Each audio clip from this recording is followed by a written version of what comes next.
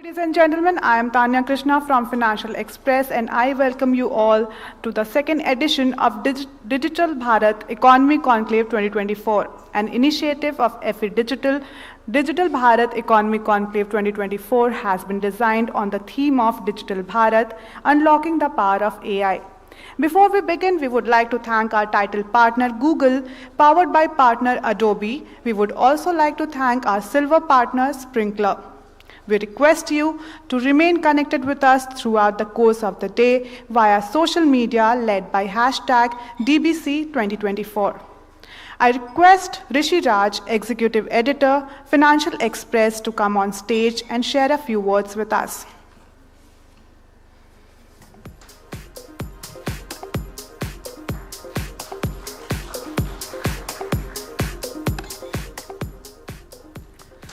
Thank you, Tanya. On behalf of Financial Express, I welcome you all to this August gathering, which will brainstorm the whole day on the most relevant topic of the day, unlocking the power of AI.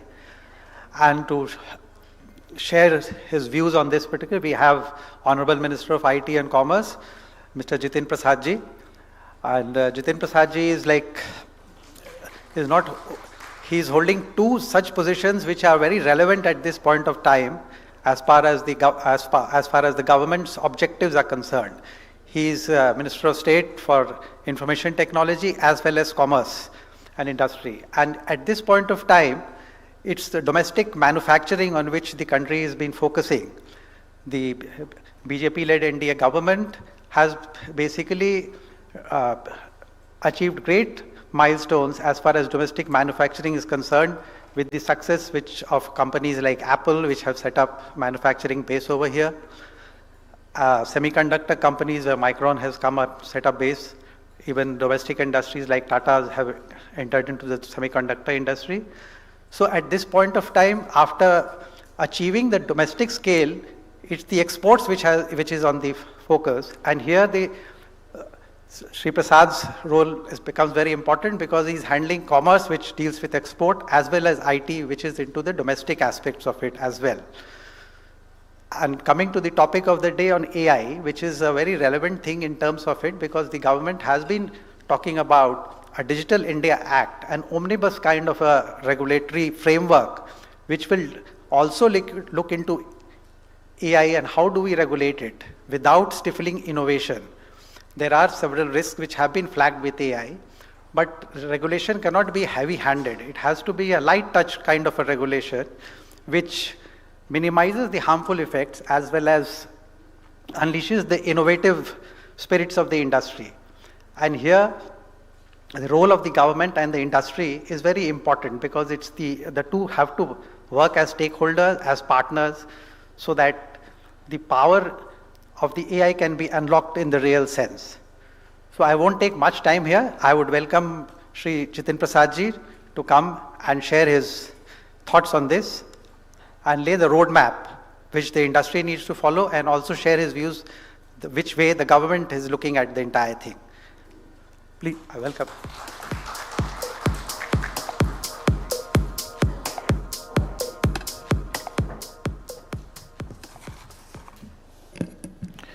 Thank you. It's indeed a pleasure to be here, to be having been invited by the Indian Express Group for their Digital Bharat Economy Conclave 2024.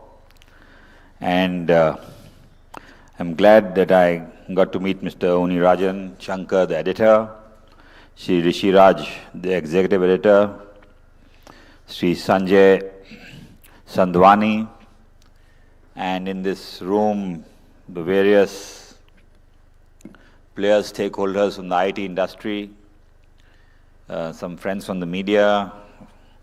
Ladies and gentlemen, I am not the expert, as the previous speaker has said, that I do hold the two important portfolios.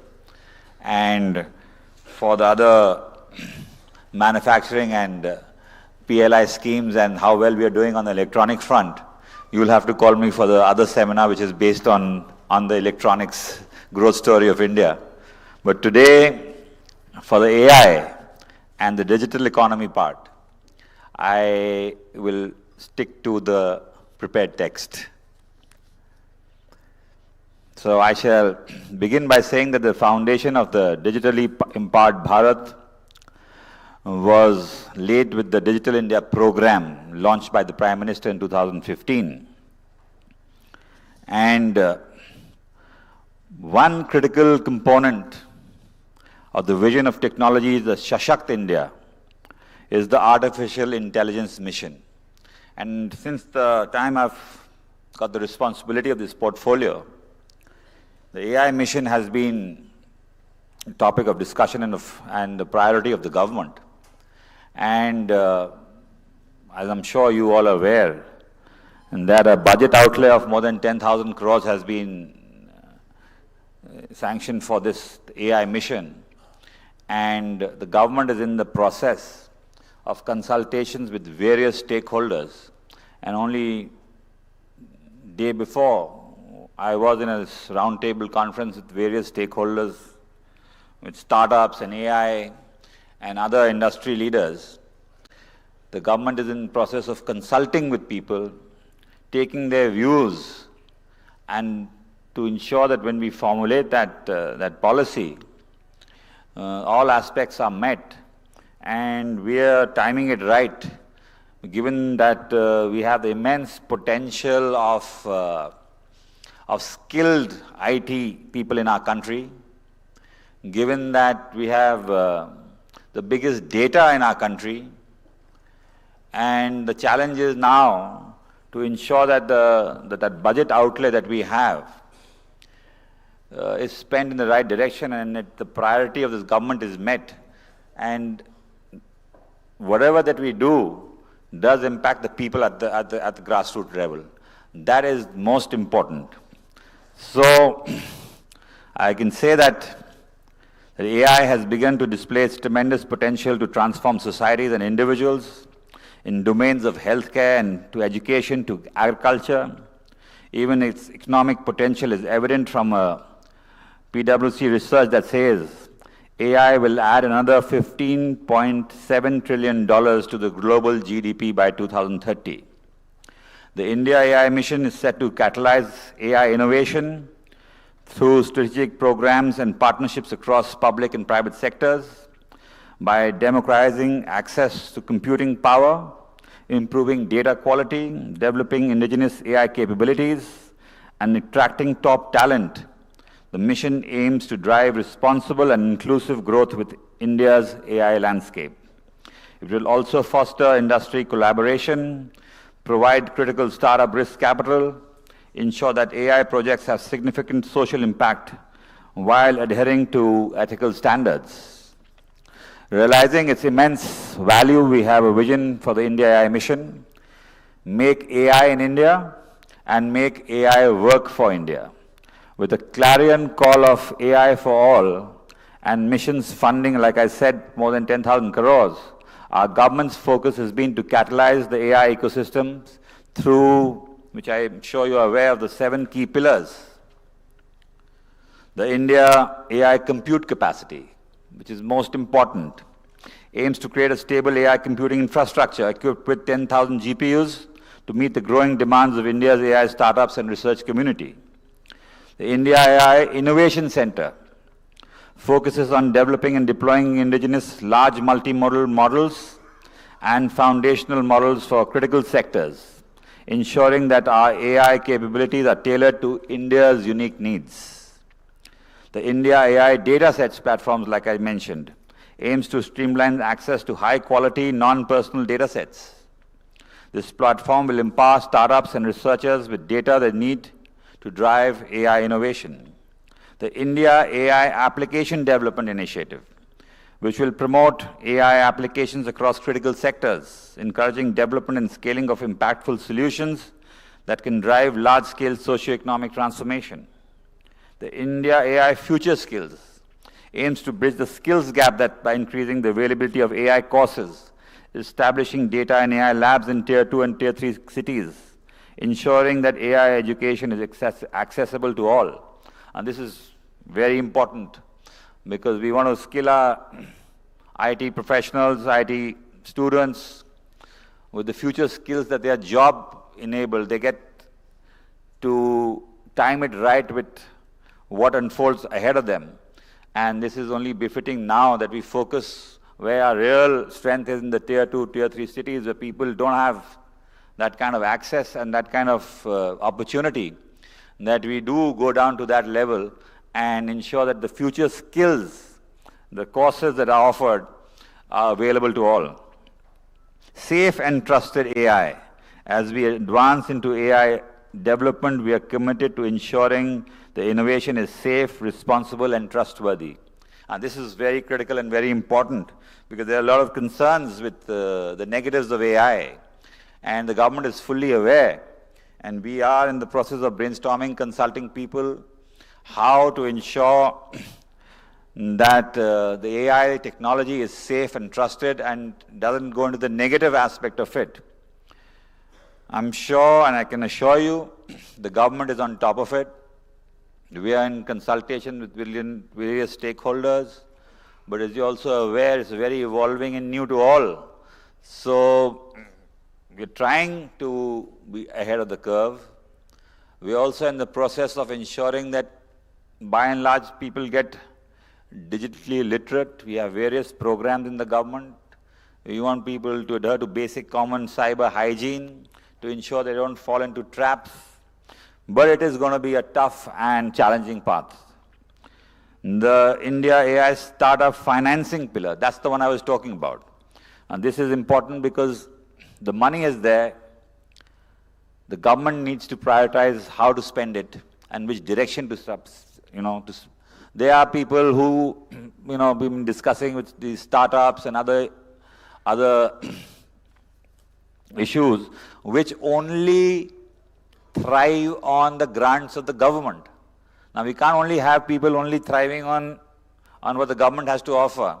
It has to be in such a way that we prioritize that people who are only doing it for profit, they get less of the funding. When it's a service to the people, they get more thrust of the funding and the priority of the government is met. I will talk about it a bit later. I strongly believe that AI's full form is not just artificial intelligence, but also the accelerator of India. After all, India is ripe for the AI revolution. India has the highest number of youth, high percentage of population using ChatGPT and other LLMs, with every 3 out of 4 startups investing in AI. On top of this, a recent BCG NASSCOM report has concluded that India's AI market is set to grow by 30 to 35% in the next 3 to 4 years. And this has been highlighted by the Prime Minister in his recent interaction with the Indian diaspora in Poland. Another critical component of our digital strength is the country's startups, which are achieving new laurels at the intersection of technology and entrepreneurship. Most importantly, the startups and MSMEs are contributing to creating jobs for the country, which is a priority now. Now that the Modi government is in third tenure, and it is our focus to ensure that whatever that we do does create the jobs and create opportunities for all. So, not to forget how they are bridging several divides. You will be surprised to know that India has launched one startup every 40 minutes in the last 10 years, making our country a true Mahakumbh of startups. More than 45% of our 140,000 startups are women-led, and more than half of all the startups having at least one woman director. So more than 36 startup unicorns have at least one woman as the co-founder. Recognizing the crucial role of startups, the Government of India implemented several initiatives to nurture their growth. Programs like Startup India have provided a supportive policy framework, tax exemptions, and IPR rights framework to foster innovation. The Ministry of Electronics and IT plays a vital role through its initiatives, such as the Startup Hub, which supports programs like Samridh and Genesis. These schemes align with the broader vision of Digital Bharat to promote innovation and entrepreneurship. The Digital India initiative focuses on enhancing digital infrastructure, improving internet accessibility, promoting digital literacy, creating an enabling environment for tech startups. The startup financing pillar that I was talking about, a key component which aims to provide streamlined access to funding for deep tech AI startups. The pillar addresses the financial challenges faced by AI startups, enabling them to invest in high-cost computational resources, data acquisitions, and skilled talent for advanced AI development. Beyond financial support, this pillar offers mentorship, market access, compute infrastructure, accelerating the growth of startups and empowering them to undertake innovative, high-impact projects. It is a crucial enabler for startups to ensuring they have the resources needed to drive India's AI ecosystem forward. Developing a robust AI ecosystem is essential for harnessing AI's potential to tackle national and global challenges. The ecosystem should foster collaboration among startups, academia, industry, and the government. It also involves democratizing access to high-quality data, affordable computer power, promoting research and development in AI, encouraging ethical AI practices and responsible use is crucial for building public trust and maximizing the positive impact of AI technologies. AI and startups are bridging the language divide too. The government's signature language AI creation, the Bhashini, is at the forefront of this. Today, the entire government of the country has been made accessible. Entire governance of the country has been made accessible to all citizens in their own language.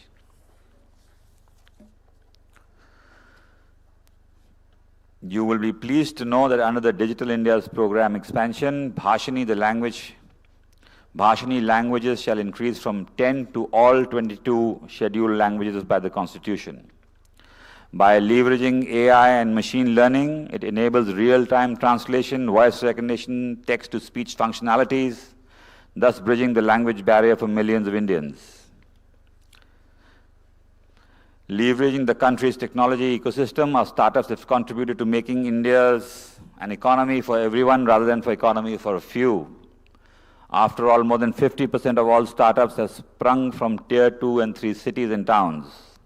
States like Bihar, Madhya Pradesh, Rajasthan, and UP have more startups, that's about 25,000, than any other state in the country. The northeast of the country has produced more startups than states like Punjab, Himachal, Jharkhand, and Chhattisgarh. As the Prime Minister says, the startups have truly become a national social culture in our country. This is visible from the following. India is the world's 5th largest economy, but already the 3rd biggest startup economy in the world. It is our vision that the technology, startups, and entrepreneurship reach nook and corner of the country. If today a startup in Mumbai, say for example Idea Forge Technology, launches a drone in 5 minutes, tomorrow startups in Muzaffarnagar, Mau, Morena shall be able to do the same. If today's 200 drone startups from metro cities are delivering COVID-19 vaccines to Manipur, Nagaland, and Andaman, helping in reconstructing Kedarnath, assisting in cleaning river Ganga, doing crop assessment for farmers and delivering parcels to consumers in the Kutch, lakhs of such startups from all Indian cities, towns, villages should be able to do too. Take drones as a technological product system. Imagine there was a time when during Kargil war in 1999, India had to import drones from Israel to monitor its line of control. Cut to 2024, India has an indigenous drone market that will achieve valuations of 23 billion by 2030, with every rural woman, drone didis, being trained to use drones to improve everyone's lives.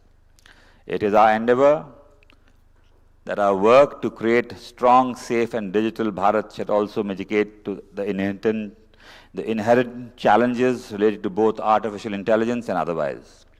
The India AI mission has been built to mitigate the 7 areas which I talked about. The Ministry of IT's programs of Future Skills programs, to Visvesarya PhD schemes to UIAI, Youth for Unnati, Vikas with AI have focused on skilling of our people for the world of AI. As far as safety of AI systems is concerned, several initiatives, policies, actions have been taken by us, from working to develop indigenous AI tools and frameworks for deploying responsible AI for all principles, not to forget the multi-stakeholder high-level advisory committee that has been formed by the IT Ministry under the principal scientific advisor to provide recommendations on making AI further safer. Having put forward in front of you all of a vision of digitally safe, strong, and accomplished India, I utilize this platform to tell you that the Modi government is committed to achieving the vision of a digitally empowered and hence a Viksit Bharat. Thank you.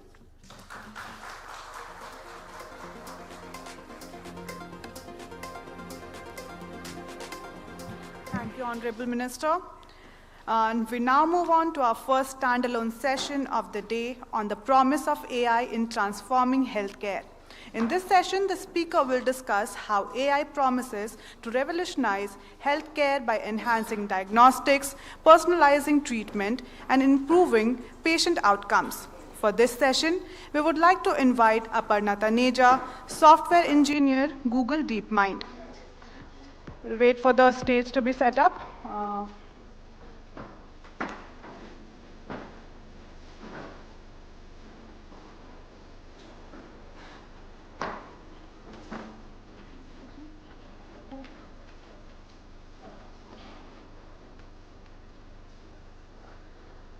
Once again, can we have Ms. Aparna Taneja, software engineer, Google DeepMind, on the stage, please?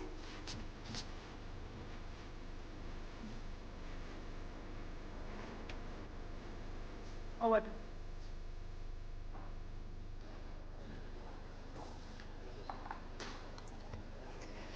Hi, I'm Aparna, and I lead health research efforts for Google DeepMind India. For those of you in the audience who are millennials just like me, we actually can remember a time when technology played a relatively marginal role in our lives. Cut to 2024, however, it feels impossible to go back to that life. Technology has irrevocably changed our lives in how we communicate, shop, navigate our spaces, and even how we speak. In the last couple of years, the buzz around artificial intelligence has captured the popular imagination. The hype isn't overstated. I can tell you that force multiplier capabilities that AI will bring to our lives have the capacity to transform entire industries, be it agriculture, financial services, medicine, education, and even the outermost bounds of the known universe. But this is where I want to take a moment. When we say that this leap will be unlike any other in the past, there's one fundamental reason for it, and that is the pace of diffusion. In every seminal shift we have seen in the past, be it the telephone, the television, or even the internet, each of those technologies spent decades limited to the affluent sections of society. It took decades before devices became cheaper, networks expanded, and these innovations proliferated into the general population. AI, however, will be different. With technical infrastructures hugely expanded and mobile phones in the hands of practically every Indian, the benefits of AI will proliferate to the bottom of the pyramid instantaneously. And for a developing country like ours, this has massive implications. It can fundamentally transform our approach to citizen services, disaster management, healthcare, and access to credit for the people who need it the most. When we talk about India, its complexity and multifarious nature is always mentioned. This is complex because its diversity makes it less predictable. What's true till Bareilly changes completely by the time we reach Shimla. This means for any administrator to accurately govern the whole country, they need data from every district, every tehsil of the country. And AI not only makes this data collection possible, but also its assimilation and generation of fine-grained insights that can change how we design public policies. Imagine personalized learning experiences that cater to every student's unique needs. Precision farming techniques that maximize crop yields while minimizing environmental impact. And accessible healthcare solutions that reach even the remotest corners of our nation. And speaking of healthcare, let's go a little deeper into it. India is often referred to as the pharmacy of the world. We are a significant global supplier of essential medicines and therapeutics. We have the highest number of medical colleges and remain one of the largest exporters of healthcare workers to the world. Yet, our own public healthcare facilities often find themselves stretched to their limits. Despite India having the 6th largest health workforce globally and being a primary center for medical tourism due to our quality healthcare delivered at reasonable prices, we grapple with a stark reality. Despite the large and high quality professionals, there are too few per capita for our vast population. And this most affects people with fewer resources and living outside the boundaries of our large cities. Think of a young mother in a rural village anxiously awaiting her child's first immunization, or a senior citizen navigating an overloaded healthcare system to manage their chronic condition. These are everyday realities for millions of Indians, highlighting the urgent need for accessible and inclusive healthcare conditions. Child undernutrition, high maternal mortality rates, and a growing burden of non-communicable diseases weigh heavily over our communities. And this is precisely where the potential and promise of AI emerges. Not as a replacement for human compassion and professionals, but as a powerful ally, a force multiplier in the quest for reliable quality healthcare. Through collaboration and innovation, AI has the potential to transform how we deliver care, making it more efficient, equitable, and patient-centric. I see 3 key areas where AI can transform healthcare in India. Firstly, in making hospitals and healthcare facilities more efficient. Secondly, in multiplying doctor capacity. And thirdly, in preventative healthcare. Let's dive into each of these 3 areas. How can AI make hospitals and healthcare facilities more efficient? Now, anyone who's ever been in a hospital will know what a massive operation they run.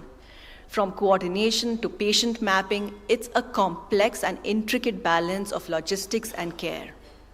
And AI can bring in huge operational efficiencies, whether it's digitizing prescriptions, like Google's DocLens does, or managing patient records, or even automating follow-up reminders and even gleaming insights from patients' health tracked over time and alerting healthcare professionals to concerning trends. This can free up invaluable time and resources for healthcare workers and also make the entire process smarter. Doctors, nurses, and caregivers, relieved of administrative burdens, can focus on what they do best: healing. The choke points that once crippled healthcare delivery can start to dissolve, making space for more patients, more hope. Globally, our work with HCA Healthcare on generating nurse shift summaries using AI showcases how AI can reduce administrative burden and empower nurses to provide the critical care that patients need. Let's look into multiplying doctor capacity. Now, in the diagnostic space, AI models can be used to interpret diagnostic images such as CT scans, MRI scans, or X-ray images. Because these models are trained of millions of such scans and data, they are equipped to pick up even the slightest of irregularities and highlight them to the radiologist or the specialist doctor, playing a huge role in accurate diagnosis and early detection. Even a less experienced healthcare provider can lean on these tools and insights to manage complex ailments with confidence, reducing errors and saving lives. In a country where TB, lung cancer, and breast cancer diagnosis remain a challenge due to a shortage of trained radiologists in remote areas and limited screening access, AI can address these issues by interpreting chest X-rays for TB signs, aiding lung cancer screening, and assisting radiologists in interpreting mammograms for breast cancer detection, making these services more accessible and improving early detection rates. Apollo Radiology International is an example of this. They are attempting to reduce high mortality rates due to respiratory diseases and cancer using Google's cloud platforms and AI technology to support its mobile screening program. This tech supplements radiologists' expertise, not just by detecting early signs of disease, but also helping healthcare professionals process more scans than ever before, thereby helping equalize and scale access to these specialty services, especially in the country's most remote and most vulnerable regions. Over the next 10 years, Apollo Radiology International will use these models to provide 3 million free AI-powered screenings for TB, lung cancer, and breast cancer, helping hundreds of thousands more people across India access timely care. In fact, TB detection is being approached from multiple dimensions with AI. Salsit technology, using cough sounds, is exploring using Google's health acoustic representations, the HEAR bioacoustic foundation model, trained on 300 million pieces of audio data to help advance research and detection of tuberculosis. Now, how can AI help in preventative healthcare? All of this said, the vast majority of ailments are in fact predictable. There is a strong correlation between a developing country's typical standard of living environment and tropical climate conditions with diseases like diabetes, cardiovascular diseases, and hypertension. In fact, health challenges like gestational diabetes and iodine deficiency for expectant mothers are again typical in warm developing countries. Further, our unique climate and ecology predisposes us to seasonal dengue and malaria outbreaks. They happen every year and are therefore predictable. In this scenario, AI can analyze vast troves of data, predicting outbreaks and identifying high-risk populations before disease strikes, empowering public health officials to intervene early and efficiently. For example, Arman, which has been dedicated to improving maternal health outcomes across India via mobile outreach. They're using AI to help new and expectant mothers to stay engaged with information vital to their pregnancy and the health of their newborn babies. Using Google's AI-powered predictions, health workers are able to follow up with these women who are at risk of dropping out from the health program. In the medical research space, AI can hugely accelerate research by rapidly processing the enormous data sets required for breakthroughs in areas like gene editing, genome sequencing, potentially leading to faster drug discoveries for life-threatening and as yet incurable diseases like AIDS, cancer, liver cirrhosis, and a host of newly emerging autoimmune disorders.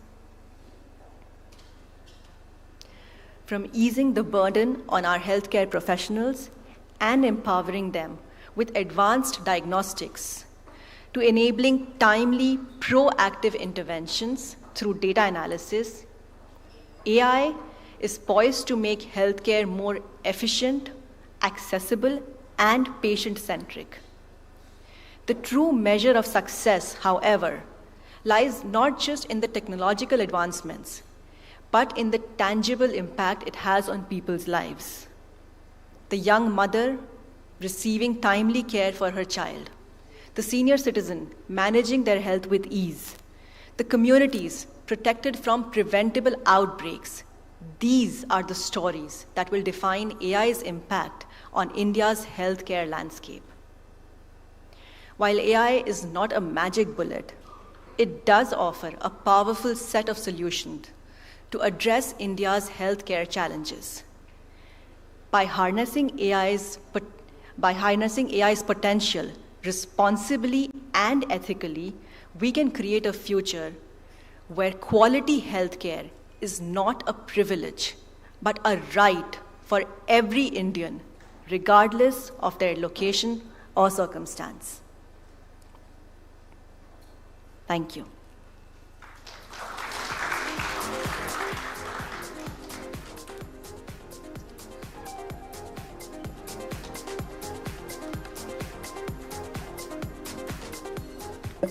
Thank you, Aparna, for an insightful session. Now we move on to our first fireside chat session of the day, titled The Role of AI in Shaping the Future of the Indian Economy. The panelists will talk about how AI is expected to shape the future of the Indian economy via automation in businesses and marketing, among others. For this session, we would like to invite, we'll take a few seconds before the stage is set.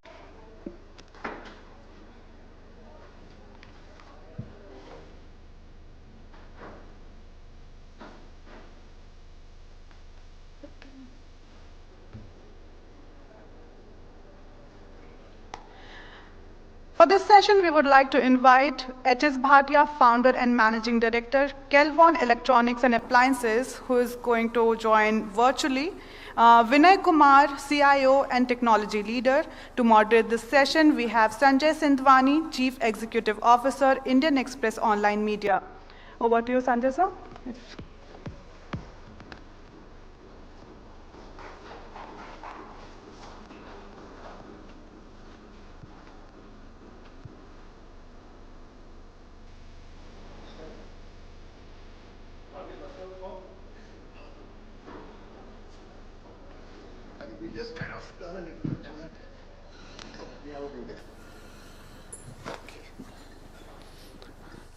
Good morning, everyone, and warm welcome to both my co-panelists, Mr. Bhatia, who's joining us remotely because of the rains. He couldn't make it. He's stuck in Gurgaon, and Mr. Vinay, who's here. So we all are aware that AI has a lot of potential and a lot of opportunity. It's a very exciting area, but will it really measure up to the hype that it has created? Will it really drive the value from a business? What are the areas where it will work? Will it work in manufacturing? Will it work in services? So these are the broad areas that we'll look at today in this discussion. And thankfully, my co-panelists, Mr. Chawla and Mr. Vinay, have an experience in both the manufacturing and services. So we'll be able to cover both aspects of the use cases for AI. So, while we, as India and Minister mentioned that, manufacturing is something which India is working on and we want to grow. So I'll start with the AI opportunities in manufacturing, and we'll try to discuss what is the impact of AI in manufacturing. So maybe we'll start with Mr. Chawla first, and then we'll come to you, Vinay. Over to you, Mr. Chawla.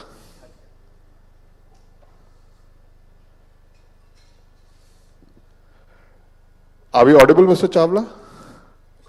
if you're referring to me, I am Bhatia, so that's why I got confused. Bhatia, sorry, Mr. Bhatia. No, that's okay. I just got confused. I thought there is another gentleman there by the name of Mr. Chawla. But anyway, thank you very much and good morning. I'm sorry I couldn't make it to the forum, even though I wanted to be there and learn a lot from my co-panelist and from the moderator and from the other sessions as well.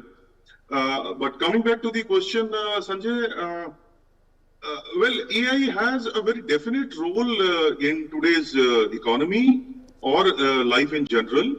You see, there are lots and lots of mundane jobs which are being carried by the human beings. And over a period, if you see, slowly and steadily, the limbs, gave way to the brain, which means that the mind and the brain is now running businesses as compared to the limbs. The limbs refer to the workers or the blue-collared jobs. Slowly and steadily, if you see, a lot of things are getting automated. And the next phase, therefore, is the AI, where even the brain or the mind is also being given definite instructions by a robot or by a machine, which means that the routine brain jobs that the brain was doing in terms of thinking or operations or adaptation or data analysis or a lot of things, which in the last 2 decades or so, now the machines are taking over, and this is where AI comes into the picture. Because slowly and steadily what is happening is the human being has to go to the next level, which means that they have to take over the jobs or the skills which are not in routine and which therefore require a definite human intelligence, which is where therefore AI is going to play a definite role. If you see, AI is finally going to affect all the sectors, with be it manufacturing, agriculture, healthcare, education, IT, employment will be generated, even security. So there are a lot of things. In manufacturing, for example, where we are using AI or the role of AI is going to go further up is into the maintenance, the predictive maintenance, which can be used from AI. We can do quality control, we can do R&D, supply chain optimization, production optimization by predicting the total output by the machines, therefore. So we can use robotics, the automation. So there are lots of things where the manufacturing sector can take advantage of AI, which not only improves your efficiency, but also reduces the cost. For reference sake, I want to give an example, which is a very recent example of, we saw unfortunate case of a doctor's case in West Bengal, for example. You see, now this person who has been arrested and now some narcotics and those kind of things are happening to him. Now, imagine, as per the reports, he has a background of not being good to the women, for example.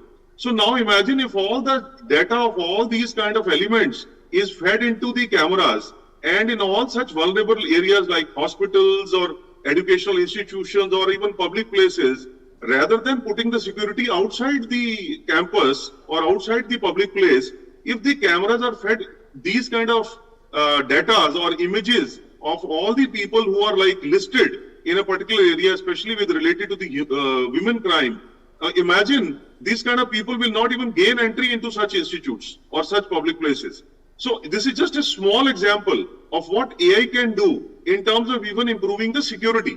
But otherwise, as I mentioned, from manufacturing to IT to education to healthcare, I just heard somebody talking about healthcare and how AI can help there.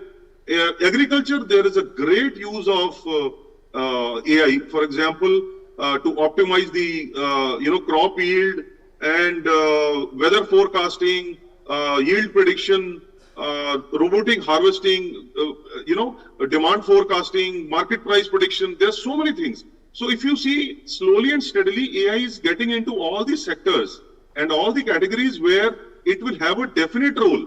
The only challenge is how do you use it and who is giving the prompt or making the program. That is the only challenge which obviously the skills are increasing and enhancing, and therefore those knowledge and skill will keep on enhancing. And the people who will succeed professionally in future should be the ones who should be fast learners, adopt these new technologies and be able to drive them. But coming to the main point, yes, AI has a definite role in all the sectors and all the categories which affect a human life, for example. Thank you. When I'm coming to you, and the organizations you work for is into, bottling. It has one of the largest bottling units. And you're also into manufacturing in a product delivery in a way, in your food business, which is McDonald's.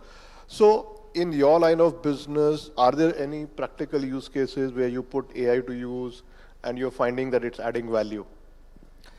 Thank you, Sanjay. First, I will give a small disclaimer. My all views are my personal. My company and brand have nothing to do with this. Have to. So I come from a technology background, being a technocrat. First, if you allow, I will take 2 minutes to just put a light on the AI. Sure.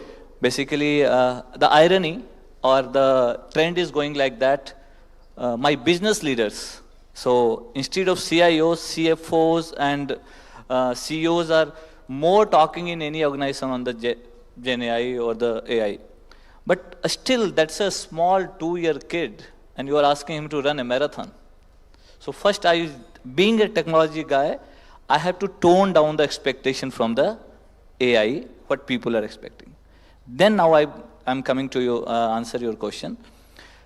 The fundamental question is basically how AI is going to boost the Indian economy. So I think we are sitting on an average 7% of the GDP growth.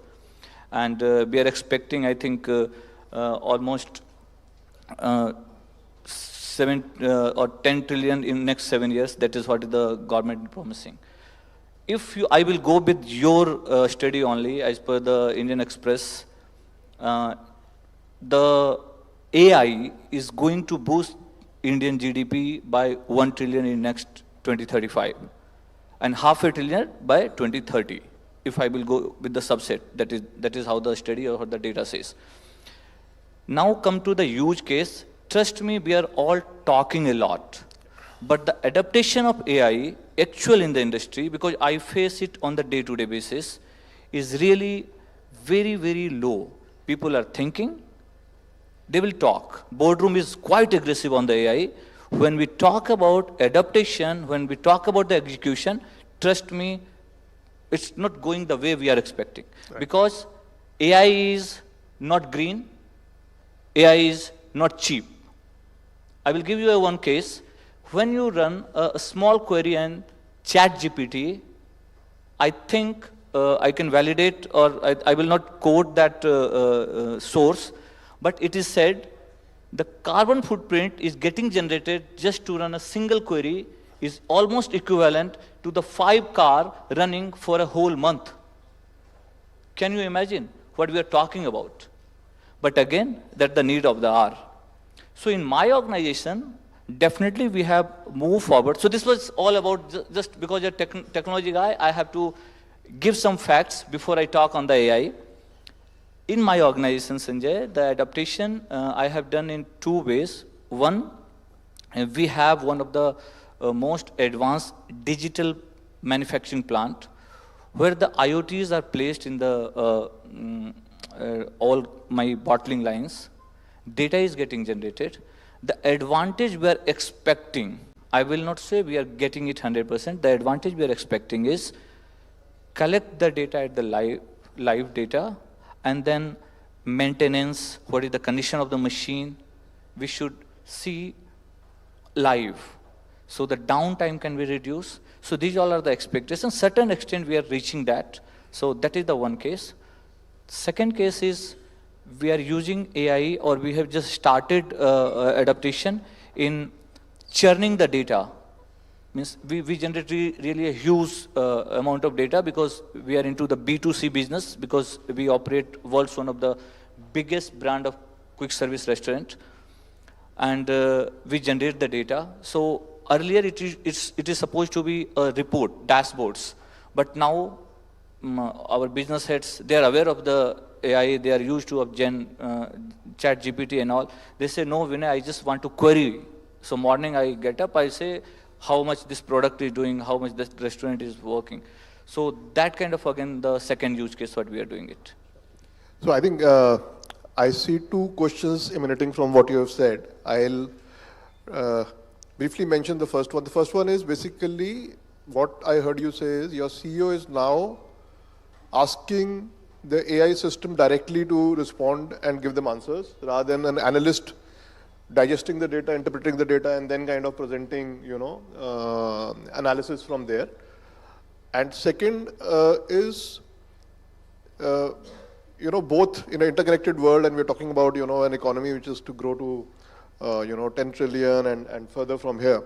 Supply chains in a global connected world are going to be very critical.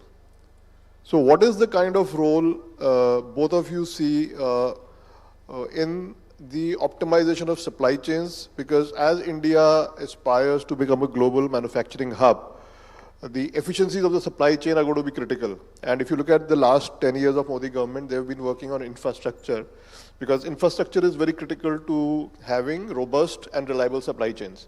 So while the infrastructure is there, the actual supply chain depends on a lot more factors and predictability, and that plays the most critical role both on the manufacture of goods and the supply of goods. So what's your take on that? So maybe we'll start with you and then we'll go to Mr. Bhatia. Sanjay, I think first point when you said the analyst was doing the job, yeah, and now that job, it might possible that will get replaced by AI. So I will make things very clear, like computer came and it didn't replace anybody's job, only the responsibility get changed. So it might possible today analyst is doing the good job, tomorrow the prompter, the guy who is going to use the AI will do that job, and the data scientist is going to replace that. So that is how it is placed. So in terms of so basically, instead of a stenographer, we move to a data entry operator, from a data entry operator to an analyst, from an analyst, now we move to a data scientist. So there's the evolution of the roles. It's a historical data, so only responsibility changes. Right. It's not like people got, so I can't see the, if you see the, again, I'm an IT guy, I always talk about data. So the unemployment rate doesn't just spiked up once the computer get launched. It didn't work in that way. So anyway, that is the one answer. Second, what you touch, as per my limited knowledge, because being a technology guy in the enterprise, I have to deal with all the sector, supply chain, manufacturing, procurement and all. It is my personal view, supply chain is the core of any organization, or I will say any country, because that is a combination of, because your working capital you are managing the delivery of your services, goods. If I'm from the food and beverages, supply chain is only responsible for the freshness of the product. So everything mattered from the supply chain. And AI is, if supply chain going to adopt AI, trust me, that is going to be a very big differentiator in terms of the GDP boost. There is the first point, because I will give you a live case, because we are into the beverages. Beverages is a single business. Today, it might possible the sale of my beverages will be comparatively less because it is raining cats and dogs. If this data, weather forecast data, is possible to bring into my data lake, and my production planning and the sales planning incorporate that, then I think I will be saving the working capital. I will not be plan anything. I will not be, if some contract labor is supposed to hire for today to drive the vehicle for the delivery, I will not plan that. Sure. So this is how I look at it, at the AI adaptation in supply chain. Sure. Mr. Bhatia, would you like to add to that? As Mr. Vinay rightly mentioned, supply chain optimization is a very big requirement. And especially for companies who have more than a plant or two. So it involves working capital, it blocks our working capital, and therefore, if the right materials are available at the right time, and you can reduce your excess inventory. This I'm saying at the production stage.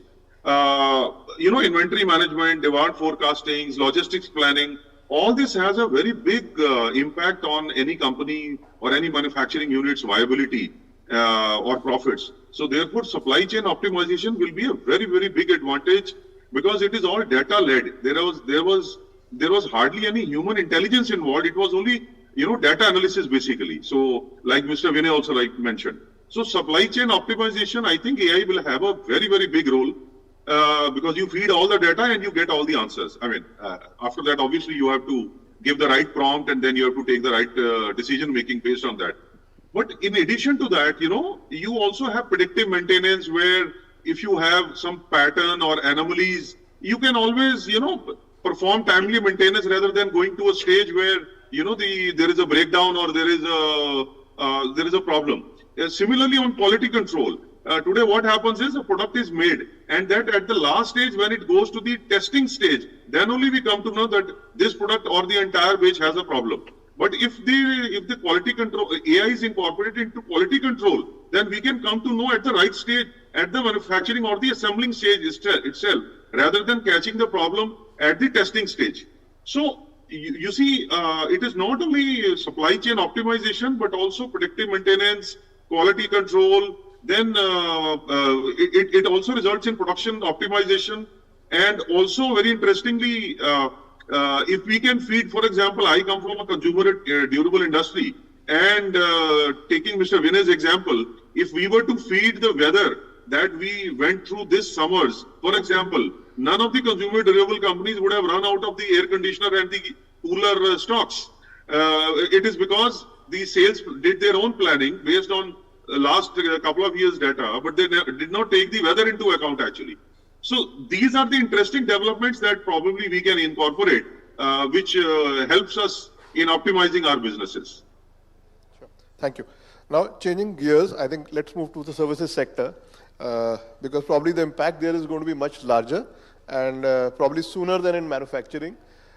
So at the services, in the services sector, what are the areas or functions where you see AI can immediately come into play? So I heard you say that, there's a lot more hype than substance right now, but I'm pretty sure in a lot of areas, and we are also kind of exploring, if my customer service, the first level can be handled by a AI bot, and, I can reduce the load on my call center. So what are the areas in the services sector where you see AI playing an early adoption role and succeeding? Sanjay, again, data. So 53% of the GDP is contributed by the service industry. It is a bigger chunk than the manufacturing. Absolutely. And that is how it is growing rapidly. So I think the adaptation of AI in service industry is going to be little faster than manufacturing. That is my personal assumption, because whenever I am going to implement the ERP, it is very difficult to deploy it in a manufacturing unit than the sales office, the adaptation and all. Coming back to service industry model or the use case, as you rightly said, the first point, response, because the information exchange, I will get my one of the example without naming any brand. So if there is a dissatisfaction of the customer for any of the product, the very first thing, he want an engagement. Today, if you have a query, you write a mail, that mail will be seen by somebody sitting in office manually, and then he will respond. It might possible he will speak to his superior and then respond back. It can take average 4 to 5 hours. But I think you are very, very happy when you write any message to your 3PO aggregator who is into delivery and all, you just get a quick response and then you are engaged. Right. They are not giving you the solution that way, right, but they are keeping you engaged and that psychologically helping you in that way. So that is the first use case. Any L1 issues can be automated. But again, there is a flip side of it, because you need to train really a good quality and large amount of data. Otherwise, the response can go anywhere. Right. So that is the first thing. Second, the AI-based tools, because every company, every enterprise is looking for AI solution. So software companies, if their tools are AI-based, then their market share will increase because everybody is talking. So these, as I am from the software or the tech guy, I will stick to only these 2 points. Sure. So one, AI-based software development or the tool development, because that is going to be more in demand. And second, the solution providing using the AI or the engagement, customer engagement and all. So these are the things, and there will be so many, customer acquisition, customer engagement, then the satisfaction index should go up. These all are very much possible with the adaptation of AI. Mr. Bhatia, would you like to add to that?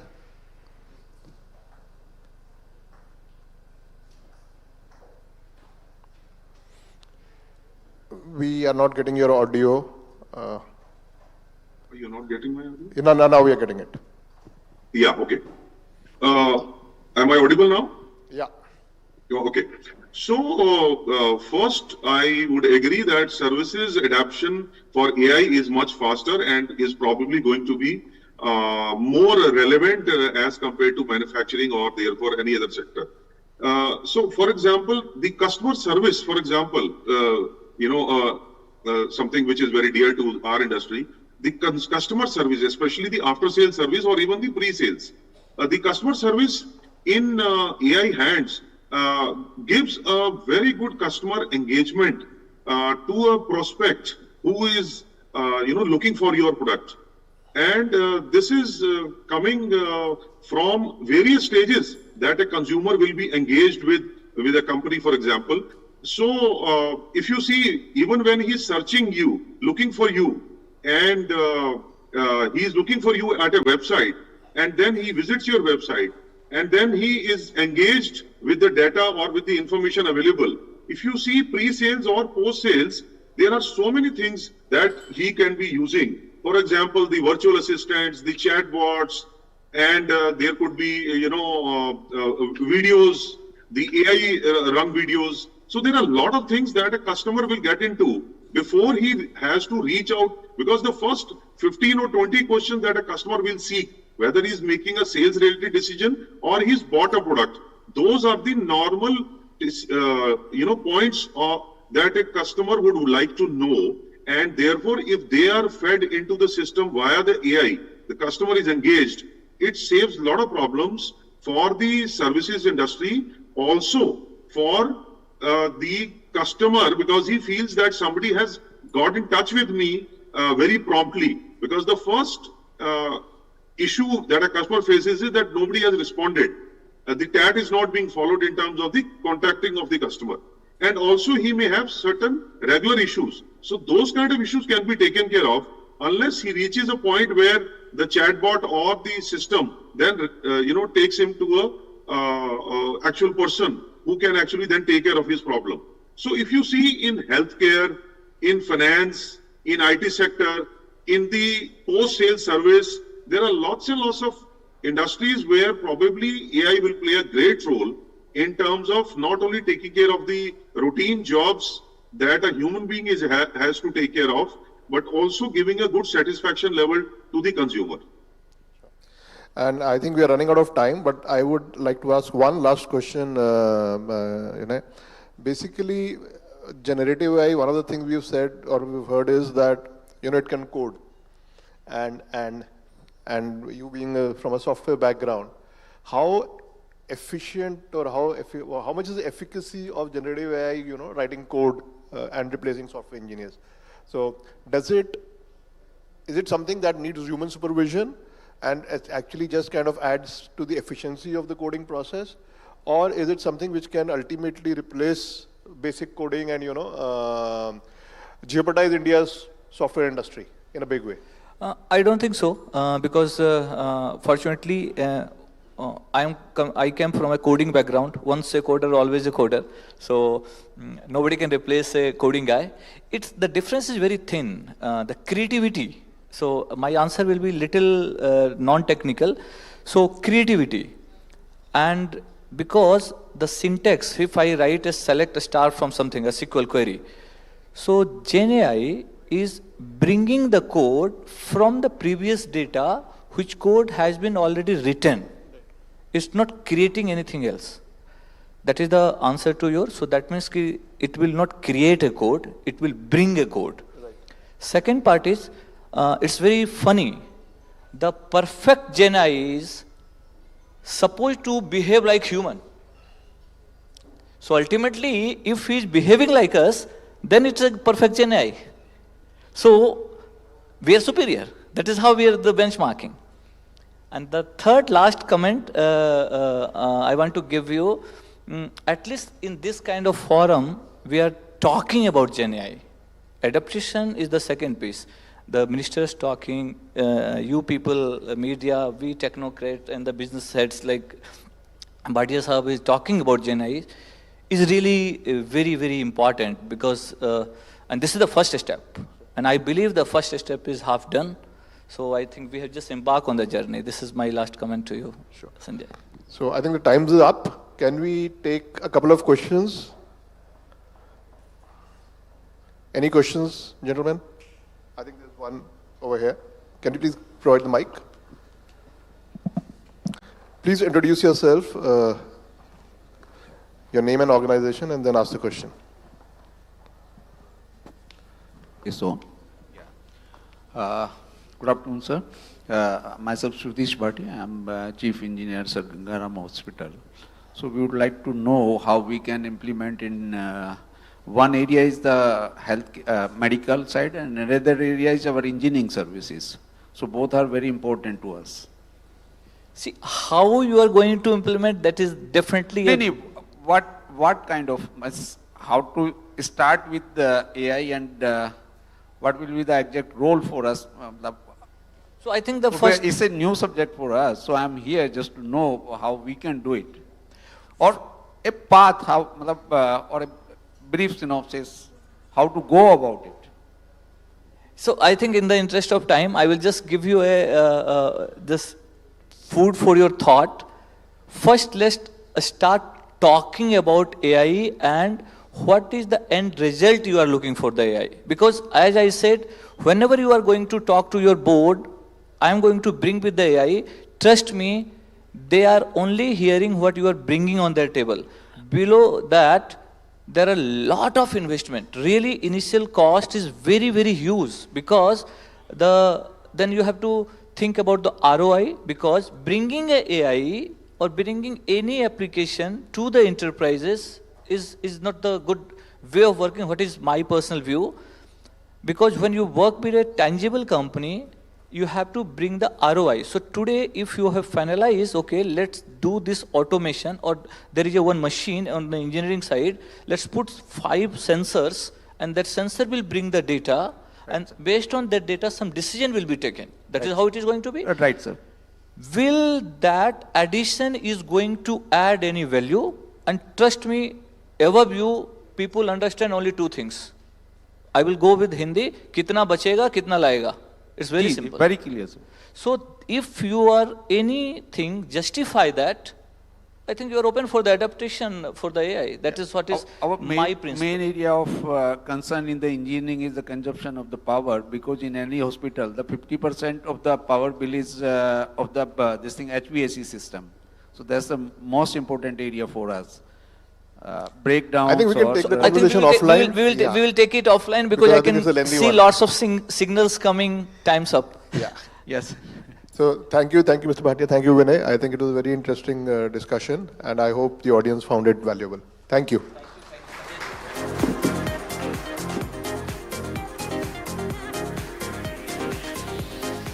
Thank you, dear panelists, and thank you, Sanjay sir, for a very well-thought session. Now we move on to our next session of the day, titled Supercharging Digital Transformation in the Era of Gen AI. Before we call on the speaker for this session, can we have a short clip here? If you can start the video, please. Future looks like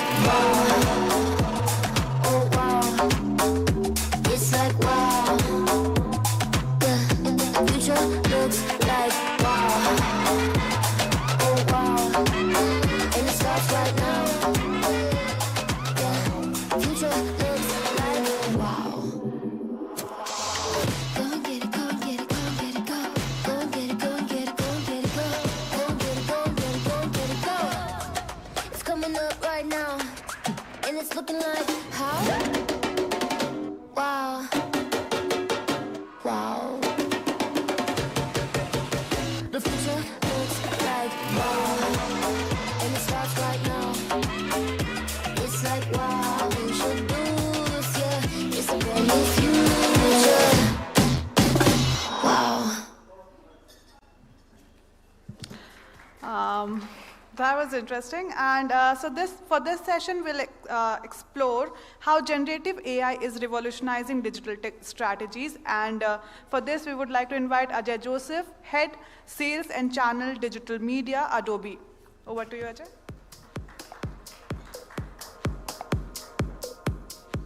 Thank you. Am I audible? Thank you. Very good morning to everybody.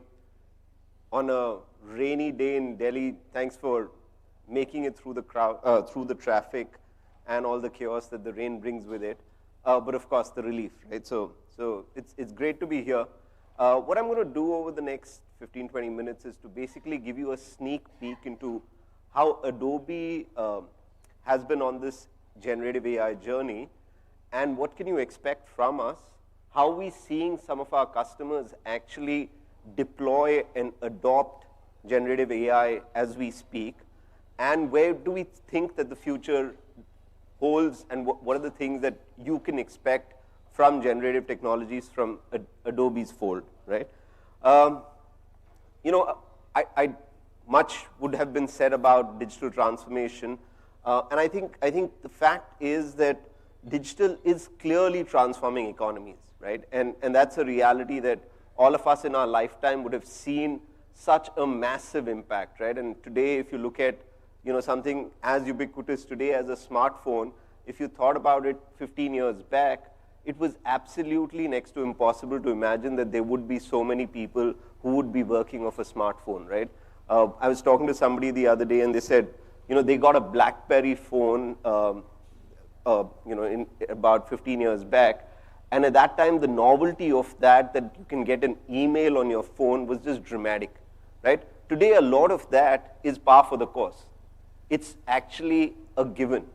Today, we're not surprised when we see a cab driver sitting in the cab and watching videos on his phone.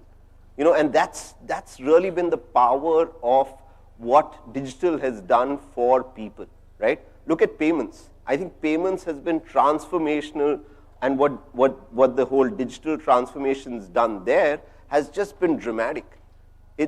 Today, the number of people who don't carry a wallet because they have the phone and UPI on it has just been incredible.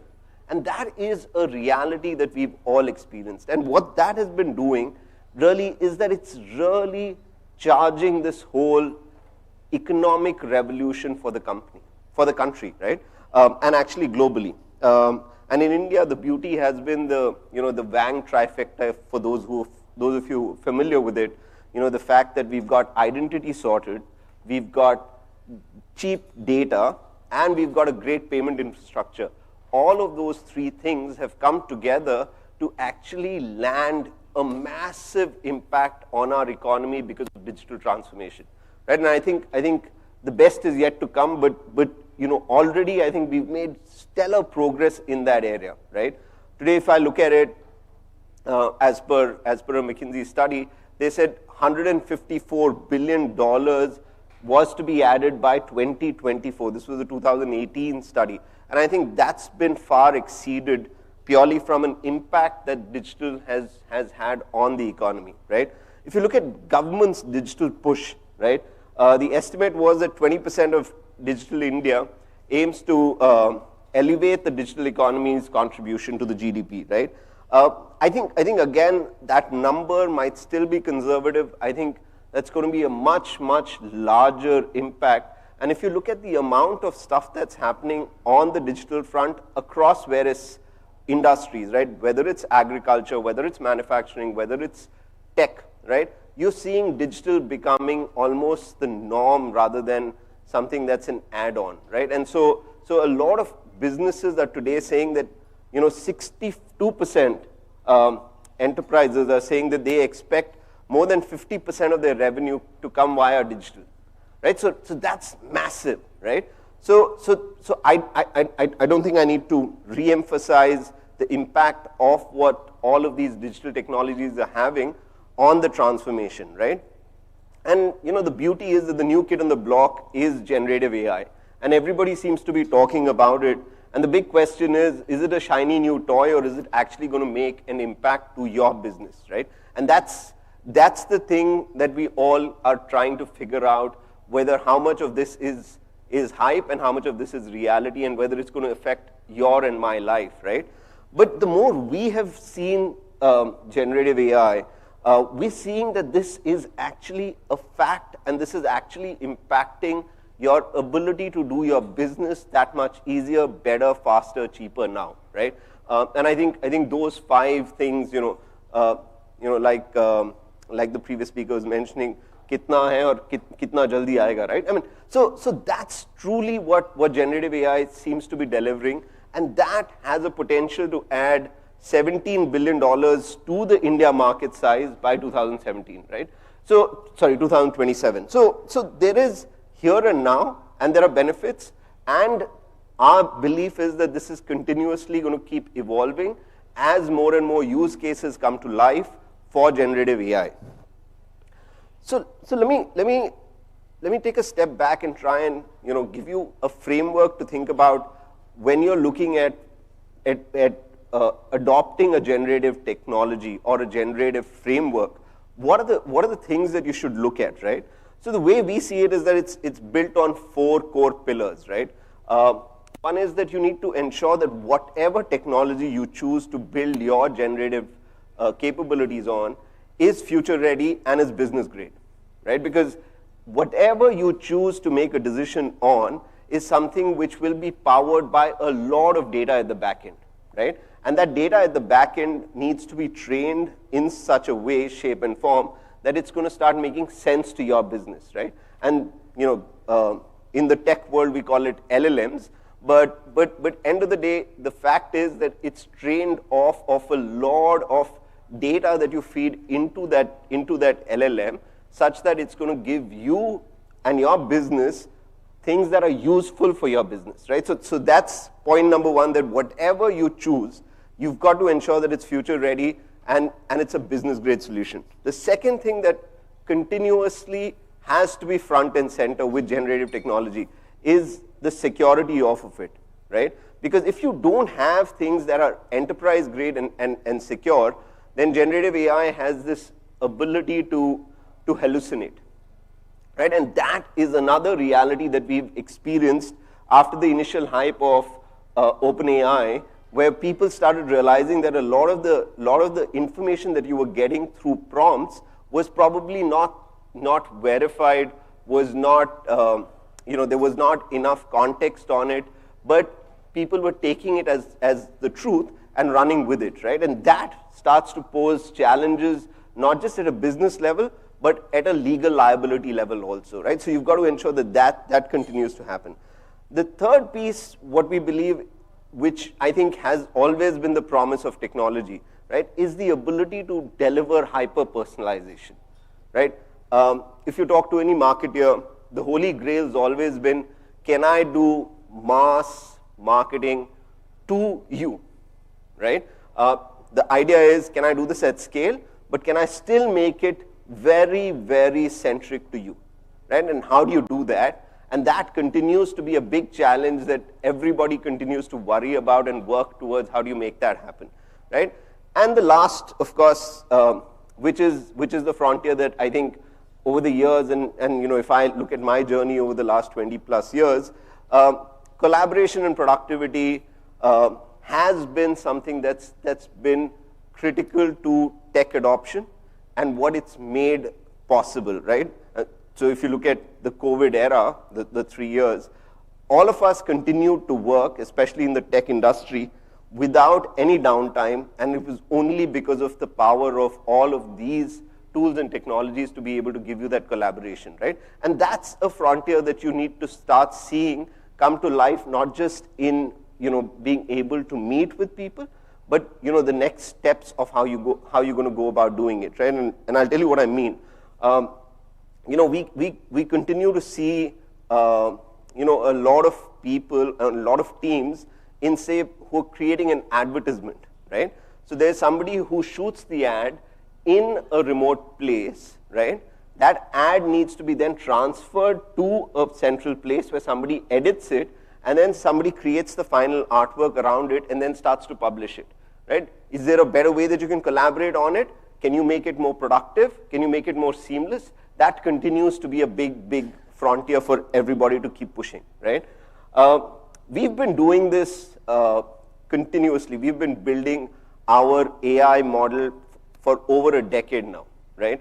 And we've now started integrating it natively across all our platform products, right? So whether it's in our Experience Cloud products, which is basically our MarTech stack, if you look at what we've done with Firefly, right? And I'm sure a lot of you would have heard about Firefly. It is our generative AI version for image generation, right? And the first version of that was, can I do this via a prompt? But what we started realizing was that, with creative folks, they also want to use not just prompts, but they also want to use images to generate further images, right? And so then what we did was we came up with this innovation called Style Kit, right? To take away the pressure on getting the prompt right, because there was a lot of buzz around, is there going to be a need for prompt engineers, right? And what the Style Kit does today is that it can help you put an image that you want, or a sketch that you may do, right? Put that into Firefly, and Firefly will use that as a reference image to give you multiple renditions off of it, right? So that's something that's a frontier that we continue to keep crossing, and we create new realities and new possibilities there, right? And today what we've also done is with Acrobat, we've come up with what we call as the Acrobat AI Assistant, which gives you the ability to parse through multiple PDF documents rather quickly and give you a very, very quick summary off of it. And then you can ask questions. But the beauty is that all of it will be from a set of documents that you have chosen for it to read from, right? What this does is it ensures that all the information can be contextualized, and you always are clear that none of this information is hallucination, right? So that's available today, and it's here and now. And the reason why we are a little, we're very careful about how we are treading down this path, because with AI, what we're realizing is that if we just keep going at this, randomly, we will end up creating tools which might not have enough guardrails for us to have a protected business environment, both from a legality standpoint and from a use case standpoint. So what Adobe has done is that we've built our entire AI ethics framework around three things. We call it the ART framework, which is accountability, responsibility, and transparency, right? And I'll take a specific thing here and highlight for all of you is what we call as the Content Authenticity Initiative, right? So this, in 2019, we started this forum called Content Authenticity, and those of you who'd be interested can go on to content.authenticity.org. It's a industry body where what we're trying to do is we're trying to make content credentialing a reality. The idea is that today, if you are a creative and you have taken a picture, right, or you have generated something, you want to ensure that there is credentials which ensures that people who use generative technology on top of that still continue to give you the credit for the original outcome of the first version of that window, right? And that content credentialing today is something that can be used across multiple different use cases, right? So think of land records, if you may, right? Is there an opportunity for us to do content credentialing there? The answer is absolutely yes. You want to take this into multiple different realms to actually see what's the way that the government or different businesses can use this to have, your documents or your set of information that you've got verified and always be real, right? So so this is something that Adobe is very, very mindful of. And we've ensured that we continue to use our AI ethics review board and every new innovation that we do. Because I think the innovation pace has just picked up dramatically, right? It has to pass muster of the review board, and only then do we release it in the market. We'd come up with something that was dramatically impactful from a voice standpoint, right? And it could mimic voice, and it could create versions of voice and from different people, right? The ethics board was not able to get answers on how this would pass muster on the content authenticity initiative, and therefore that was not released in the market, right? So we follow this very, very seriously, and we ensure that everything that we do is built around it, right? What we are really focused on doing is to ensure that Adobe is for business, and it's available for every business in digital India, right? And what we've done is that we built all our products and our technologies to ensure that we are able to touch all sorts of businesses, right? And it needn't be that you're in tech to be able to leverage off of it. We're talking to a lot of BFSI customers, for example, who've done some great work in terms of being able to identify customer cohorts, right? And what they need is that they wanted to be able to have messaging specific to each of the cohort that had imagery that was different and that had text that was different, right? And so we're working with them to actually be able to deliver that, which used to take them about 3 months to get it out of the door because there were multiple versions of it, now is possible within a week, right? So that your time to market starts to shrink, right? Whether you're a contact center, you want to enable your agents or your chatbots to be able to deliver better responses, we give you the ability to build the LLM such that you're able to get much better responses and you're able to serve your customers that much better and quicker, right? So that continues to be the focus area. And let me just take a moment and just try and see if we can wrap this up. So we've got a set of apps, right? But that's the tip of the arrow that you really see. But all of these apps are really powered by some foundational models. One which we call as the Visual Gen AI model, which is basically built on our Adobe Stock platform, right? Adobe Stock, for those of you who are not aware, is the largest stock library in the world. We've got 350 million plus licensed assets, which we use to train our model for being able to come up with Firefly, right? The idea there is that everything that we do is accountable, and we will underwrite any image that's built off of Firefly, right? Because all our Firefly engine's been trained on a model that's completely owned or licensed by Adobe, right? And the second is the whole large language model piece, where we are helping people build large language models using our API stack, both across Firefly and on Document Cloud, right? And all of this, the underlying, the baseline is the proprietary data and the models that Adobe's built such that we're able to deliver the outcome, right? So with that, I bring this to a close, but we are very, very excited about the possibilities that generative AI brings to the table. We'd be more than happy to talk to you, your IT heads, or understand your vision a little better, such that we're able to help you bring that to life, right? So we're around, look forward to speak with you, and thank you once again for the opportunity. Have a good rest of the day.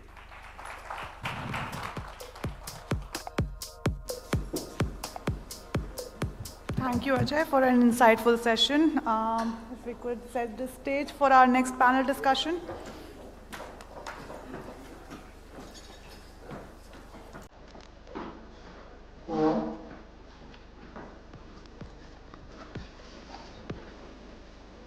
We now move on to our first panel discussion of the day, titled A Risky Affair, Ethical AI. For this session, we will wait for the... Have you said?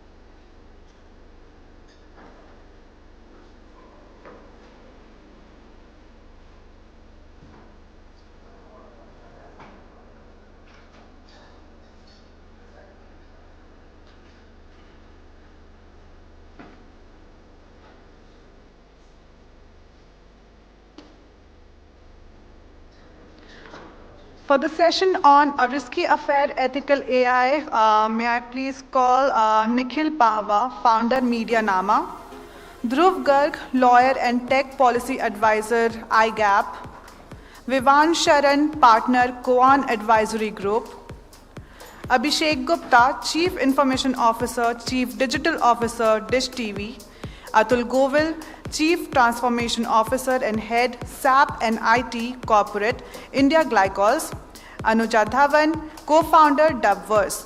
For this session, we would like to invite Nanda Gopal Rajan, Chief Operating Officer, Indian Express Online Media. Over to you.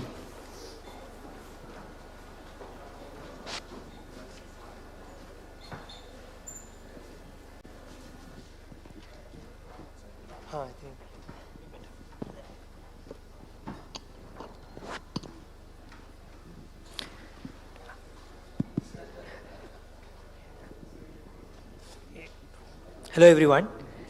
So we have a very interesting topic, and I'm sure with Nikhil and Vivan and Dhruv, it's going to get a little bit heated, that's expected.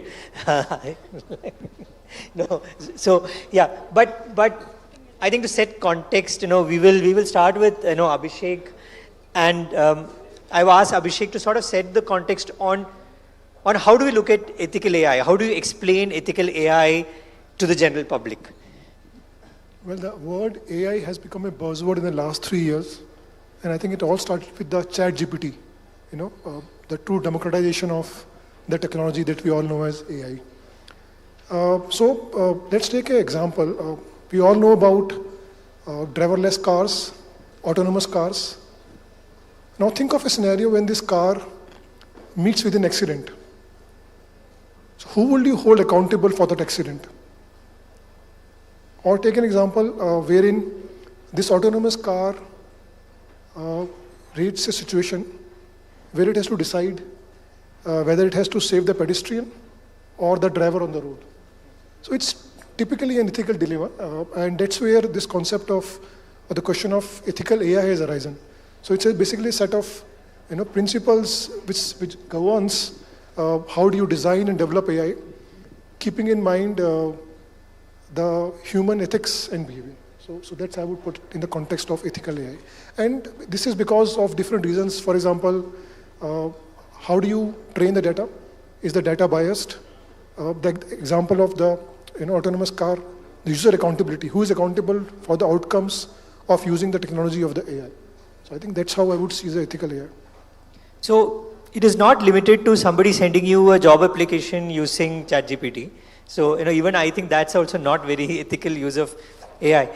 So I'll go to Anuja. So if you could share some examples of how, AI applications have significantly, improved the efficiency of your industry, for instance. Sure, I think I'll start with an introduction. So Anuja, this side from Dubverse. We basically are a deep tech AI company from India, primarily building on the voices for India, which is across languages. And I think one thing I want to start with primarily is from an application standpoint of AI, primarily what's happening is on the English side, right? That's where the primary dominance of everything is, because that's where the data exists. But where we really see an opportunity for India is primarily from a local language standpoint. So we've been building a lot of foundational models from a voice standpoint. Now talking about application, I think the first one has been the content economy in a certain way that's taken over, where a lot of this content that we see is generated with AI. But I think there as well, that human in the loop, of course, is required, and that's where still technology is learning how to behave like a human and learn from a human. And I think it will keep getting better and better with time, primarily. The other industry, of course, that we see is above content is news, where again we've seen, I think, Sana, that is powered by AI completely, and a lot of content is curated with AI from that standpoint. What we also enable is a lot of training content, where again training usually was happening only in 1 or 2 languages, but with our technology it is being sort of translated to multiple languages and being done in local language as well. So I think this really allows us what was not possible earlier to be able to do now from a language standpoint, industry standpoint, and go deeper on those use cases, so that more and more people can be onboarded from an industry standpoint. So I'll come to Nikhil. So how should India approach the AI regulation question, right? We have had, I think, multiple discussions over the years on how should India approach some regulation or the other. But how do you regulate AI? Nandu, I think it's like asking how do you regulate the internet? Because it's so broad, right? So in fact, I was just writing down, how would you, first let's classify AI, right? So there are recommendation engines that let's say, recommend products for you or recommend certain content for you on social media as an example. So that's also AI. You have generative AI, for which you have audio, video, and text that is created. You have agentic frameworks or AI agents that perform certain actions for you. So there are, if you think about it, what do you regulate for then?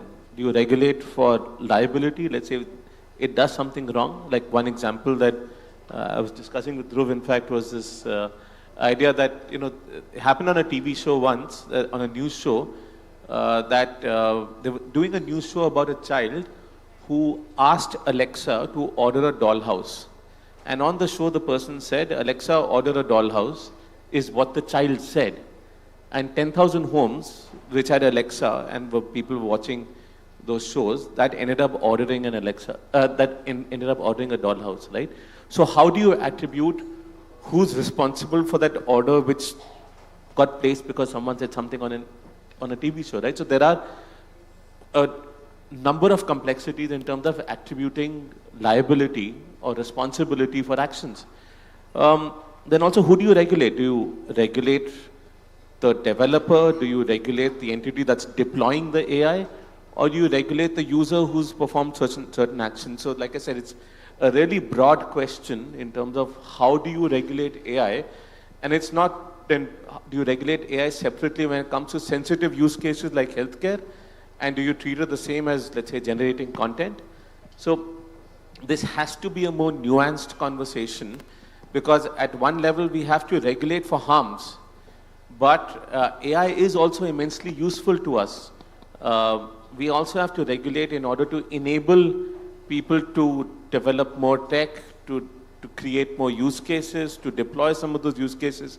So we need to protect, but we also need to enable at the same time. These are very, very complex discussions. We have to go like 3 levels deep, have sufficient conversations around it, look at global precedents, but also do our own first principles thinking, because India has to take its own path when it comes to AI. I don't have an answer about how to regulate AI, and this is like a 2-day conference by itself in terms of how to regulate AI. So, as a corollary to this, Dhruv, it is this nuance, right? But do we even understand this entire AI spectrum? Because it's still new, it's still evolving. It's evolving at a faster pace than anything else in the technology world has maybe evolved before this, right? And it's evolving into different branches, and you can't have one size fits all kind of answer. So how do you look at this from a legal framework perspective, especially keeping the ethical part of it in mind? Correct. So, I'll pick up from where Nikhil left. So, as you said, legally speaking, if we want to regulate AI, why do we regulate, correct? Are there harms that people or corporates or entities face? Are they because of AI? Can it be, attributed to action of an AI or recommendation of AI? Correct? And how do we make good that harm? Do we punish? Do we, give compensation, etc.? That's a bare, very simple idea of why you would bring law into, any industry. Then the question, slightly more nuanced question start coming in. Whose liability is it? Is it the one who created the data set? Is it the one who made that model? Is it the one who wrapped some other application on top of that model? Or is it the one who's deploying it? Or is it the one who's using it, correct? Let's say in Nikhil's example, whether the one who was using that Alexa device is liable, or whether Amazon was liable, etc., correct? So there are multiple questions, why, what, and all of it is like, what rights do I have against that harm? And how will I get those harms corrected? But before we go into it, we have to understand that, and as Nikhil was saying, that there's so many use cases of AI, correct? Multiple domains. If you look at critical infrastructure, there'll be a different understanding. If you look at health tech, there's a very different segment there. The issue that I think currently is that most of our fancies are being caught only by one or two use cases, correct? What happens in terms of deep fake or on political content that comes on a generative AI, and that's all that is catching our fancy. And I think the issue is that we are talking about regulation only from that lens, and we are trying to catch everything under it. I think we are very far away from understanding what all domains it is impacting, in what sense it is impacting. Once we have that understanding and once the industry has matured a bit, I think that's a good way. Then we can say that all the stakeholders have understood it, and then we can start talking about regulation per se. But yes, before that, I think instead of taking a very horizontal approach, maybe a more vertical, nuanced approach as to liability and harms may be taken on a very specific sectoral basis. So, Vivan, you also have a take on this, right? You don't want anybody to look at AI as one monolith.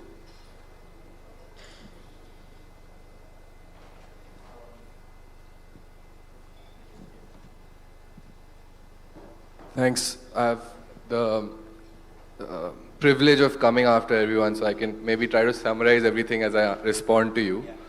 I think firstly we have to decouple ethics from questions of liability. Ethics, broadly speaking, since that's the topic, there's been a lot of discussion over the last 4 or 5 years, a lot of principles, charters, etc. coming from various organizations. India has one from NASSCOM most prominently, but there are several others.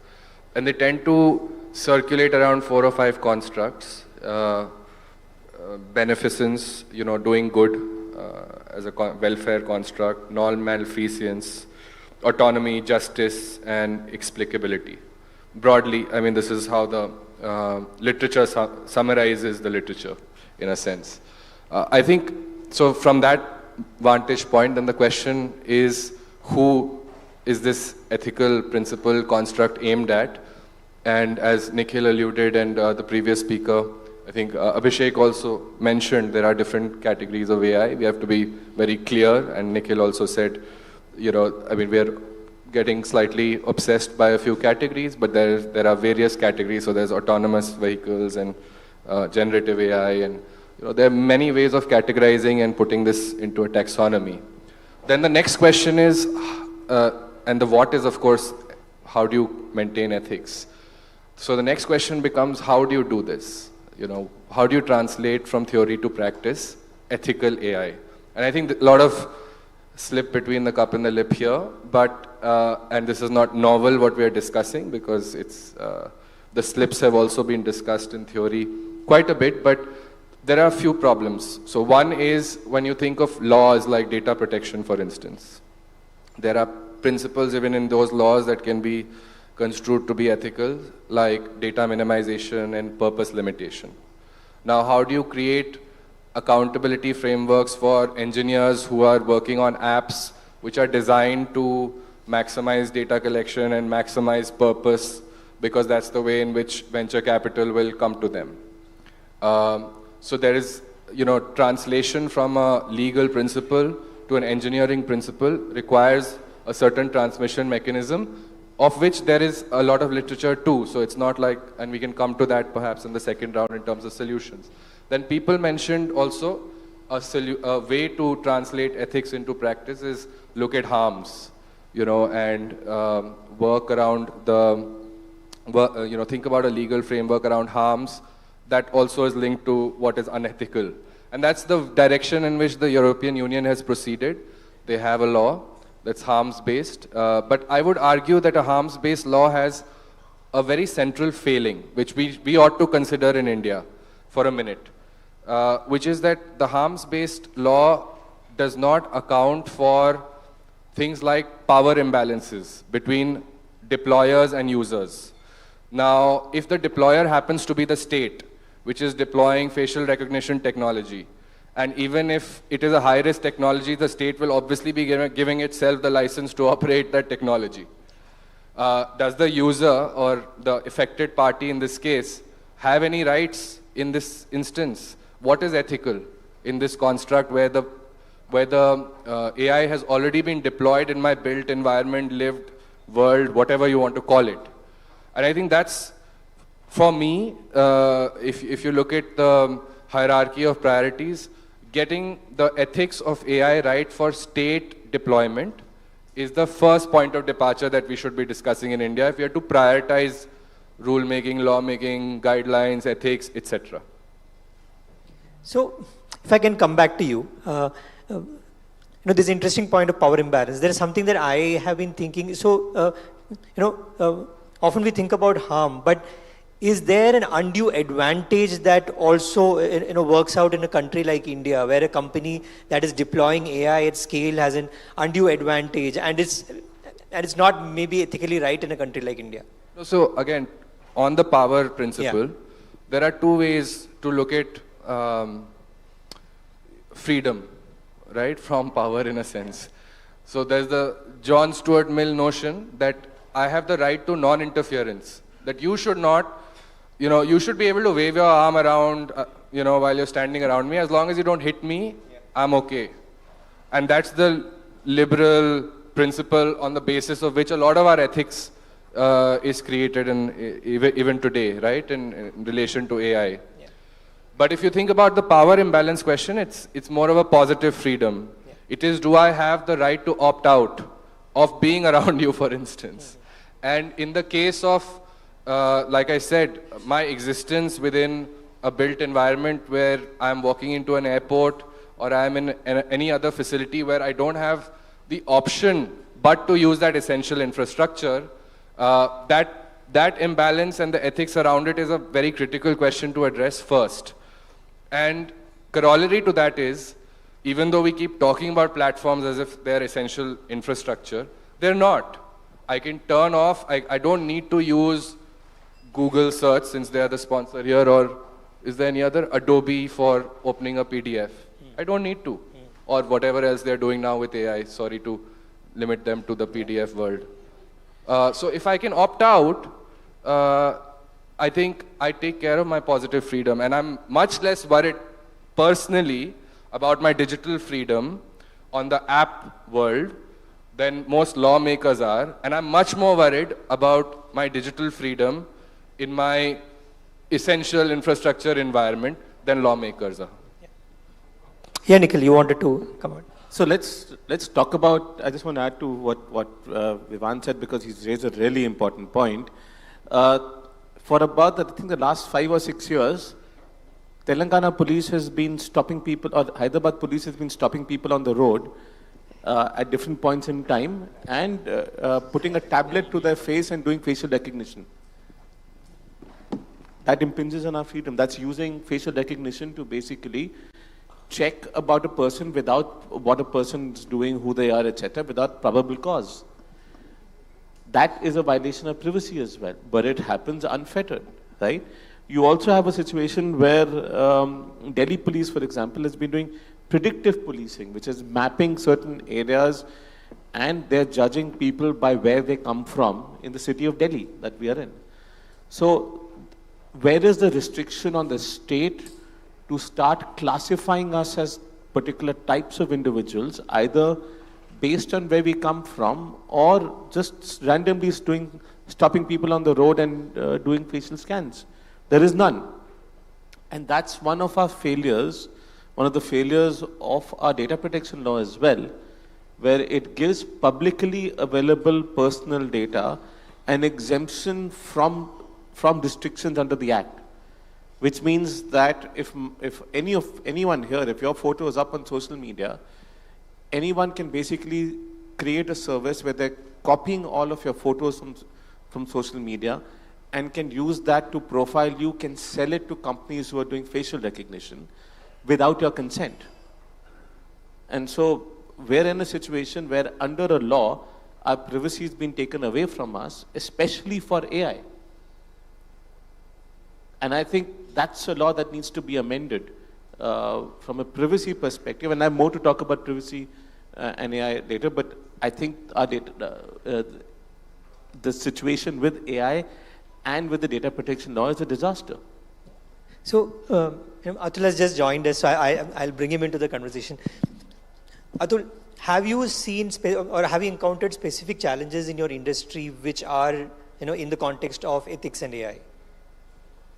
I think it's too early for me to comment on whether we have started facing challenges, but I can tell you one thing. No, basically, I am a technocrat. One thing is AI is here to stay. Okay, we love it, we hate it, it's here to stay. That's one. Second is, no, of course, no, if you were to look at the issues, primary issues which are there, one is the data bias that is there, which is there. And that's largely because that's the way we have conditioned or built these systems, these algorithms. I give you an example. If you were to call Siri or any Alexa, you would generally find a female voice coming back. What do you need? So that's kind of you can understand where I'm coming from. So likewise, if you were to ask an AI tool to maybe create an image of a CEO, you would generally find a male, in a suited, booted, whatever. So these are biases which have been created. These are algorithms based on human biases. It has learned that, no, this is how it has to be. One is, as I said, the bias. Other is the privacy part, which the fellow panelists just mentioned. And third important thing, what I am clearly seeing is there's so much of frauds which are getting created. And that's something which I can't relate to immediately, but because it's a public forum, but cloning of behaviors, cloning of image, cloning of your voice, everything is happening using AI today, and that's creating massive havoc and frauds globally, not just in India. So that's a serious concern. And I can tell you, any technology you talk about, you would have good nation-state actors using it for driving performance, driving positive growth. On the other hand, you would also have these fringe elements, those criminal mindsets, who would try to use it for nefarious reasons, for creating frauds of sorts. So that's something which is there. Now, even in cybersecurity, we all know, we use AI both for defending and attacking systems. Now, it's just a matter of like somebody may get breached and other systems are getting protected using AI. So it has both the worlds, and unfortunately, it's only, these issues will only grow broader. And as an organization, as enterprises, as governments, we need to strengthen. I can't also talk about policies today, because the rate of which the technology is evolving, what policies you would put. 6 months back, everybody was talking about generative AI. Today, everybody is talking about agentic AI. And agentic AI can create so much havoc. It can create a lot of opportunities, but it can create so much havoc in the sense that it is a combination of multiple LLM models working in tandem to make a task happen. And you can well imagine in what all areas it can be used, both for good and bad reasons. So as an enterprise, as I said, for us, what's important is how do we leverage it to the best purposes to drive. Suppose I talk about in manufacturing, where I come from, using it for predictive maintenance, using it for energy cost optimizations. And then, of course, we also use it, suppose, for attendance monitoring, or maybe automatic number plate recognitions, and then maybe identifying whether the vehicle database is updated in the Vahan app and all that. So those are positive use cases, but then we also, whilst we are developing such systems, we are trying to put some guardrails so that we do not get too invasive in an individual's privacy, while making sure the organization's objectives are met. So if I can come to you, Anuja, again. So as the founder of a company in India, does all this chatter, all this conversation about regulation, is there a fear that this is going to stifle innovation? Like, people want to push the envelope on what can be done. Is there a fear that people will get a little bit, and especially since we don't have a lot of things written down, and we don't have a thou shall not kind of a list, when it comes to AI. So how do you look at it as the founder of a company working in this space? Sure, I think this is both positive and negative, like you said, right? And that's exactly how it impacts us as well. But if I try and bring about a little more global perspective into all of this, right? In India, of course, we question policies, ethics a lot in sort of at the initial stages only. But if you look on the West, I think they are going left, right, center with everything that's possible. They're, of course, discussing policies. EU, of course, we've seen, so that's a different world altogether. But I think for them, sort of being ahead in technology is way above everything else in a certain way. But I think when we look at these two economies, obviously the way that we operate is very different. There it's more led by tech ecosystem, tech giants in a certain way, which are calling the shots. In India, we are still more state-led with the last few innovations that we've seen in fintech and other industries as well, have been more state-led. So I think that's yet to sort of for AI specifically come out, yet to come out of how India is going to operate.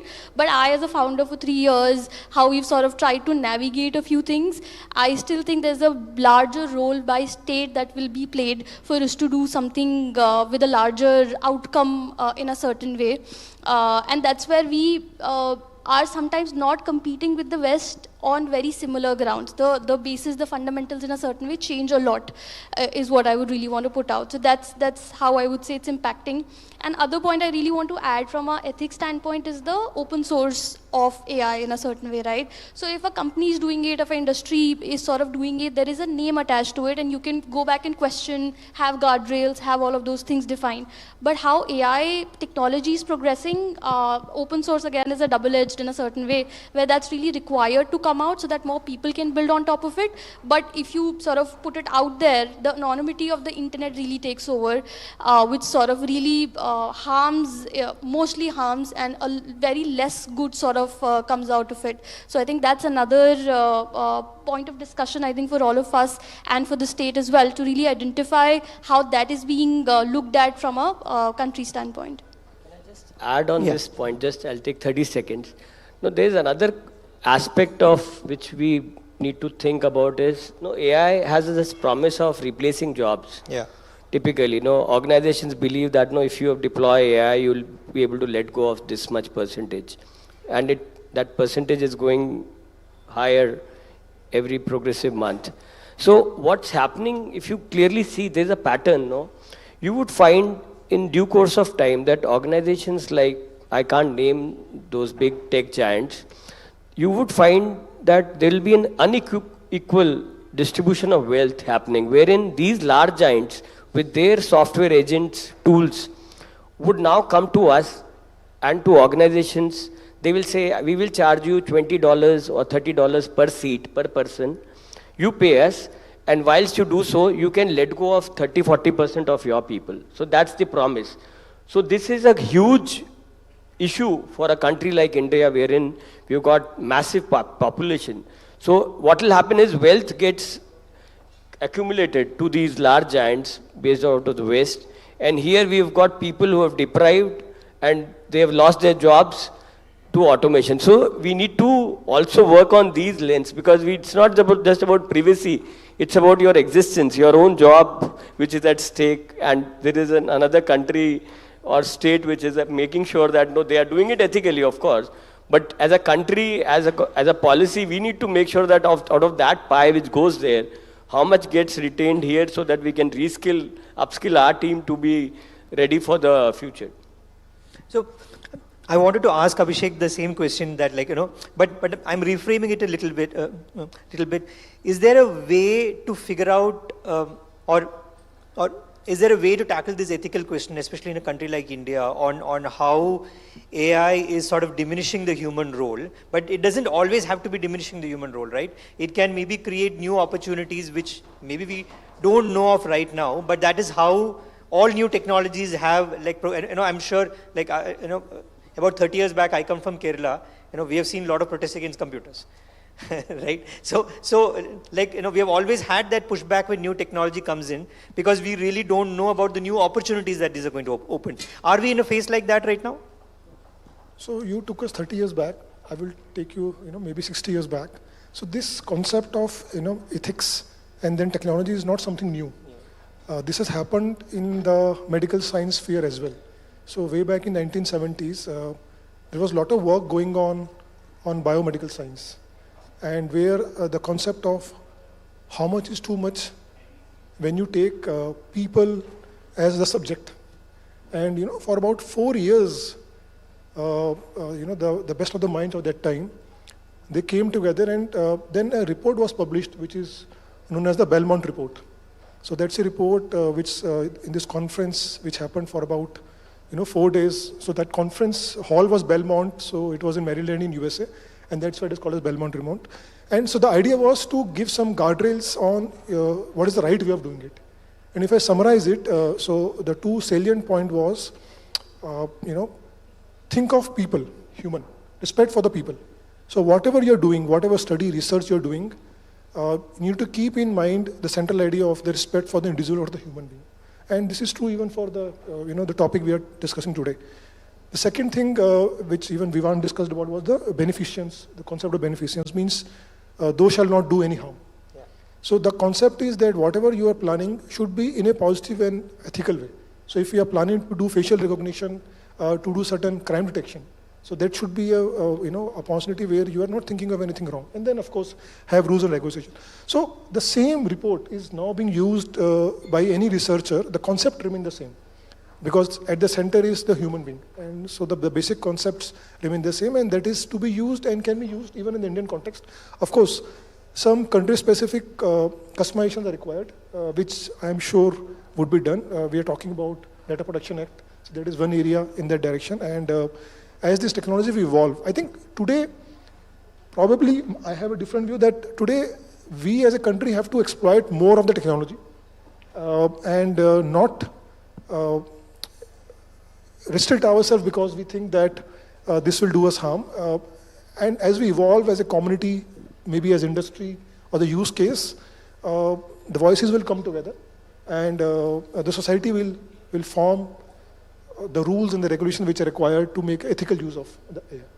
So, if I can come to Dhruv. Dhruv, so I guess all of us can agree that maybe the government is not the best custodian of something like this. So how do we go about this? Is there something similar to a directive principles kind of a thing that, it is almost self-regulatory, that people stay within this, and you have a lot of companies talking about responsible AI and all, but do you think that's a frontier we can explore, or there has to be something, in the middle where, we have this charter around ethical AI? How do you get companies to follow it, or at least stay within certain guardrails? So again, I mean, there are different ways to do it, correct? You can have like a very horizontal law like what EU is. You can have a very, vertical laws depending on sectors that I was talking about. Or you can go a very self-regulatory way with a, a charter, ethics. Correct? I definitely think yes, on a corporate level, on a company side level, we definitely can look at implementing these ethics through a charter or self-regulation as a first step. Definitely that's going to happen. But I think at some time, in near future or maybe distant future, depending on how fast it's moving, we will need sectoral insertions of maybe some amendment to current laws. And I think that should be the starting point. What we should definitely be very wary of is trying to do a very expansive horizontal law before understanding what's happening to this nascent industry. And when I say nascent, I don't say in the economic terms, I say in terms of understanding between us. Also, I think one thing we need to understand is, and I think this has already been spoken about, is that while thinking about ethics of AI, while thinking about what is the best way to do it, we also need to figure, and when we talk about, we usually end up looking at harms or risks or, the negative side of it. We also need to understand, for a country like India, we definitely need to leverage it and leverage it now. Correct? There will be very structural changes or likely structural changes in the Indian economy that we need to leverage it and try to get ahead of it, and we need to ensure that the regulatory shackles do not sort of arrest that development.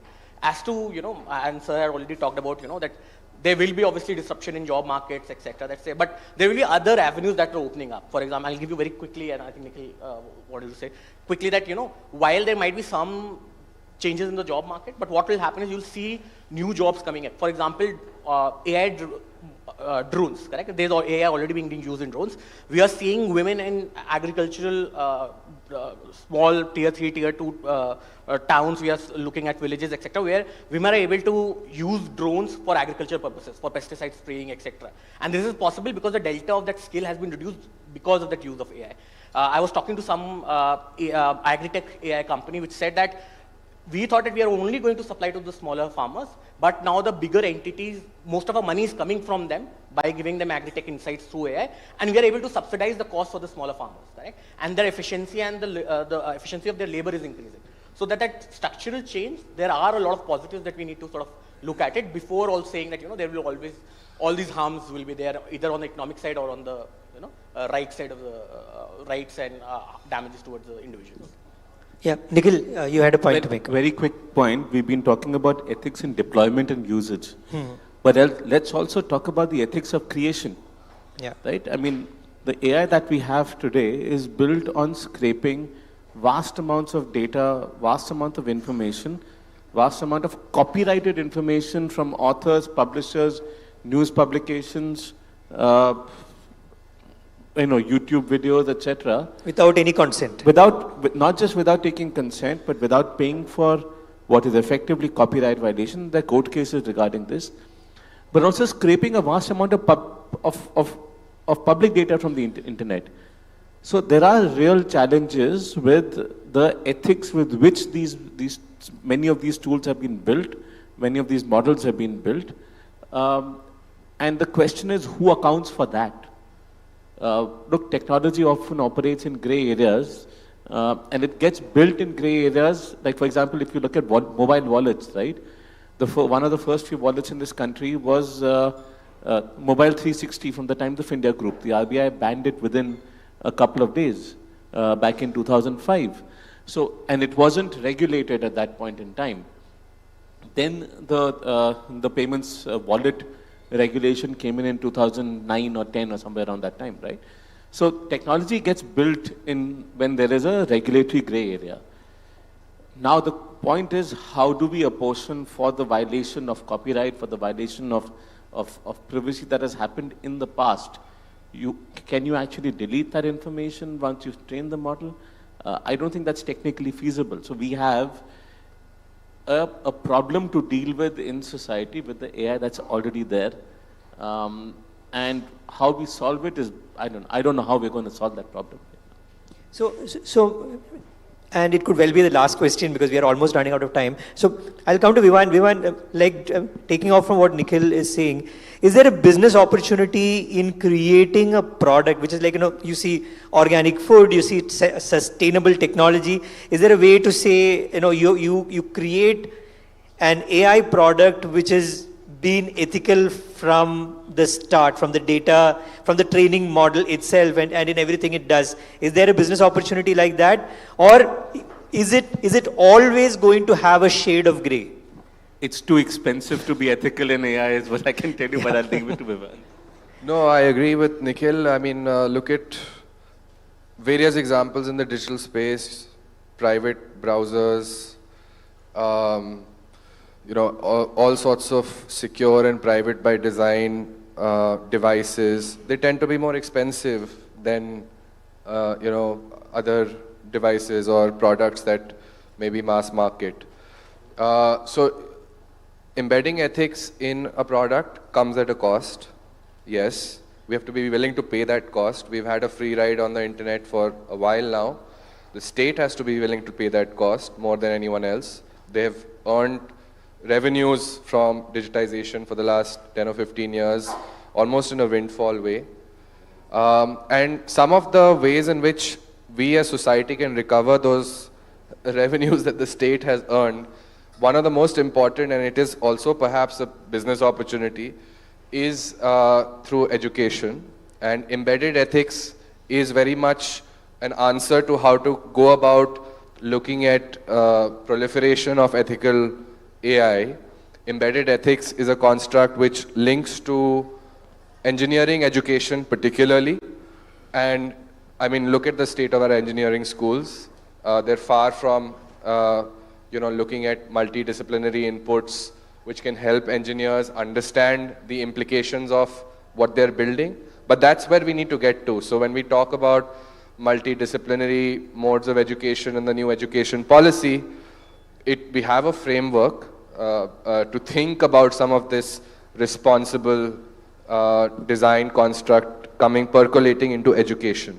And the other business opportunity, of course, because a lot of us are in the services space, links to the kinds of standards, accreditation bodies, and this sort of cycle that needs to, again, proliferate in India.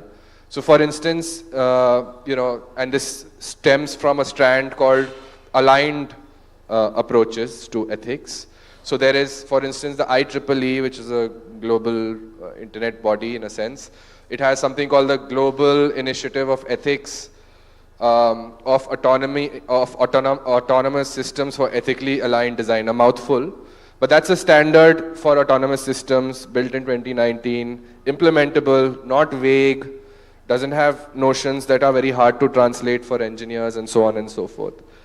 And finally, I mean, the hallowed, value sensitive design construct, which is literally like you have to embed those values not just in your education system, but again, a business opportunity perhaps for some, but to embed it within corporates. So to what the gentleman said also about how we think about the future of jobs, it's not just a question of, some sort of a digital imperialism eating up our jobs. How are we, within each of our organizations, empowering individuals to respond to AI? Are our tech companies doing enough so that our people can survive the churn? And I would say no is an intuitive answer, and there lies a big ethical question that we need to resolve over the next decade. Okay, so we have, yeah, sure. Topic, no? No, for every product which you mentioned, which is licensed on AI, no, any offering, you would find at least 2 to 3 open source products available, which means that even if you put guardrails around products, suppose OpenAI comes up with, say, Project Strawberry they are talking about, which is the next version of 4.0, beyond 4.0, they have come up with some Project Strawberry, which is, you can call it ChatGPT version 5.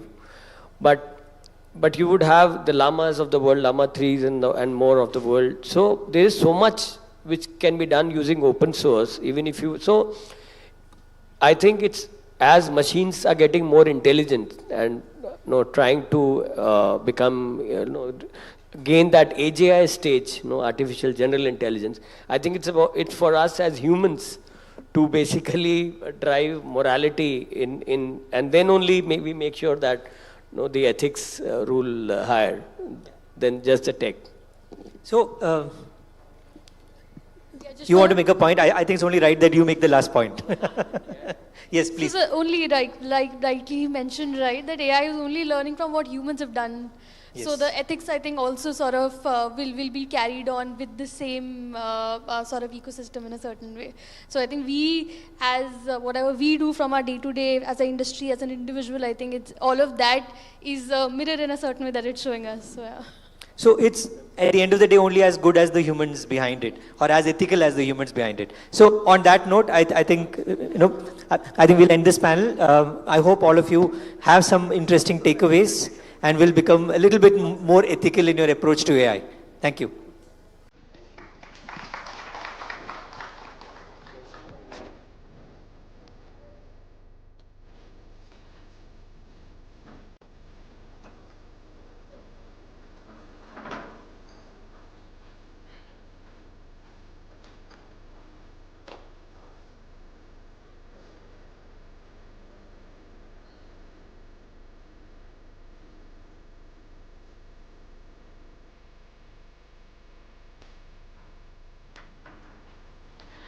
Thank you for an interesting session. We now move on to our next panel discussion of the day titled Understanding the Indian Consumer. Before we call on the speakers, we'll just check if our stage is ready.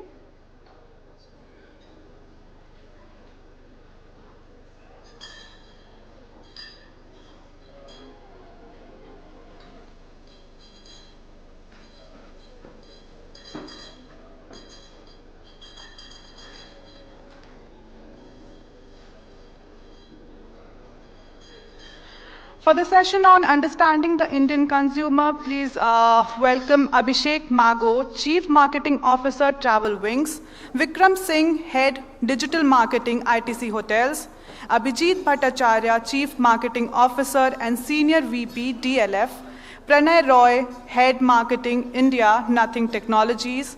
To moderate this session, we would like to invite Amit Wadhwa, Chief Executive Officer, South Asia, Dentsu Creative.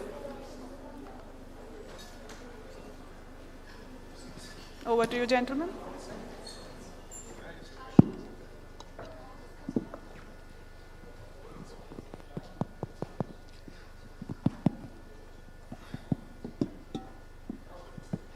Yeah. Hello, everyone. You can all see a vacant seat there. While Abhijit's name was called out, he's stuck in traffic, and I don't think he's bluffing today. It's raining, and it's pretty crazy outside. I don't know how we managed to reach here in time. One promise that we've made to each other, which is Abhishek, Vikram, Pranay, me, is that we'll start with all the easy questions and leave the tough ones for Abhijit for just a punishment for coming late. But anyway, so let's start this thing. I think we're talking about consumers. And a lot has changed in terms of consumer and consumer understanding from what it used to be to where it is right now. But one thing I think which stands true now and has always been true is that the phrase consumer is the king, or I would rather say consumer is the queen in this context. But it'll be interesting to just start off with this whole perspective. And Vikram, if I'll probably start with you. This whole thing about a lot has changed in how we used to understand consumers, right? The whole thing about detailed research and psychographics and demographics. To now, I think the world's changed and data is so readily available in different forms in different ways that the understanding, according to me, is richer, but also complicated. But what's your view on the consumer understanding piece? Hi, good afternoon, everyone. I think one thing which is something that we have heard very often is, especially in digital ecosystem, is data is the new oil, or data is the oil. This data is basically the consumer insights, or the trigger points that we can find about our audiences that can help us to target them in a better way. Now, what is happening in the last few years become far more effective. Also, the quantity of these triggers have increased drastically. So earlier, I used to only go and do a demographic filter or a geographic filter and maybe one or two more filters, and that is it. But the last few years, I can, even figure out, I want to target this person who lives in this society, who is driving an Audi, who is using an iPhone, who has traveled to some XYZ place in the last 3 months and stuff like this. So there's a lot of data. How do you first take a step back to filter down this data, understand how you want to use this insight and these data points, and then figure out your marketing strategy based on your marketing objective? I think that's the first thing that we need to figure out first. I agree with the point that you said that maybe there is also a lot of complication with, so many insights now. But it's a good complication to have. I can now make far more informed decision instead of just going on my gut or maybe doing a post-analysis of the campaign. I can now do a pre-analysis and figure out, what might give me a stronger ROI. Ultimately, it is going to come down to the ROI part of it. If some data point can help me to identify this kind of audience can drive a better ROI, I'll put my money over there to begin with. So that's how we look at it. From a performance marketing perspective, all the triggers are very, very important. It can also help you to do a far better A/B testing also. Both the groups can be, more targeted groups, and then, your ROI can be far better in that A/B testing also. So it's an interesting phase, I would say. For a marketer, it's a very, very good space to be in. In hospitality, for example, and I'm from hotels, so I look at data from that angle. There is so much data that we have of a customer. the kind of travel behavior they will have, the kind of eating habits they will have, how often do they like to travel and all. So that's the first part of it, collecting data, but how do you use the data, and then how do you put the strategies to target the customer back? I think that's where the entire game is, and it's a good sort of a period for us, I would say that. Yeah, I would tend to agree. It's complicated, but it's fantastically good. Welcome, Abhijit. Thank you. We've decided that since you're a little late, as a mark of punishment, the tougher questions go to you. Have you caught your breath? Can I put the question across to you? Absolutely fine. Yeah. So the question was simple. Lot has changed in terms of understanding consumer, and the free-flowing data at our hands is the point of difference. What, according to you, is the difference from where we used to be in terms of understanding consumer to where we are right now? Your view. Yeah.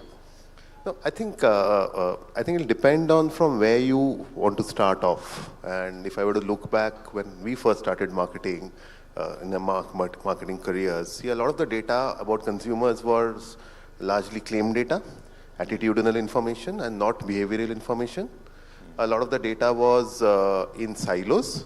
So, and to give, a lot of us started in consumer goods. So if you were to give a consumer goods example, you had, a household panel data, and you had, of course, let's say, a media consumption data. Now, they both refer to the same consumer, but they are different. So they are in silos. I can't really have one picture of them. So that was where a lot of data was. And hence, fundamentally what one needed to do was to look at a lot of this attitudinal data, try to use it to predict behavior, because that is what marketing is all about, what will work for you in the future. Then see what actual behavior was, and then try to figure out those correlations, what works better, what is it that is driving it, and so on and so forth. I think fundamentally the data shift has happened on these planks. Data has become far more behavioral, number one. And when I say behavioral, it is across things. It need not necessarily be buying things or whatever. It could also be, a lot of other things which was not possible to capture. For example, my consumer also buys these, and those could be important data for me to target in a category. So that has happened. Two, these silos are coming together, merging. So it's possible to make that one view far, far better, far more personalized, holistic view of the customer. Thirdly, one of the other problems initially was, the data would come at a lag. Now the data is far more real time. So that's the third benefit, that's kind of happened. I think it's more, less aggregated. It's more, N/1 sort of data. So these are the 4 changes I largely see that have happened. And there'll be many, many examples, how you can use them and so on and so forth. So more for the better. Yeah. Interesting view. I think very interesting. I love the reality of breaking silos, which is absolutely the truth. It used to sit in silos. But when we are talking anything for that matter now, not talking about AI and ML will be, a sorry state, right? So I'll put this question to Abhishek and Pranay, both of you, and we can start with Abhishek. But you can also give your perspective on where we used to be to where we are, and then possibly the role AI and ML are playing. But of course, that's my question to you. You can start with the first perspective. No, perfect. A perfect question to start with, actually. So, as is already mentioned, data used to be in silos. The only parameters that we were able to look at was the age demographics, maybe the price points in terms of the average order values, depending on the market trends, what exactly, since I'm from the travel background, what exactly are the flights or the routes which are actually in perspective, and distribute your material creatives and communication messages on that particular front. As the time has actually progressed, data started coming out of silos. We were able to create CDPs. We were able to create predictive analytics on top of it. Analysis and creation of actionable intelligence that is what has changed the game. Now, when we actually are talking about behavioral data, demographics, psychological, all of this together, given the past history, where the trends are actually taking us, it creates its own challenges. It creates challenges from the perspective of distribution.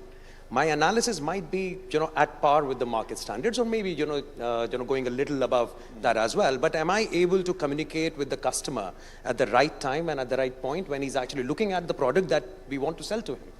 So predictive analysis definitely comes into picture, but what also comes into picture is that can I use AI and ML to create the right distribution strategy which could encompass all the channels that we are operating upon.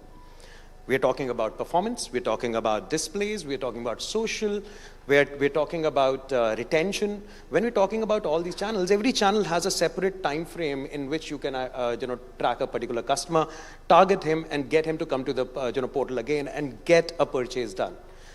So it is not just about making a customer your visitor and getting him to become your customer, essentially. It is actually about how can we do it at mass. One of the sessions today, the gentleman was talking about, can I mass market to you? This is where we are moving towards, not 100% there at this particular point in time, but I think the speed has definitely increased. Yeah, interesting. Pranay, from someone who's come from Unilever to ITC to now Nothing Technologies, I think you've seen a spectrum. So your view on the changes and AI ML?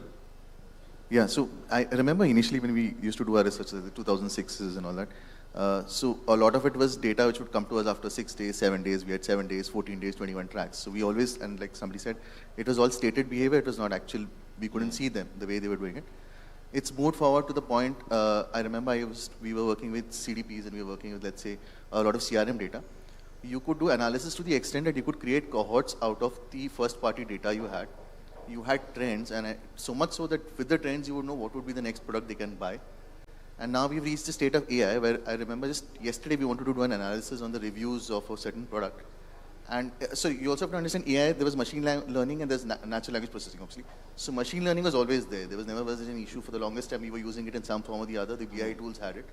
But with NLP what's happened is I just put the reviews into it. It is organically able to predict what posts are good, what are bad, give you a review score. The entire objective or the entire intent of, let's say, finding out how the product performed, it used to be such a difficult task which required a person to basically check through everything, is being done in minutes. And if you see the transition, right, so from base databases to BI to now AI, the transition has been such that no longer do I need a data lake. So for example, earlier there was this organizational part, and I just did it for Unilever about 4 years back, where we did a data lake where all the data was put together in one place. Now you can effectively have data pools, like you could have pieces of Excel with you, just put it together in one command to ChatGPT, and ChatGPT gives you an analysis taking all the 4 data pools together, which is something we could never do earlier. It used to take 3 days to set up a BI pool, right, in those days. So that's been the transition, and that's something really interesting which is happening. And you know, we're talking about past. This past is not many years back. It's just, this change has happened in like months possibly. That's how fast it's been. So, you know, we're talking about consumers, we're talking about data, we're talking about AI. One interesting thing about marketing, and one big shift that I see in marketing, we were all about just the brand, just the consumer, just the top funnel. But I think one thing that's changed in marketing is the whole play on the business front. I think marketing is as much a part of the business part of it. So this whole shift from just consumers to customers is also a marketing's job here. So Vikram, what is your take on it? And then of course, then I'll go to the other gentleman. So I think what he kind of highlighted about, with all the data and all your ML, AI, everything together, the biggest challenge marketers are facing is the distribution part of it now. People have, taken up a lot of these products. A lot of marketers have taken these products to get the data in the right formats and everything. But when it comes to distributing it in the right way, I think that is still something which is sitting in some silos and not probably connecting in the right way. And that's leading to a lot of wastage of funds from marketers also. I think the moment that starts to also streamline a bit, I think marketing will be far more effective. In our case, for example, the way we collect the data and then the way we connect it back with our CRM and our marketing strategies and all, It has started to help us quite a lot in the last 3 or 4 months. But if I go back before that, we were also sort of struggling with that. But again, it's a great opportunity because the moment I now have the right set of data points, I have the right triggers, I have the right knowledge about the customer, and I can have the right distribution network to reach out to the customer in the most cost-effective way also. Do I have to send him an emailer or a WhatsApp or a notification or something else which will make him click and come back to me? I think that's what helps us to, be on top of using the tools in the right way. True. And I guess in marketing now, funnel is the most used word for anything but the funnel. But yeah, it's how marketing's changed. But the funnel is not like a funnel anymore now. If you look at the customer journey, it has become so complicated these days, because I'm exposed to so many products. If I want to search for a hotel in Delhi, my journey is a very, very difficult journey today. There are so many people fighting for that one sort of customer that it's not that easy. The funnel used to be very simple 10 years back. That funnel is because of all these AI and ML and everything, and so much of data with every marketer. It is a very, very complicated funnel also now. It's not a very, that funnel shape that we used to have in the past. Like funnel is also past now. Oh God. So again, the same question to Abhishek, and then I'll go to Abhijit on this one. But if you can also give any examples that you have in your head from your experience in terms of this whole shift, which I find pretty interesting, is that from a consumer to a customer, that whole role on the business front that we in marketing we expected to play. So yeah, happy to hear your Sure. I think it was always for the same perspective, from consumer to a customer. Over a period of time, it actually changed to a post-sales strategy. It actually transpired into creating brand advocates and loyalty from that perspective. Now, loyalty, brand advocates, consumers, customers, every element, every time when we touch base with a customer, it actually leaves some mark in the CDP where we actually have some data point to make it a little more personalized experience at whatever level we want to. When that happens, the data becomes so humongous, the analysis becomes so granular that it actually creates a huge issue in terms of creating the right perspective. Now, this is where we need to change the perspective a little bit, and it actually creates a completely different perspective. Example, what I'm actually talking about is that I might have a 25 to 34-year-old who is the most active on my website, but is actually converting less as an aggregate. But if I actually divide that little at the values of ethnicities, at the values of the geographical presence, at the values of the product dimensions to it, it actually creates multiple micro segments. Now, these segments, if targeted right, you would be able to see a large amount of, as Vikram mentioned, with respect to the price points, with respect to the cost distributed across the channels, can be curtailed, and the dollar can actually give you a bigger bang. Now, this is what I have actually seen as a very, very big shift in terms of how we used to get a consumer to become a customer. And now we can actually see that there is a 10, 20, 30% increment or decrement in the amount of money that we are spending, and we are actually getting a higher conversion rate. So what I'm talking about is because that's the buzzword for me all the time. Yeah, a higher conversion rate would automatically get my cost per acquisitions down, and so on and so forth. So that's the change that I've actually seen. And it's fascinating from the perspective where I sit. It's completely changed, right? We were only talking about just the brand image to now we are also talking about converting. So it's quite fascinating. But Abhijit, your view, from your perspective, and any example you want to give in terms of. So for me, all and the functions or the organizations I've been part of, I think marketing always had a seat on the table as far as business was concerned. I don't think it was an outside function which was only doing top funnel, as you say.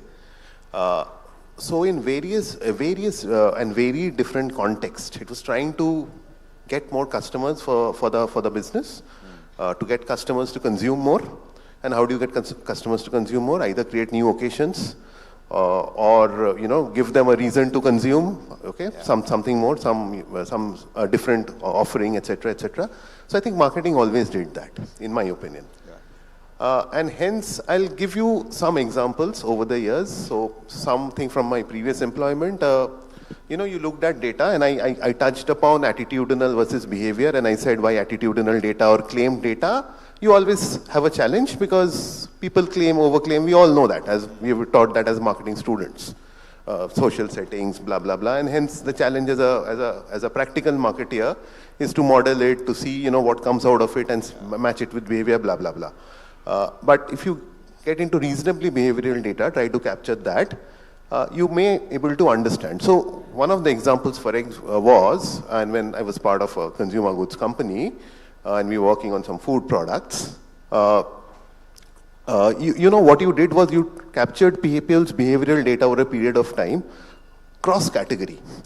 And then finally used that, and then also layered that with some psychographical understanding of customers, matched them together, and created segments. And what it led to was, occasions into periods of day where, which were completely open, where, products were not getting consumed.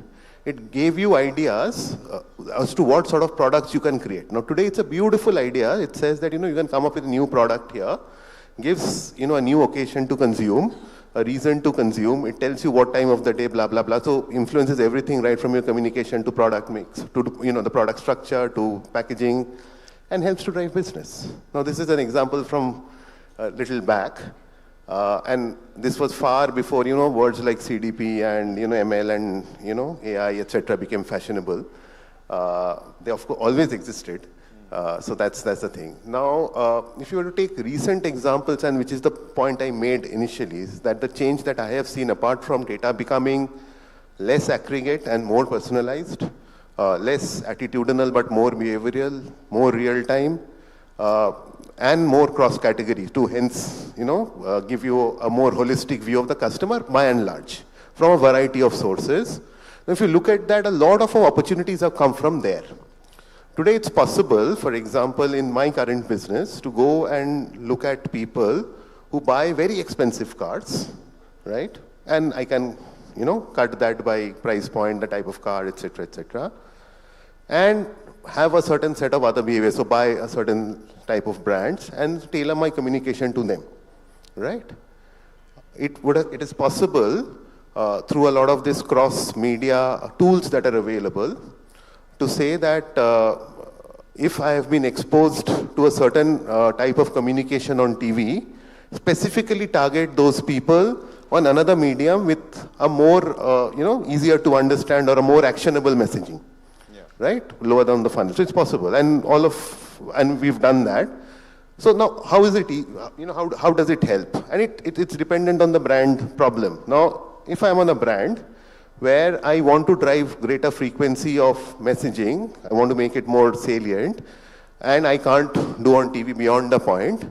So then, after, let's say, 3 exposures on TV, I target that person on mobile with a far, more actionable messaging which drives him there. Or if I'm trying to target users from a competition brand, I may actually target competition's, ads, and then target all those people who visit the competition showrooms. Now, these are all things that are there. All of things we have done, I've personally done, and so on and so forth, right? So all of this is possible to do. Gives you a far, sharper way of targeting your right consumers and making them customers, is the way to put it.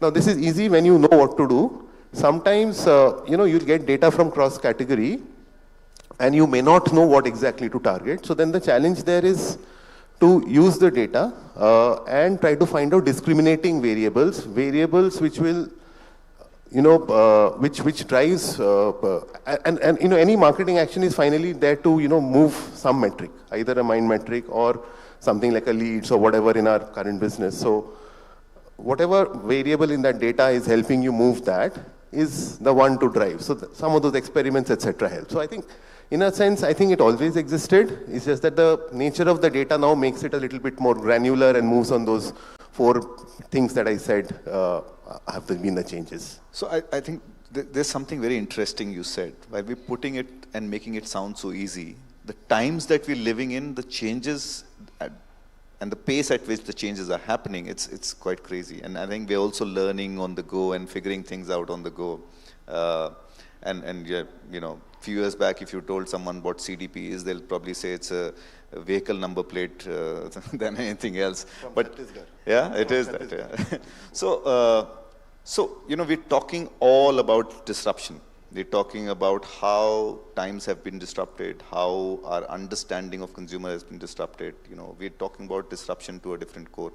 And I think, Pranay, you're talking about a brand which has caused a lot of disruptions, like Nothing Technologies. From your perspective, you know, how would you put this across in terms of, from consumer perspective, of course, because finally that's the person whom we're talking to and whom we're targeting. Are the changes that you're bringing over here, probably at Nothing or wherever else that you think, your perspective on this? Yeah, so for us, the interesting task is, so as a company, we were known for having disruptive products, which most people usually have the issue of having a generic product which needs to be made disruptive through marketing. We had the reverse issue that our product was always known to be disruptive. The issue, if anything, we had is very few people knew about this product, and therefore there were fewer people buying the product. So the way we had to go about it is, while maintaining the disruption of the fact that we are different from the others, we had to also make it a little more appealing to the larger mass of audience. While all this time, because we are a startup, we are the smallest players and the smallest spenders in this category, we had to do it while maintaining our ROI. So ROI optimization has been a keyword. Okay. So we went across the funnel. So the funnel from the top, and I'm saying as basic as the segmenting, targeting, positioning part, which was done in a way that we kept our money down to the very few people who are the most highly indexed in terms of this category, who would be interested to buy a product. At the next level, even in terms of the CTRs, the way we work is, we work with Metrics Labs, we work with a couple of agencies where every piece of communication that goes out, while it's being A/B tested, it's also pre-tested, so that the conversion of the CTR is always the highest. And now CTR has been the highest in the market. It's the benchmark for most competitors also. So that's one part of the funnel. Then we come down to one more level, and we even see the devices which were, for example, bought 2 years back, who are the most possible to shift to us. And this could be data. The data we have looked is as much as people who are dissatisfied with their products 2 years back, and those people would be more conducive to move to our product, as well as those who have shown an interest in our product. So these are the cohorts we developed in our campaign. And we also work with a partner, and so on a daily basis, and that's the beauty of today's marketing, right? Yeah. We could see who are those people who are coming to our product, we could see who are those people who are converting, and we change our campaign almost on a daily basis in terms of this. So the ROI optimization starts from the top and comes down to the bottom, where every level there is an element of conversion. In fact, at the point of conversion also, there will be a particular offer given to a certain consumer, because we know this guy is more conducive to buying our product. So that's how we brought in the ROI. And that's probably one of the reasons our growth is also reflecting that kind of an approach, where it's always been ROI optimization. So that's how we've done it. Yeah, you gave me a staggering number. I can't even use that in terms of growth. But yeah, it's fantastic. And I think the truth is the dynamism in which you need to respond. And then, in fact, officially, yesterday, analysts' result came as some 567% growth. Obviously, the base is also smaller. But the dynamism also, so the point is, to be in this segment, we need to have those high volumes, because the moat in terms of R&D, production, in terms of scale is very big. The people we are kind of competing with are behemoths. None of them is a company smaller than, let's say, a few billion, right? Each of the companies is that size. So that's the reason our thinking also has been, we are small, we are aggressive, and we need to do these things to pick fights with the right competitor at the right time, and then get shares, and that's how we're playing it. Now, I think I'll have a quick one from you guys, which is, you know, the whole thing is that we're talking about so many changes where we sit, but I think the future probably will be even more changes. If you want to predict a minute each to the four of you and say, Pranay, we'll keep the conversation going. So where do you predict the future, and where is it going to go? Is it going to be even more complicated? It's going to be clearer, easier, sharper? What's your take? So there are two parts to it. So in fact, AI, for example, is going to make our life simpler in terms of analysis, business intelligence, etc. But the complication is going to come up with the influencer marketing, those aspects of the business, which are actually getting tougher and tougher to manage in terms of ROI, ROAS, all of those parts. So the balance is going to be tougher on that aspects of it. The good part for it is today we can predict human behavior far better. But the bad part is that because first-party data has limitations, we can't actually do so many things with consumers which were allowed maybe 10 years back. We have those limitations that we will always treat the consumer as a cohort and no longer as a single individual. But the balance is that if you get your act right in terms of the larger discussion, and somebody spoke about mass marketing to a single individual, right? So the mass marketing to a single individual becomes even stronger and stronger as digital becomes bigger. And so, for example, so I used to be outside India before this, and there you could even target a consumer because OTT was so prevalent and TV was no longer the mass media. The targeting levels that we will get to in maybe 5 or 6 years is that you will be able to exactly target the right customer, but that also means your competitor can do the same, and therefore to remain one step ahead is going to be tougher and tougher as we progress. Interesting point. Sharper, but it's going to get tougher. That's very, very... Vikram. Sharper for sure. Definitely it's going to be far more better and far more sharper in the future. It might also be slightly more cost effective as we move forward. I would feel that because with a stronger ecosystem and when I know that this is the kind of audience that I need to target, whether at an upper funnel or at a lower funnel, and I know the channels which will drive the best outcome, my cost of acquisition can slowly go down. And because of the first party data now, the cost of repeat acquisition will be very, very low also. So somewhere this is all going to help us in the long run. The only thing is, at this stage, the cost of having that infrastructure in place is very, very high. So if as a marketer, if I'm ready to invest in having the robust ecosystem, probably in the next 3 to 5 years, it is going to help me quite a lot. But a lot of people will still not be ready to invest that much at this stage. I think that is where the real game is. If you're able to battle this out initially, in the long run, this will definitely be sharper but more cost effective. And the business that marketing can drive will be far more. Today, the business that marketing is driving, and in every industry it is different, but sometimes that percentage of business is not very high in most of the, at least in hospitality, I can talk about that. But the moment that happens, the contribution of marketing will be far higher in a category like hotels. Interesting. I think we're seeing sharper, tougher, cost-effective, more cost-effective, and actually more role on the business side of it. Predict the future, Abhishek. Come on. Yeah, I'll try my best. So agreed, 100% with both of them. So sharper, tougher for sure, cost-effective for sure.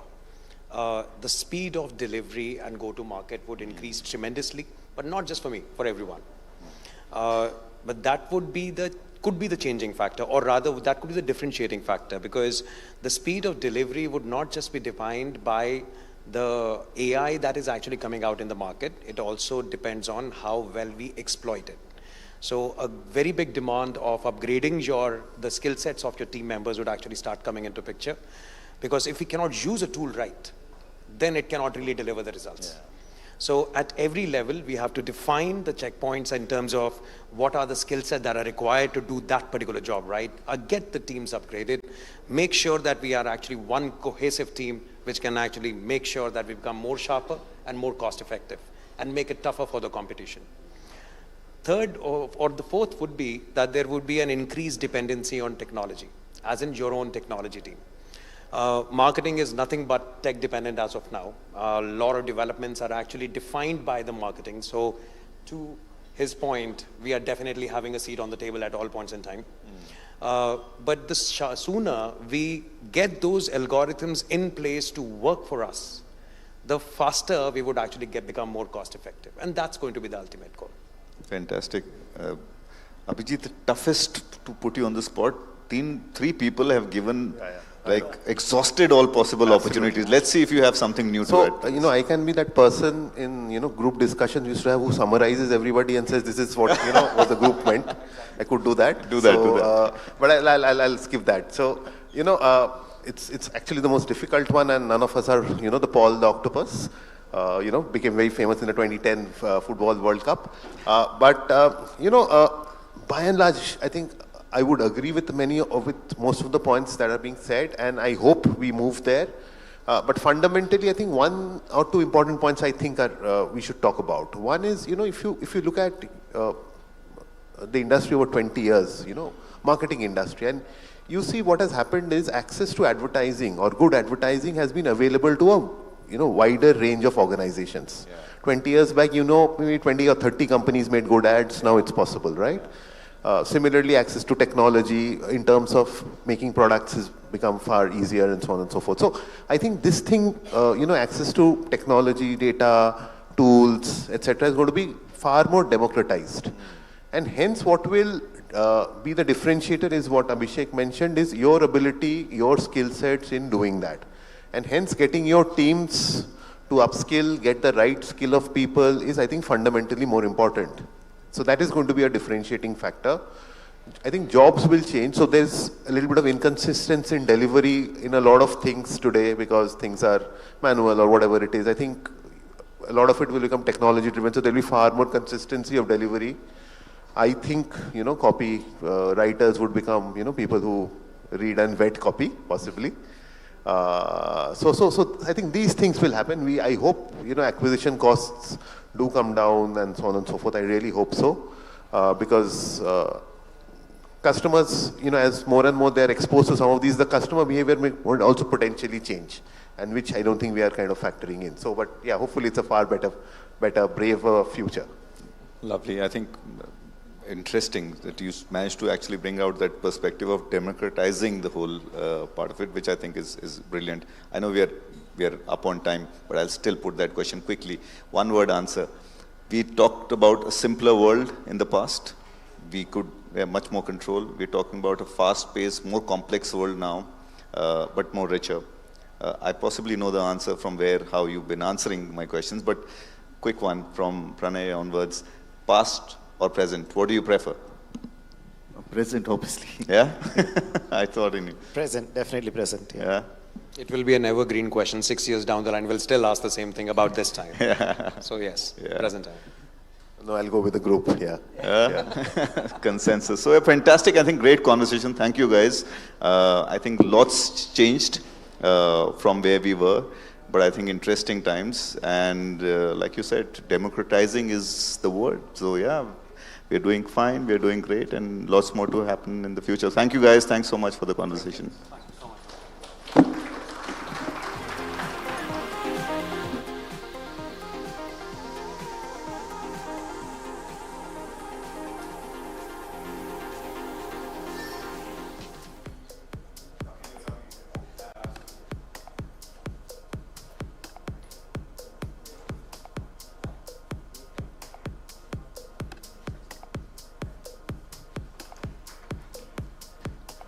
Thank you, Amit. Thank you, dear panelists.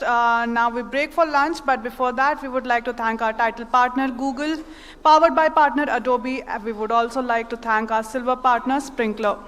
We'll get back in a while.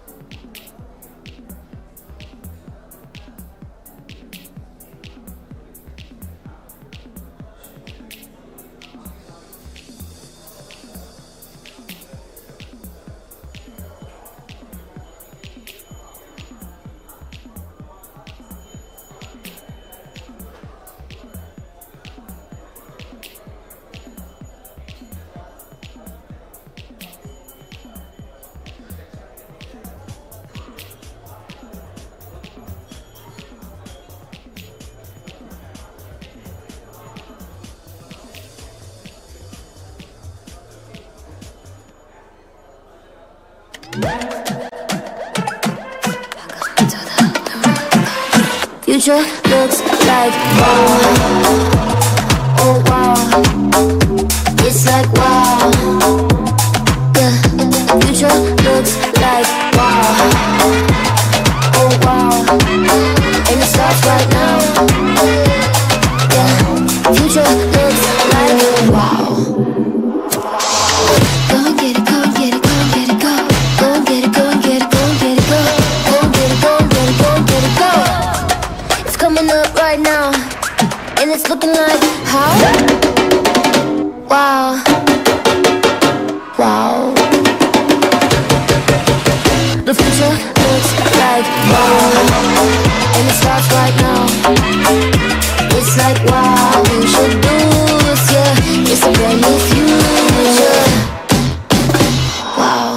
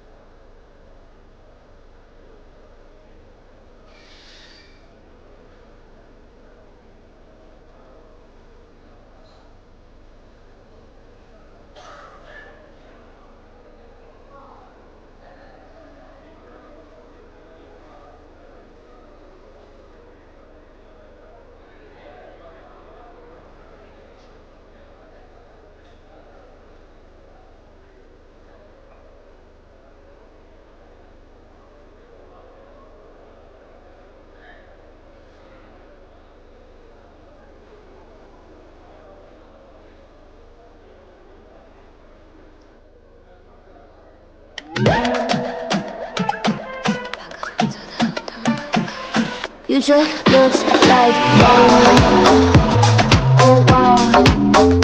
It's like wow, yeah. Future looks like wow, oh wow. And it starts right now, yeah. Future looks like wow. Go and get it, go and get it, go and get it, go. Go and get it, go and get it, go and get it, go. Go and get it, go and get it, go and get it, go. It's coming up right now, and it's looking like how? Wow, wow. The future looks like wow, and it starts right now. It's like wow, we should do this, yeah. It's a brand new future. Wow.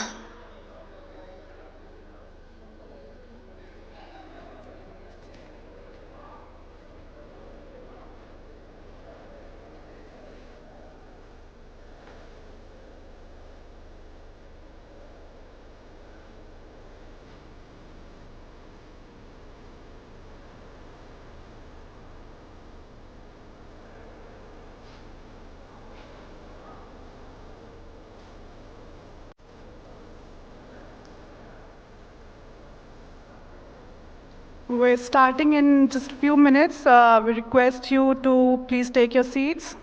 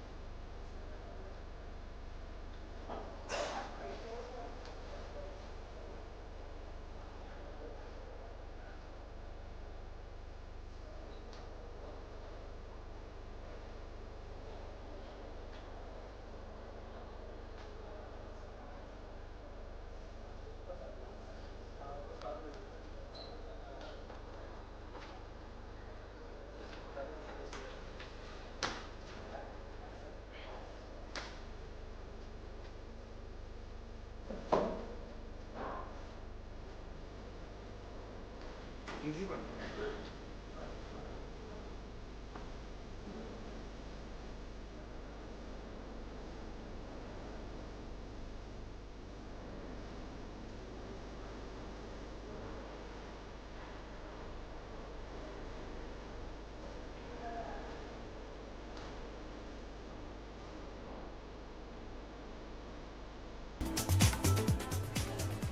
I hope everybody is back. Welcome back, everyone. And without any further ado, we now proceed towards the next discussion of the day, titled Unlocking Business Growth, the Dual Power of Generative AI in Creativity and Productivity. The panelists will discuss how generative AI is revolutionizing the business landscape by driving creativity and productivity. For this, we have Lijo Isaac, Chief Product Officer, Entrepreneurship, Vadwani Foundation, Sachin Vashisht, Chief Marketing Officer, Paisa Bazaar, Nikhil Dogar, Senior Vice President and Head, Dataverse, Tata 1MG, Janani Maruti Srinivas, Head Marketing India, DME, Business and Enterprises, Adobe. The session will be moderated by Bijin Jose, Assistant Editor, The Indian Express.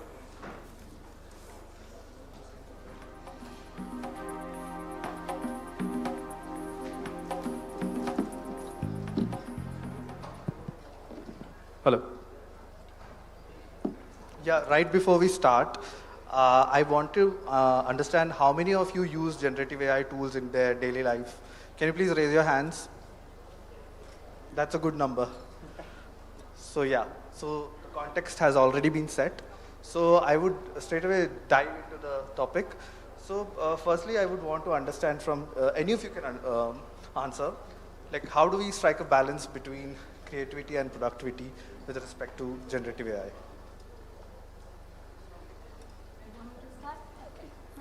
I can go first. First of all, thanks for all of you for coming here. We saw a full room today in spite of all the rains, and it's so energetic to see a full house after lunch as well. We were just wondering that we are just after lunch, so what's going to happen? So, Lijo, I think creativity and productivity coexist in an era of Gen AI. I think creativity kind of enhances productivity and vice versa. Why I'm saying this is when we want to become creative using Gen AI tools, it gives us an opportunity to explore, ideate, and save time for creators. And this enhances their productivity to the level that they can kind of create their workflows, minimalize the cost, save cost, and make this maximum utilization for their businesses. I think they kind of coexist. It's not either or is my point. But do you think, one is more of the focus than the other, like creativity over productivity or vice versa? It can never be one over another. I think if they don't coexist, it's like parallel streams which come to, and converge in the end to give you the end result. It cannot be one or the other because it has to balance itself. So I'll just add to it. There are a lot of non-creative tasks associated with a creative task, right? Even if, if you want to create a piece of art, there are a lot of other things which you have to do first, and then you get into that creative process. Now, what we do, and I believe that it's sort of a pyramid. At the bottom of the pyramid are all mundane, repetitive tasks. At the epitome of that pyramid is a very creative, highly creative task, right? We can't jump from bottom to the top in one go. And I'm talking about an organization or an individual, right? You have to go one by one.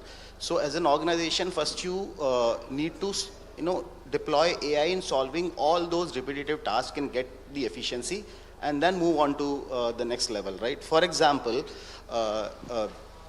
if you are creating a film, right, you would not want AI to, edit that film at the first go, right? You would want the framework to be done. If you have written a script, you want to just, ask the AI to just proofread it once, whether all the things are in place. So all the things which are being done by a number of people, that can be done by a single guy now.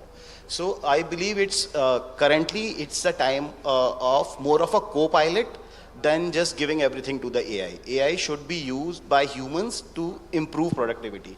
why the onus of creativity at this moment should lie with humans only. Lijo, do you want to add, or Nikhil? Yeah, sure. I'll add to that. So if you look at the evolution of technology, I think over time, productivity has been an easier problem to solve. You get the gains, the low-hanging fruit is easier to get on the productivity side. Whether you look at digitization, whether you look at automation, all of these things have happened in the past. What AI has done is it's brought creativity into the purview of technology. So now if you look at all these Gen AI tools and other tools which are out there, they are actually helping you expand the scope and get creativity in there. But like it was mentioned, I think the easier problem to handle will be productivity. Creativity will take some getting to, but I don't think there is an either or, that we choose between the two or one gets primary focus over the other in the AI world. So I think that's where we are right now. I think there's still a journey to cover before we get to where we can see the impact from both equally. Yeah, that's fair. So we are not looking at AI as an efficiency tool with focus only on productivity. We are looking at it as a tool for creativity. So we are in the difficult problem of creating jobs for people. So in next 10 years, India would require 50 million jobs, out of which only 20 million will be created if we go at this growth rate. So what we do is that we work with government institutions, we work with most of the leading educational institutions, and we try to ensure that there are a lot of entrepreneurs who are starting their enterprises in India. So we look at AI as a co-intelligent partner. What I mean by that is that we launched our first AI copilots way back in 2023 for our skilling department. Now we work with entrepreneurs to ensure that they are able to think better. When I say think better, when we do insights with entrepreneurs who have made it big or who could not succeed, a lot of them tell us that I have climbed the wrong mountain. So we ask, what do you mean when you say you have climbed the wrong mountain? They say that I have made as much effort or spent as much resources as so many of the people out there who have made it big. But I chose a wrong problem to solve. If I had chosen the right problem, then I would have created much more impact. So we are actually looking at AI as a tool which will help to ensure that they are climbing the right mountain. So if somebody is coming and telling the mentor currently, which is a human mentor, that I want to start a bakery, then the AI, if it is an AI mentor, it asks, why are you thinking only about a bakery? Why are you not thinking about a chain of bakeries? Just to give an example. But there are people who comes to us and say, I want to start a space tourism business. So we use AI, we use multiple LLMs to ensure that we are able to guide them the right way. From the idea generation till the time we are able to create a viable business which create jobs for a lot of people out there. Great. So one more thing I wanted to understand is, like, a lot of companies, they claim that they are deploying generative AI into their workforces. So what are your thoughts on, like, how are they integrating AI into their systems, and are they also equally equipping their employees to use these systems? What are the kind of training and skilling that is happening there? Is there anything that you can add, any of you?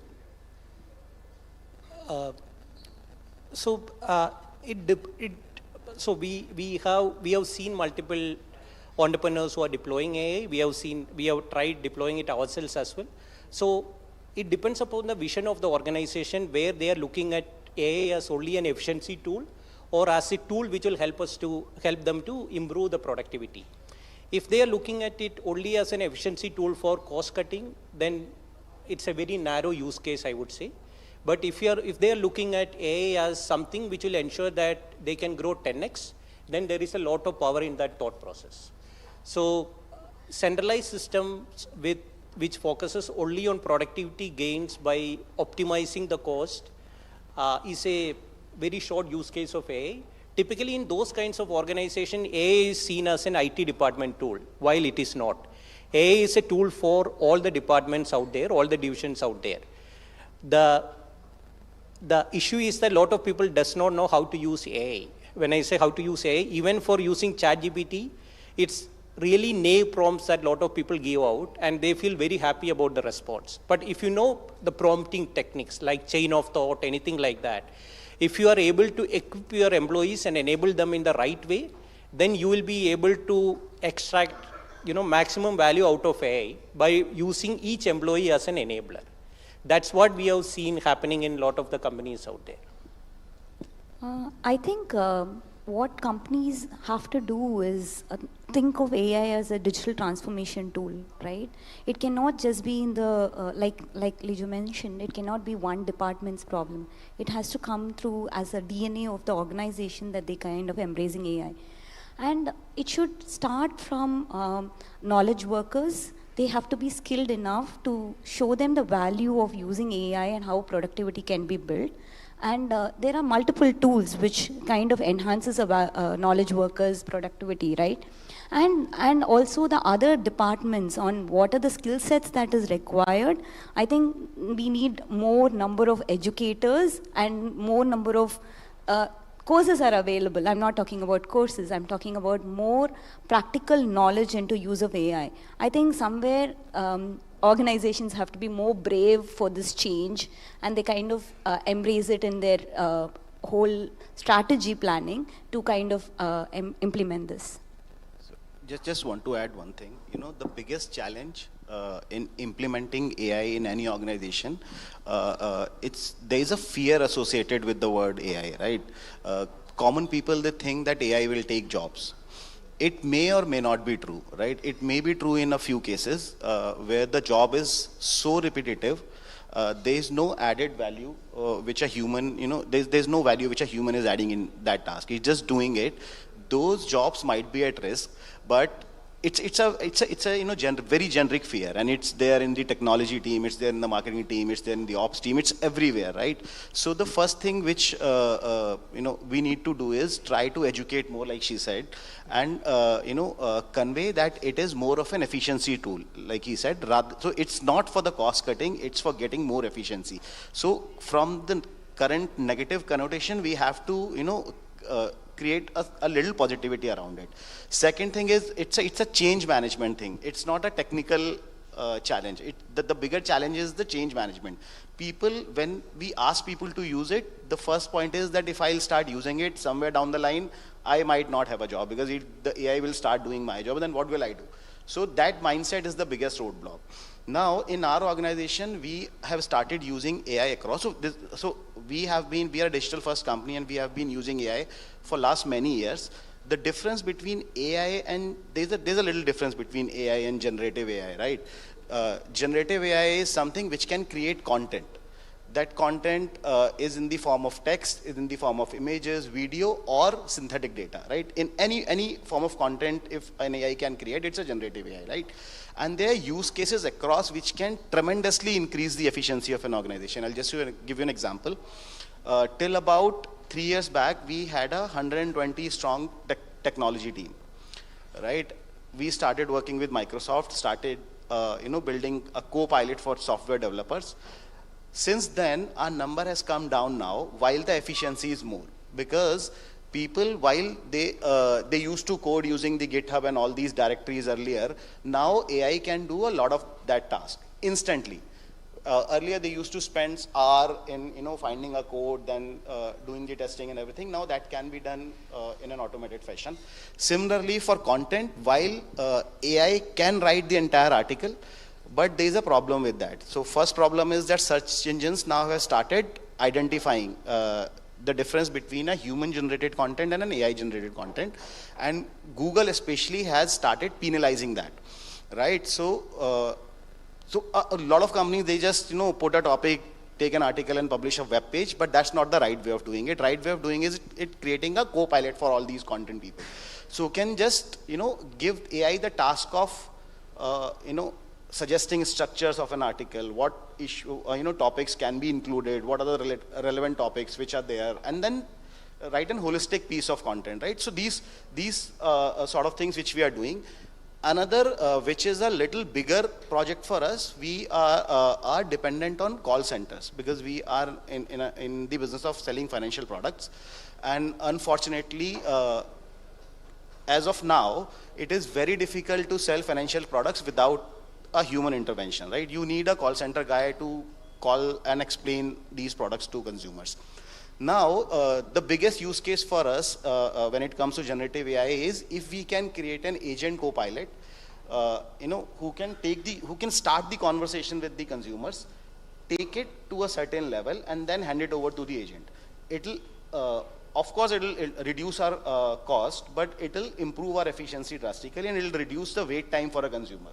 Right, so these are the things how we are doing it, and the challenges are not the technological one, but the more of a psychological or related to the fear. Yeah, I think just circling back to your original question around how the workforce needs to be upskilled in this. So I think fair point that AI, we need to think of it more as an enabler than a disruption. While there will be disruption, what is very clear is that what it will start looking at is the repetitive, the mundane tasks which essentially a human should not be doing in the first place, right? So then what does that mean for your workforce? It doesn't mean that you will lose jobs. It means that you need to upskill to a level which AI cannot perform today.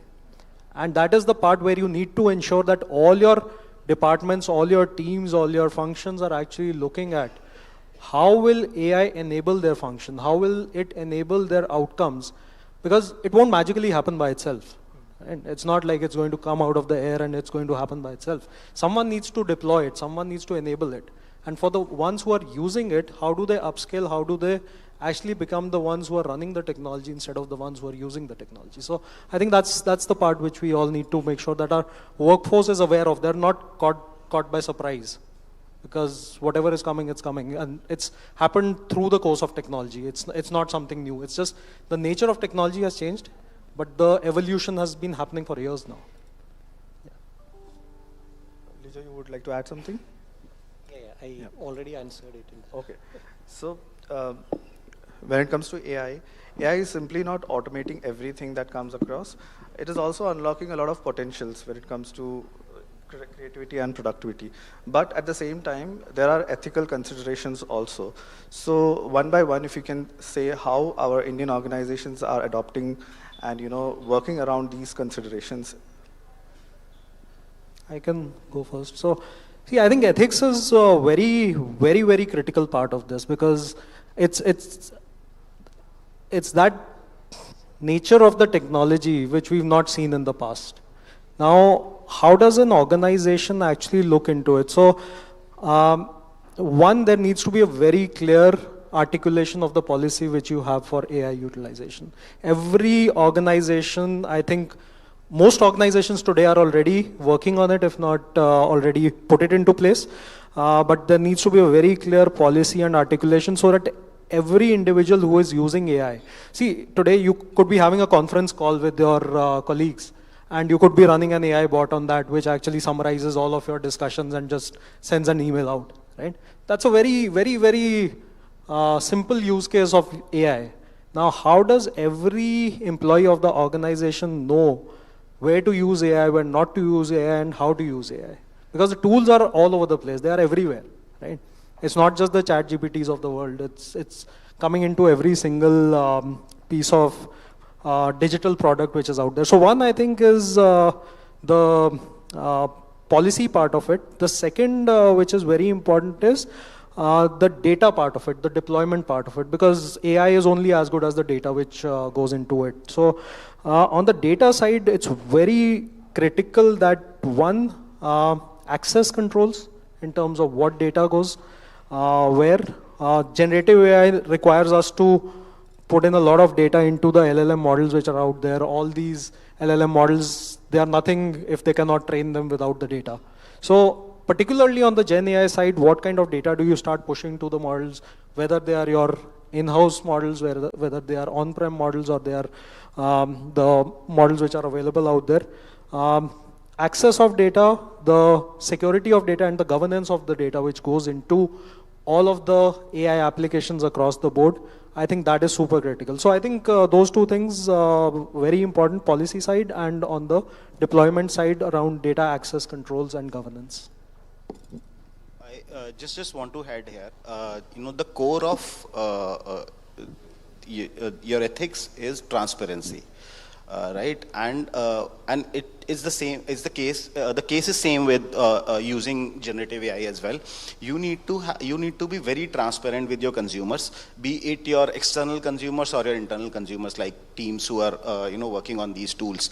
Have a right ethical code of conduct and make sure that that code of conduct is followed by each and everyone in the organization. And that cannot be only done by relying entirely on generative AI. There has to be a human intervention. There should be regular audits. There should be adequate declarations at different places.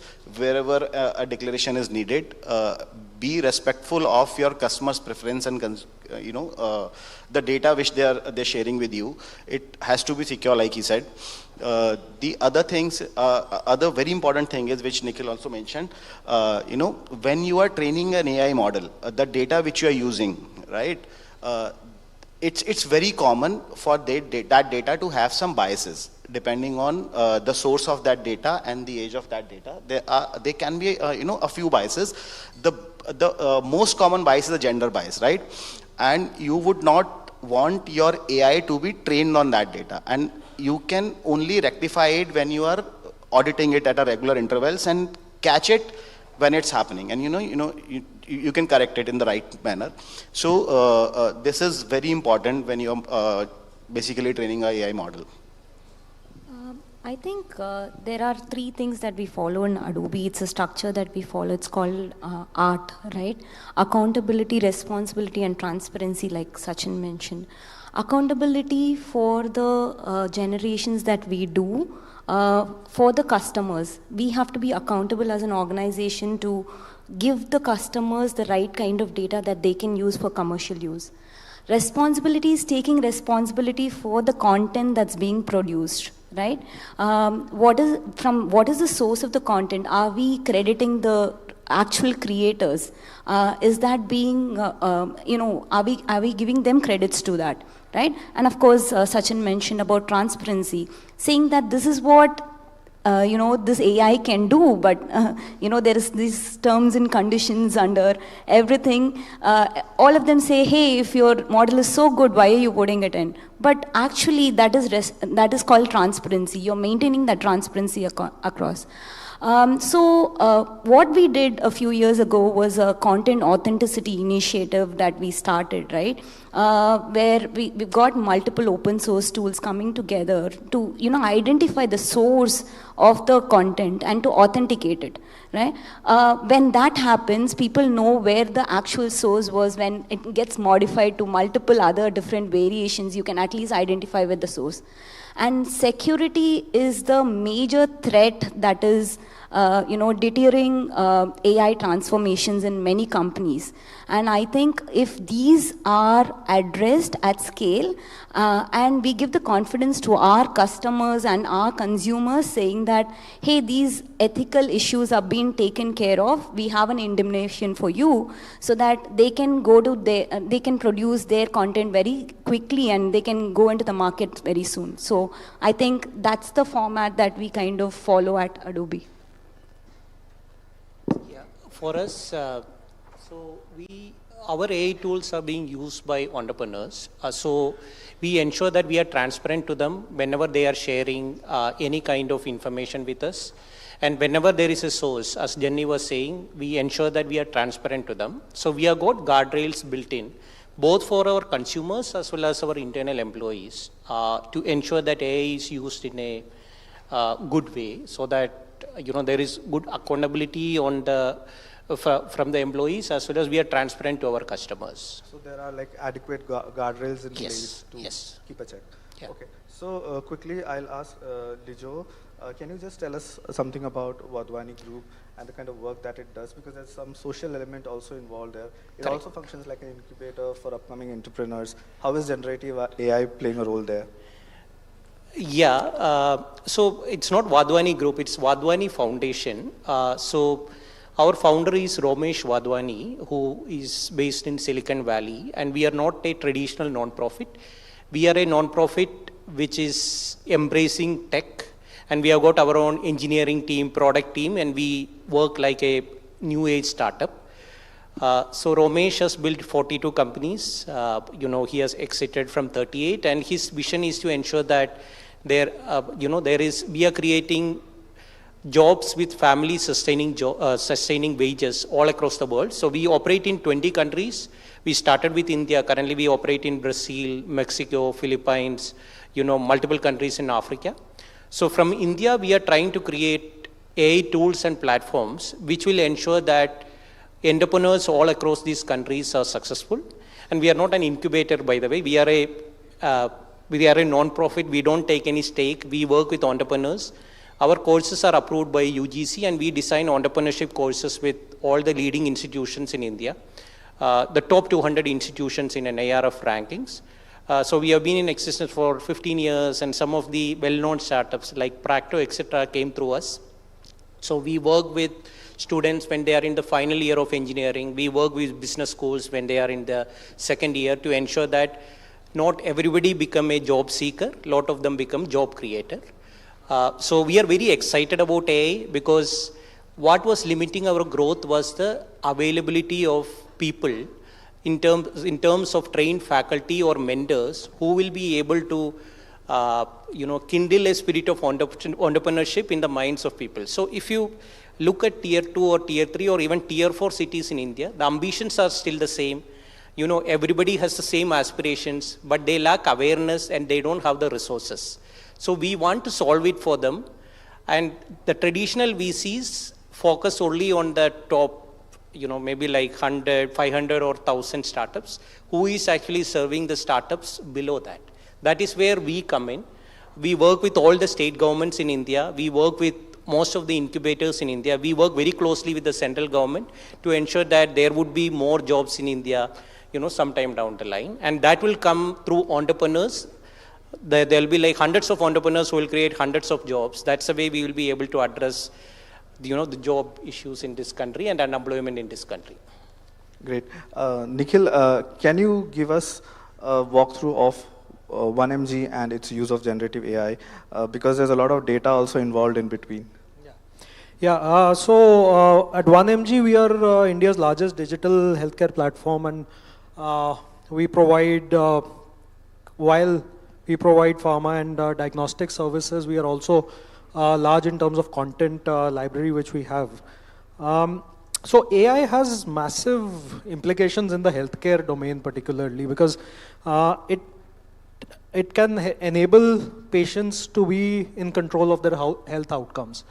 Particularly if you look at 2 or 3 areas within healthcare, there is drug discovery and genomics. It's a big area where it takes years for drugs to be, for the research to happen, for molecules to be identified and all of that. So that is being, there's a phenomenal change in terms of the speed of getting to that. There is the whole clinical trial space which is ripe for AI disruption. There is the whole radiology space. AI can help you read your radiology reports so much more accurately if done right. And also on the commerce side and in areas particularly with 1mg, what we are also trying to work on is places like digitization of health records. In India, particularly, it's a big problem because health records there's no single repository of health records for a patient. You'll have a file full of prescriptions or diagnostic test reports with pieces of paper lying around. But can you digitize, can you put all of that together and also use that to basically do risk assessment for a patient who is very early in that journey? Can AI help figure out that there is some intervention which is required to make sure that the disease does not progress. And particularly in areas like cancer and other, there's a lot of implications over there. So I think it's still day one, still very early days in terms of what AI can do in healthcare. But we are starting to see at 1MG particularly, one is the commerce side of things where we are working on content generation. We are working with understanding consumer personas, making our supply chains more efficient. But on the clinical side also, there is a lot of work going on around digitization of medical records, around health insights, for example, based on all those, all the information which you get. Can you also share some insights with the users on their healthcare and how healthy or how fit they are? So multiple use cases, I think still very early in terms of what we can deliver over there. Great. Sachin, I would want to understand, like, when it comes to financial services, we all know that trust is paramount. So how does Paisa Bazaar, with its use of AI or generative AI, enable that kind of trust and transparency in its customer, maybe through their marketing messaging? Yeah, right. So, we are in an industry where the most crucial thing in a company's success is trust. If people trust you, because there's a transaction happening and with real money, right? And as far as the use of AI is concerned, I mentioned that we are using it across technology, marketing, and operations team. And wherever it is exposed to the consumers, we give a declaration that this part of content is generated using the AI, or this is this specific thing is done by using the AI. So we mention it very clearly on our app, on our site, in all our communications. Now, where do we use it and how we are trying to use it to enhance consumer trust is that we use it to generate multiple versions of the communication which we do with the consumers across different languages, because it's difficult to manually translate each and every message in different languages, and there are 4, 5, 6 prominent languages in India. While there are a lot more, but Hindi, English, Tamil, Telugu, Kannada, Marathi, Bengali. So it's not humanly possible to translate each and every message humanly. So we rely on AI doing that. But while we are doing it, we mention that this translation was done using an AI. So it may or may not be correct. Similarly, we use it for our media planning also. Whether it's digital or TV, we are one of those few organizations who measure TV also like we measure digital. We have some internally built models. We use it there also. All the ad serving in media planning, we do it through the help of AI. Now that call center use case which I mentioned, we are working with Microsoft on that. It is not solved yet entirely, but hopefully we'll solve it soon. We have just started a pilot. Let's see if it's successful, we'll scale it up. Another piece where AI is helping us is the data analytics and risk. We are an aggregator of lending products, right? We work with more than 80 partners across the country, which includes large banks and fintechs and NBFCs and all. While we do not take any risk, but we want to minimize risk for our partners, because we work with them at a very deeper level, and to understand that risk and to find segments which can be negative for our partners, we use AI in analyzing those risks and weeding out those segments which may not work for our partners. Similarly, for acquisition also, we use AI in our propensity modeling to reach out people right at time when they might be needing a loan, because loan is a product which is not very frequent, like medicines, or you may need medicines once every week or once every month. But loan is a product where if it's a personal loan, you'll need it once in 2-3 years. If it's a home loan, you may never need another home loan in your entire life, right? So the timing of the communication is very critical here. And just to set you the perspective, 35-40% of our revenue at our scale comes from our cross-sell campaigns. So our model, I would say, it's not the best, but it's quite accurate. right? So we use AI there also. But as far as trust is concerned, whatever we do within the guidelines of consumer preference and consumer privacy. Yeah. And we are actually short of time. I just need to ask one last question to Janani. So answer it as briefly as possible. At this point of time, India has a bustling creator economy. How is Adobe's creative tools or suite helping it, empower it further? Sure, I'll make it as quick as possible. So we know there's a content overload. We've seen so many YouTube channels, everything coming up, right? At Adobe, we believe in raising the ceiling for creators and lowering the floor for knowledge workers.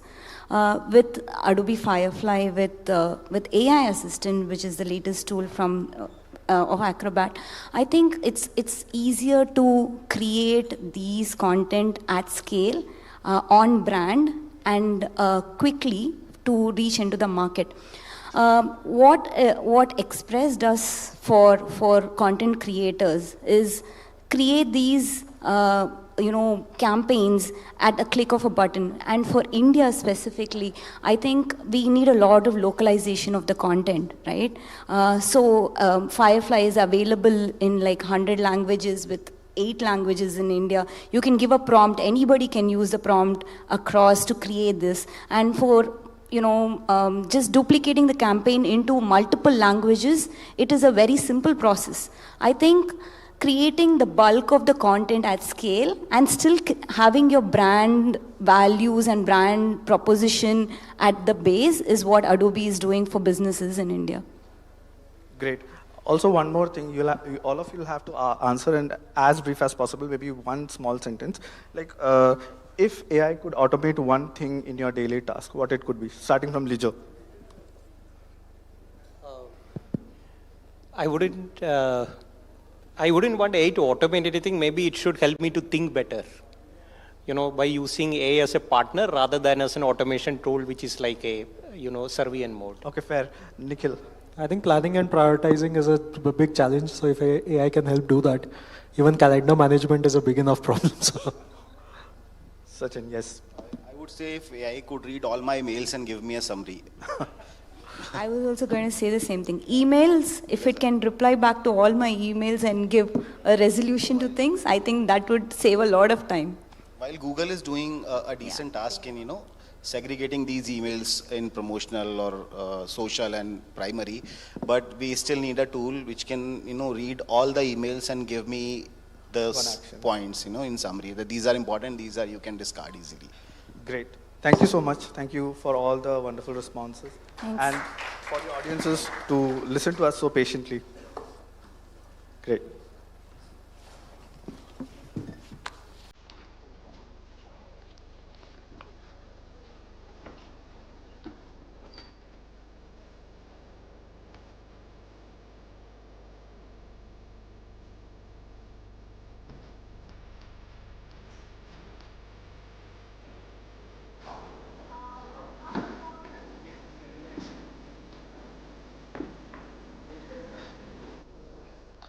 Thank you. We now move on to the next session of the day titled Unlocking the Potential of SMEs.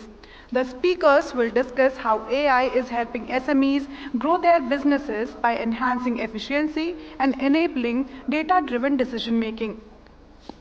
For this session, we have Mukesh Mohan Gupta, President, Chamber of Indian Micro, Small and Medium Enterprises, Taru Dahiya, Managing Director, Google Cloud, Asia Pacific. To moderate this session, we have Narayan Devanathan, President and Chief Strategy Officer, South Asia, Dentsu. Can we have our speakers on the stage, please?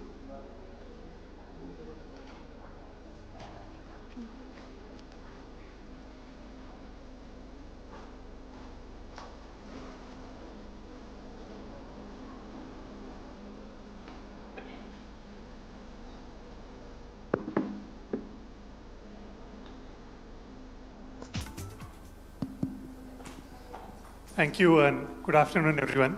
There's already been one session after lunch, so hopefully everybody's fully awake now. इसके बाद coffee break भी होगा, so hopefully that will also keep you alert until we finish through this session. Welcome Taru, welcome Mukesh ji. We have 25 minutes and we hope to have a provocative conversation as we go forward. And in case you're wondering, yes, that's still me, I just have more hair over here. Mukesh ji ne abhi thodi der pehle, while we were talking in the speaker's room earlier, he said, you can ask me any question. So I'm actually going to take you up on that to begin with and ask you this. अब बारिश का मौसम है, दिल्ली में सबसे बढ़िया जलेबी कहाँ मिलेगा? तो देखिए, ये अगर आप इसको एडवर्टाइजमेंट ना समझें तो मुझे लगता है हल्दीराम जो है, मैं तो वहाँ की जलेबी खाता हूँ, तो मैं तो यही कह सकता हूँ कि हल्दीराम की जलेबी। और अगर हम यहाँ अगर हम आईटीसी मौर्य से भी रिक्वेस्ट कर सकते हैं, because I have my daughter's marriage here, और इन्होंने भी जलेबी अच्छी खिलाई थी, तो थैंक यू आईटीसी स्टाफ। मुझे लगा आप करोल बाग में कोई छुपा हुआ गली में से कुछ नाम निकालेंगे आप। MSME। Taru, what is your favorite jalebi place? I'd say Haldiram's as well, or Bikaner. There's one on the golf course. I know you're in DLF phase 4. Yeah, they are. Yeah, mid segment. But yeah, the crispy, thin, right in front of you, coming out of that kadhai. Yeah, amazing. So actually, I think Haldiram's and Bikaner wala have an advantage over, say, how many of you have heard of Thaggu ke laddu in Kanpur? Oh, that's fantastic, right? Okay, so at least 5, 6. And they've not expanded beyond Kanpur. But there is a lesson perhaps both in Thaggu ki laddu as well as Haldiram, if they also fit under the definition of MSMEs. But we want to talk about how to unlock the potential of SMEs, and especially in the context of digital, in the context of AI. And I thought पहले जलेबी की बात कर लेते हैं, उसके बाद उसमें भी AI है वैसे, जलेबी के अंदर letters A और I तो है ही. But I actually wanted to start off by asking another question for both of you over here, which was, we kind of take it for granted. SME तो है, कल को बंद हो जाएंगे तो कहीं और कुछ खुल जाएगा type of thing. And we always obsess about the big corporations closing down. So Taru, for example, if Google were to close down tomorrow, we'll be like apocalypse now kind of thing. But I want you to imagine a world without SMEs. What would happen if there were no SMEs? Me? So I want to rephrase your question, sir. आपका question थोड़ा ठीक नहीं है. Sorry to say this thing, but मुझे लगता है आपका question होना चाहिए कि अगर अभी से दुनिया में ऑक्सीजन खत्म हो जाए तो क्या होगा? I suppose SMEs are the oxygen. और अगर SME नहीं है तो I suppose I'll not be here because I represent Chamber of Indian Micro, Small and Medium Enterprises. We have a lot of MSMEs to which we support. तो पहली बात तो I'll be finished. My friend will also not be there because they are also serving to MSME sector. तो Google may also not be there. What we do जब हम सुबह उठते हैं, मैं सोचता हूँ कि many people ask me कि what is MSME? तो मैं ऐसे बोलता हूँ जब हम सुबह उठते तो what we do? सबसे पहले ब्रश करेंगे, who is manufacturing this toothbrush? An MSME. फिर हम अपना ब्रेकफास्ट करेंगे, who is supplying the bread, the milk, you know, many other things, आटा, दाल, all these things. और उसके बाद our clothes, shoes, everything, our stationery when we go to the office. तो हम नारायण जी, हम अगर MSME नहीं होगा तो मुझे लगता है कि ये जो यूनिवर्स है it will collapse. ये कुछ नहीं होगा हमारा. There will be no jobs अगर हम इकोनॉमी के हिसाब से देखें, because we know that government jobs जो हैं, there are about 90 lakhs jobs which are available through the government departments, but the SMEs employs more than 20 crore people. So this is the largest employer after the agri sector. Economy में the contribution of MSMEs is more than 30%. So 1/3 GDP is being supported by these MSMEs. Exports more than 45%. So there are a lot of data which do, but for me, अगर MSME नहीं है तो ये दुनिया नहीं है. Fantastic. I think you couldn't have driven it home better. I think Taru, Mukesh has already covered that you will be out of a job. What else would happen if SMEs wouldn't exist? I cover the SMB practice for Google Cloud. So yes, I will be out of job if SMEs didn't exist. But to be honest, I hope that day never comes, because I'm sure everybody would agree that SMEs are the backbone of any country's economy, right? And if SMEs did not exist, the economic and the social landscape in our country would be drastically different. It's kind of relationship between that I see SMEs and the economy is like a very symbiotic relationship. And an analogy that I can use is the spokes of a wheel. You know, if one spoke weakens or breaks, the entire movement of the wheel gets hindered. Similarly, a strong spoke, here I'm talking about MSME, fuels the entire structure for the MSME, for the economic growth. A couple of examples that I'd say where the impact will be much, much larger, which is pretty much the same thing that Mukeshji said. I'm going to just say it in a more corporate language. Reduction in GDP. He talked about that over a quarter, right? 1/4 of the GDP comes from our MSMEs in India. There will be an economic slowdown. There's no doubt about that. Right? It's just not the large organization that runs our economy in the country. It's the SMEs and the micro businesses that run that. So there will be an economic slowdown.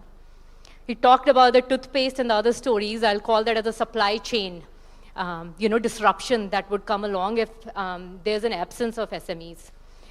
They provide goods and services to larger organizations and connect the remotest of the parts of the country, providing that last mile connectivity from these goods and services. So there will be a massive disruption across sectors, whether it's a toothpaste to a soap, to even the automotive parts, etc. It will be a massive disruption. The third one, that Mukeshji also spoke about, is the massive unemployment and increased poverty. SMEs, whether you believe it or not, is the fact that they are the largest employers in our country, offering millions of jobs. And there will be, if there's an absence of SMEs or they disappear suddenly, there's going to be an economic crisis in our country, right? And this will not impact only the skilled worker, but the semi-skilled and the unskilled workers in rural areas. And what's more important for all of us to understand, as we all talk about inclusion, talk about bringing, all sectors together, it will also create a massive barrier to empowerment of bringing women as part of the workforce, because they bring, not just women, but also the other underrepresented groups as well. So in my opinion, and similar to what Mukeshji said, Narayan, I feel there will be a devastating effect on the society and the economy in India if SMEs didn't exist. Fantastic. So let me connect it back to something Mukeshji said and ask a second question to both of you. आपने कहा कि actually SMEs are like the oxygen we breathe. There's another thing now that is so pervasive, almost like oxygen, which is technology, and particularly everybody now talks about AI, and coincidentally there is AI in air also, like we breathe.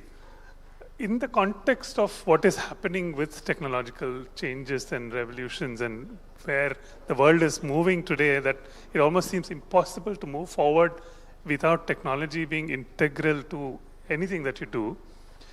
In that context, what is the most critical challenge facing SMEs? Agar if they don't tackle that, then they will become the ones who are disrupted, right? So, Taru, I'll start with you this time. Sure. I think when I speak to a lot of SMEs as part of when we are talking about cloud computing, cloud solutions from Google Cloud perspective, I think there are a lot of challenges that come up, right? It could be related to access to capital, could be related to competition. Somebody in my industry, in the same sector, is ahead of the game. How can I do that? Or even talent and skills perspective. But hey, Narayan, we are in an AI era, right? So keeping this in mind, the single most critical challenge that I feel, and I've been hearing from SMEs, is the lack of expertise and resources in helping them not just adopt, but also implement the latest digital AI technologies. And this challenge, in my opinion, manifests in many forms. It's just not about, oh, I get the resources, let me apply, and I'm running with my cloud practice, or I'm automating stuff, or I'm improving my customer experience. It's not just that. It's across a variety of things. Let's talk about financial constraints. AI solutions require significant investment, whether it's in hardware, software, or even personal training. And if SMEs, especially these micro SMEs, they're on limited budget, it's a big barrier for them. So that's one of the challenges under the big pillar. The second one will be the AI talent shortage. One, identifying the talent, then finding, recruiting, retaining that talent is challenging, and especially when the same as MSMEs are also competing with larger organizations for that talent. You know, it's the AI talent that we're talking about here, which is not as common as, it is definitely getting better, but it's not as common as a tech talent otherwise available. And the third piece, I would say, let's say they have covered all of this. How do they integrate the AI technology into the existing systems and processes? It's even more cumbersome, time-consuming, and complex because they don't have those specialized resources in-house to do that. So this is another big challenge. And then collectively, all of these three barriers that I talked about, under that pillar of not having the right expertise and resources, can actually dampen the entire uplift that we're talking about for SMEs. And what would this lead to? This will restrict these SMEs to reap the benefits of AI era, which is, whether it's in terms of improved faster decision making, enhanced customer experience, and many more, right? So I would say the critical most would be the talent and the resources and the expertise for SMEs in this AI era. Thank you, Tharu. Mukesh ji? So I would like to add something on a very simple language. So दो तरह के businesses हैं SME में particularly. One is Lala type business की वो ठीक है. They have their shop, they have their small manufacturing unit, they are doing the business in fact, they are supplying to limited customers. और दूसरा SME वो है the young entrepreneurs which want to grow in fact. And in today's world, no SME can grow without using the technology. So technological upgradation is, I suppose, the basic problems also which most of the MSMEs could not get. So technological upgradation के लिए government is also very much concerned, and there are schemes where the subsidies are available for technological upgradation of these MSMEs. I'll give you 2-3 small examples where you will understand my friends will also understand, and many of you will be aware of these things, which are the recent development as far as the technological upgradation is concerned. We have seen the UPI, right, which has changed the system of payment. अभी हम कहीं बाहर जाते हैं, we do not need any cash, any wallet, कुछ नहीं है. Only the phone is our bank account. Phone is the way of payment. So UPI is there. But government is coming up now. I suppose some of you might have heard. Lending, as she was rightly referring to, that lack of capital, lack of finance is also one of the problem being faced by the MSMEs. और वो इसलिए होता है कि उनको bank से easily loan नहीं मिलता. So recently, Reserve Bank of India has announced ULI. Yeah, right? You might have heard that. Now everything will be through this ULI system, Unified Lending Integration, और अब इसके through funding होगी हमारी bankers के. I normally discuss, and I discuss this thing in a pre-budget consultation meeting with the Honorable Finance Minister also. Why lending? Why bankers need so much of documents from me? Why you need a balance sheet? Because the balance sheet of an MSME can never be bankable. वो उनकी जन्मपत्री मिलती नहीं है. Bank की जो loan policy है, उनकी शादी कैसे होगी बैंकर्स और borrower की?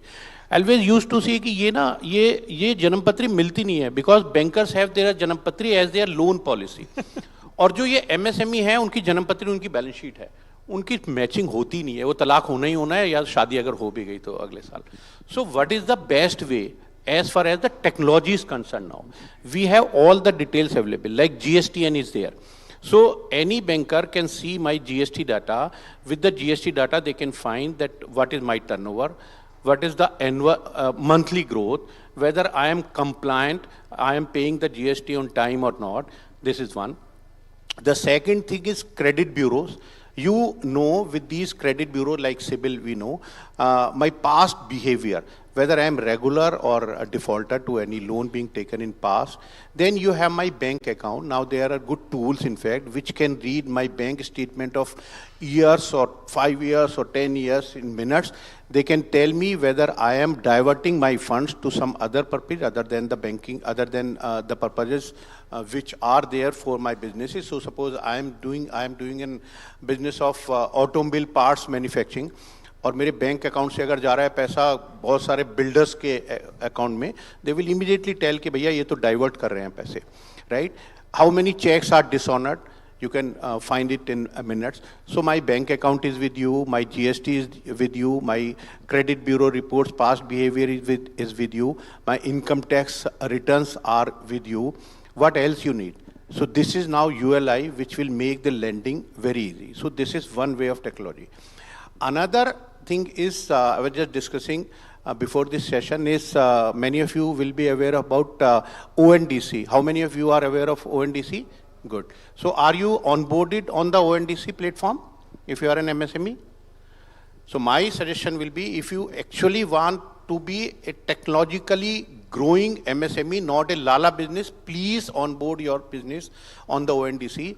This ONDC is making your e-commerce website in one day. You can sell your product to the entire world, not only in the country, with a click of button. Your e-commerce website will be there. There are a lot of logistics partner which will assist you in delivering your product. The payment gateway will be integrated over there. Another big problem of MSMEs being faced is the delayed payment. Now the government is coming up very soon with online dispute resolution system, ODR. It will be in place maybe another 15-20 days or maximum 1 month. So technology upgradation is very, very important if any MSME wants to grow, and the government is giving a lot of subsidies also, a lot of loan schemes also, gift scheme and the spice scheme, perhaps some of you will be aware of, are only for this purpose. So this is all from my side. Thank you. Did you want to add something, Taro? No, I'm good. I think we covered those topics, and there's... So in fact, Mukesh, again, you've given me a good way to segue to my next question. And आपने problem भी identify किया, कुछ answers भी देने शुरू कर दिया आपने. So let's get on to that. The critical question is, okay, we are clear that without SMEs, the economy will collapse. We are clear that in the face of the technological revolutions that are happening, there are critical challenges that SMEs face. What are 3 critical recommendations you would give to unlock the potential, true potential of SMEs, given all the change that is happening? कल को अगर financial access में headline आता है और आपने advice देना है policy makers को, MSMEs को कि ये करो तो true potential unlock होगा. So what would you suggest? And Taru will end with your words of wisdom. So you rightly asked suggestions to MSMEs and the stakeholders. It's very good. I really appreciate. So सबसे पहले तो I would like to suggest something to the MSMEs. Because MSMEs का क्या होता है, हर बार आप कोई post डाल दो, कहीं कुछ देख लो, कहीं मीटिंग करें, so their problem he bank loan नहीं देता जी, सरकार कुछ करती नहीं हमारे लिए. आप जब तक अपने आप को स्ट्रांग नहीं करेंगे ना, no need to look every time to the government, to the bankers. So suggestions to MSMEs is very, very clear, and I always tell them that you need to be compliant, you need to be financially disciplined, you need to be ethical. और एक चीज़ और है कि जब कोई आदमी business करता है ना, तो आप किस लिए बिजनेस करते हैं कि यार आराम से रात को घर जाएं शाम को और फैमिली के साथ पिक्चर देखने जाएं, रोज डिनर पे जाएं, 5, 7, 10 दिन के लिए, 15 दिन के लिए घूमने जाएं. ऐसा इरादा है ना जब बिजनेस करते हैं आप? क्यों? तो मुझे लगता है कि ये तो बिल्कुल भूल जाइए. So you need to work very hard in fact. और जो MSMEs हैं उनके लिए शायद ये चीज़ें अभी शुरू में नहीं हैं. So for the MSMEs, yes, you have to be ethical, financially disciplined, understand the need of the bankers and the government, and try to come up to their expectations. So this is for the MSMEs. और मुझे कोई doubt नहीं है that if you will adopt and you will follow these things, government and the bankers will be behind you. As far as the stakeholders are concerned, so the big problem which is being faced by MSMEs is timely and adequate finance to MSMEs. तो इसका एक तो जो suggestion है which has already been accepted by the government in this budget, we also recommended very strongly that funding to the MSME should be cash flow based funding than the balance sheet funding. in this budget, the government has announced that the private banks and NBFC are already doing cash flow based funding, but now it has been made mandatory for the public sector bank also to reassess the financial need of MSMEs through cash flow based funding. So एक तो ये बहुत important है. Another suggestion I would like to submit to the stakeholders, particularly to the banking and the government, that there should be no system of offline loan application system in the banking channel.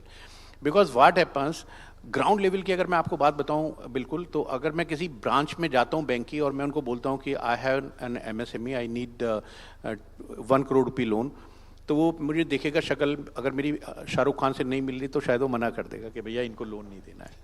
दो he may not be having the power to sanction और reject any application. और फिर वो कभी कहेगा कि आज मेरा लोन ऑफिसर नहीं है, फिर अगली बार कहेगा मेरा कंकरेंट ऑडिट है, आज मेरा स्टेचुटरी ऑडिट चल रहा है, आज मैं रिकवरी के किसी केस में बिजी हूँ. Maybe for 3-4 months I will be going coming and no decision. और जब 4 महीने बाद जाऊँगा, maybe the branch manager is changed और वो कहेगा नया वाला कि भाई साहब आपकी तो कोई एप्लीकेशन ही नहीं है. So technology again I would like to link here that it should be origination of the loan application should be in a digital format only. So at least the top management, I had been on the board of a bank also, तो पता ही नहीं चलता था वहाँ पर. हम भी कहते रहते बैंक्स को कि भाई आप ब्रांचेस को कि यू ब्रिंग द एप्लीकेशन, लेकिन आ भी रही है एप्लीकेशन, बट वो टॉप में पता ही नहीं चलता, वहीं से भगा दे रहा है उनको कि नहीं हम कर सकते. So this is one suggestion. Another suggestion is related to the delayed payment problem. उसके लिए some another legal system need to be developed in a digital format, which has been partly accepted. There are Samadhan portal, perhaps some of you will be aware of this thing. कुछ और हैं, जैसे there should be no prepayment charges on the MSMEs. There are some suggestion for the definition also, because all of you will be aware that today the MSMEs having turnover up to 250 crore with investment in plant and machinery or equipment up to 50 crore are covered under MSME. And the small enterprises का जो limit है, that is only 50 crore. So we suggest to the government through this important platform that the definition for small enterprises, the threshold limit should be increased to at least 100 crore. So that उनको जब growth में जब 50 करोड़ की turnover हो जाती है, so they are shy of growing more. उनको लगता है कि अब बस इसके बाद अगर our turnover will be 50 crore 1 lakh, so we'll be out of all the facilities which are being provided by Ministry of Micro, Small, Medium Enterprises or any other stakeholders. So this limit should be increased to at least 100 crore. And for the information of all the audience here and those who are watching us online, that MSMED Act, Micro, Small, Medium Enterprises Development Act, which was inducted in 2006, is ready for many changes. You can also suggest if you have any suggestion to the government, because very soon you will find that the new act with various amendments is there. Thank you so much, Mukeshji. Taru, I think Mukeshji ne, without actually using the word technology, hinted at the pivotal role that technology plays, whether it's facilitating access to capital, whether it's systemic simplification, whether it's skilling, upgradation. Technology will play a critical role.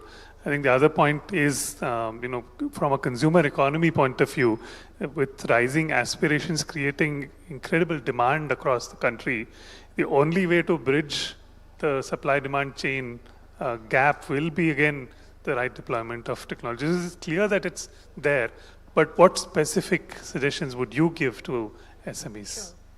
I think in the last 20 odd minutes, there are definitely very clear themes that are emerging out, whether it's about the challenges with respect to talent, unemployment, increased poverty that I was talking about, or even just the automation aspect that can help them accelerate their business.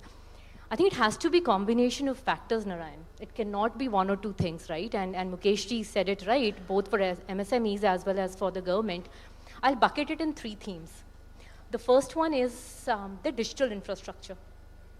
We have to provide access to these MSMEs, accessible and affordable digital infrastructure.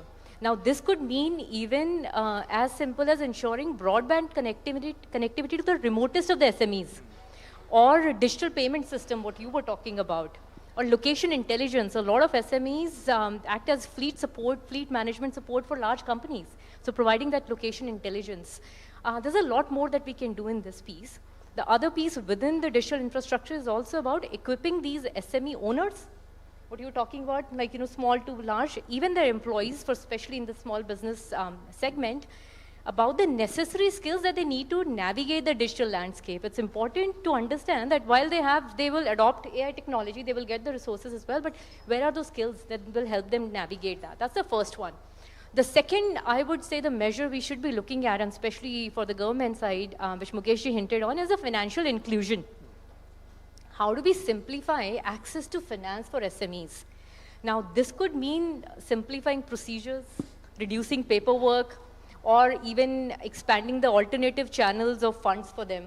It could be lending, as you were talking about, or cashless, VC funds, peer-to-peer lending, and then financial literacy training. You'll see the theme that I'm trying to build is the upskilling and the training part, which is very, very important. You can get all of this, but if they're not trained and if they're not upskilled, it's going to be of very limited use.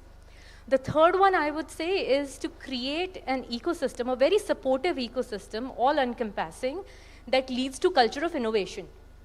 This could be, how do we bring in a network of accelerators or incubation centers that will provide these early stage startups, as we were talking over lunch or in the lounge, and the SMEs with networks, with resources, having a large developer community as part of that, offering or leasing out that capacity to an SME, or even access to market. The other one I would say, which is more for the government and for the sector that you are in, Mukeshji, is about the reduction of regulatory overhead. There's a lot of compliance that goes in, that slows down the process, that delays things for MSMEs, and MSMEs shy away as well from a lot of this. So how do we really reduce the burden from that, and also promote market linkages with large organizations and government agencies? The last one, I would say, incentives and grants. Nobody can take that part away. SMEs need that, especially the ones that are in the research and development era. So I would say, if you have to unleash the full potential of SMEs, these are the ones that, the topics you have to do. Not only this will drive the economy of the country, create jobs, as I was talking about this earlier, but also lay the path for a more prosperous economy in India. Fantastic. Thank you, Tharu. Thank you, Mukeshji. Anushri, I think you have 7 headlines for tomorrow, if you need directly from this. Thank you so much. I think it's very clear both the pivotal role of SMEs in the economy, but also the pivotal role of technology in SMEs and their advancement. I don't know if we have time for questions. I think we are ready for the next session, right? Okay. So the only thing I'll say to end with is that we started off talking about Thaggu Ke Laddu.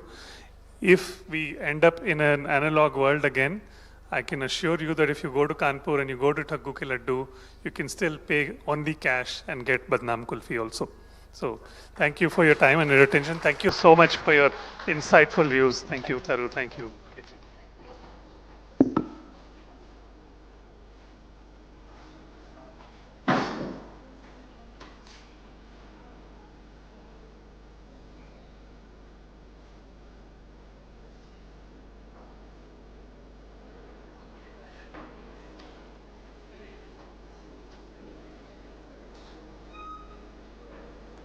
Thank you.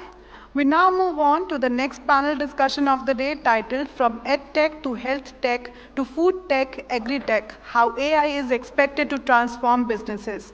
For this session, we have Ritvik Kulshresht, Chief Executive Officer, Extra Marks Education, Amit Gupta, Chief Product Officer, BeatO, Rajat Garg, Founder and Chief Executive Officer, My Upchar, Khushbu Agarwal, Founder, Xyla Health, Akshay Verma, Co-Founder, FitPass, Amit Kumar, Sales Director, Google Cloud India.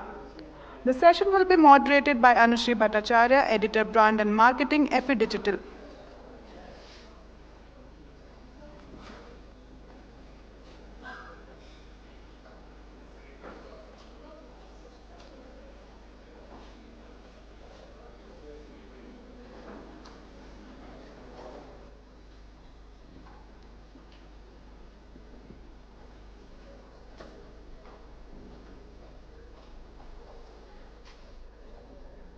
Hi everyone. This is interesting because I think we have managed to get almost every sector in consumer-facing brands, from agriculture to being fit. Though I don't, he's not giving me the mantra, but it's okay. I'll deal with it later. Okay. So, yeah, I'll just start with two things. Compared to a legacy company, you guys have data of users because that's how your business is built. But if I have to put AI into it, to what extent have you been able to use it? Have you been actually able to use it? Is it more than generative AI? What are the use cases that we have seen? We'll start with you. Hi everybody, I'm Akshay. I'm part of a company called FitPass. Thank you very much for having me here. We had launched our AI coaching tool in 2018. And at that time, nobody spoke of AI the way they speak now. Like today, recently I saw an ad on TV about a paint company saying that they have AI in the paint now.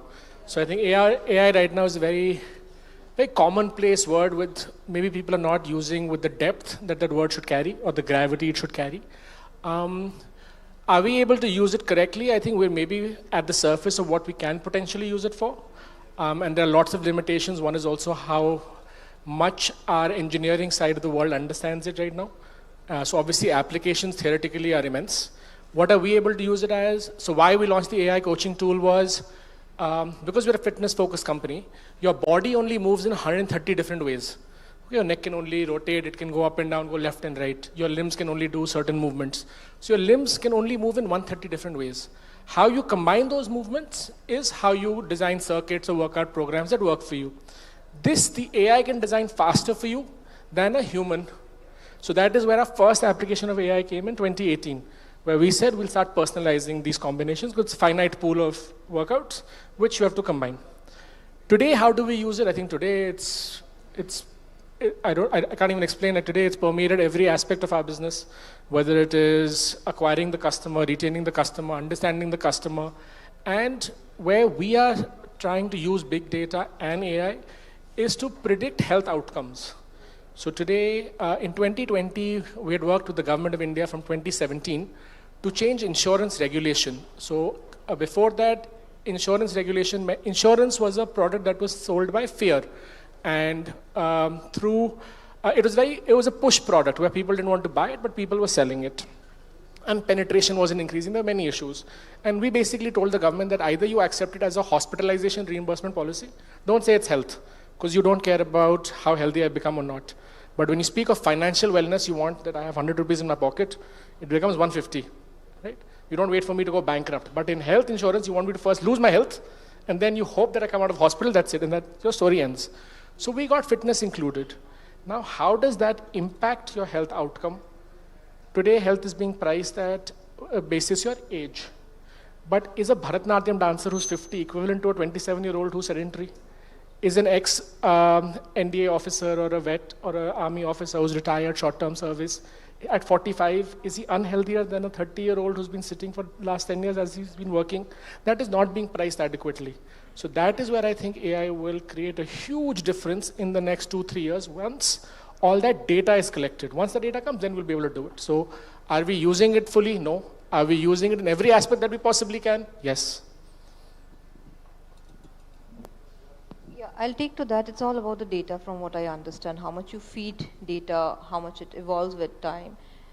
Where are you with that? Because you also have a lot of information about health, wellness, and what is happening to the user.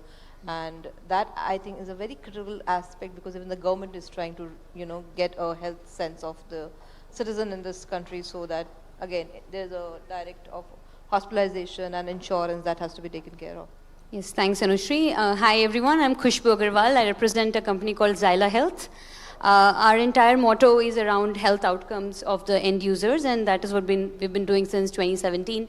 I believe the use of technology as such, right, AI being the latest application, is around solving for an unmet need of the end user. What is the problem that you're really solving? And since the start, the approach that we've taken at Xyla is that technology should be created to solve for a use case and not just because technology has to be created. Otherwise, you end up creating a lot of already created wheels, of product. So at Xyla, what we really do is we onboard an end user, and this end user is from a B2B channel, such as insurance, pharma, or corporate. From any of these, we onboard the user, we understand their health, we understand their health risk, we work with them continuously over the next 12 months to improve their health. We significantly improve the parameters of 70% plus people we onboard, and we reduce the hospitalization rate, claim rate, by more than 30%. So in our cohorts, 30% lesser people get hospitalized. Now, what is the application of technology? When I started Xyla, the genesis of it was actually my own father having a certain heart event brought on by diabetes while I was in the US, a healthcare consultant back then. And what I realized was that even though he had all the means and the best insurances and the best doctor sitting out of South Delhi, he still had a sudden heart attack while, he was sleeping at night. We were thankfully able to save him, stars aligned. But what that told me was that no one was looking at his symptoms, no one was talking to him, no one was looking at his data. So what we do at Xyla is we take care of 1 lakh plus lives any given month from these various sources. We have 2 technologies which do the magic in the background, because a human literally cannot keep reading the immense amount of longitudinal data we have on a patient to tell us what we should do next to prevent the next hospitalization or complication. So there are 2 technologies. Leah is one.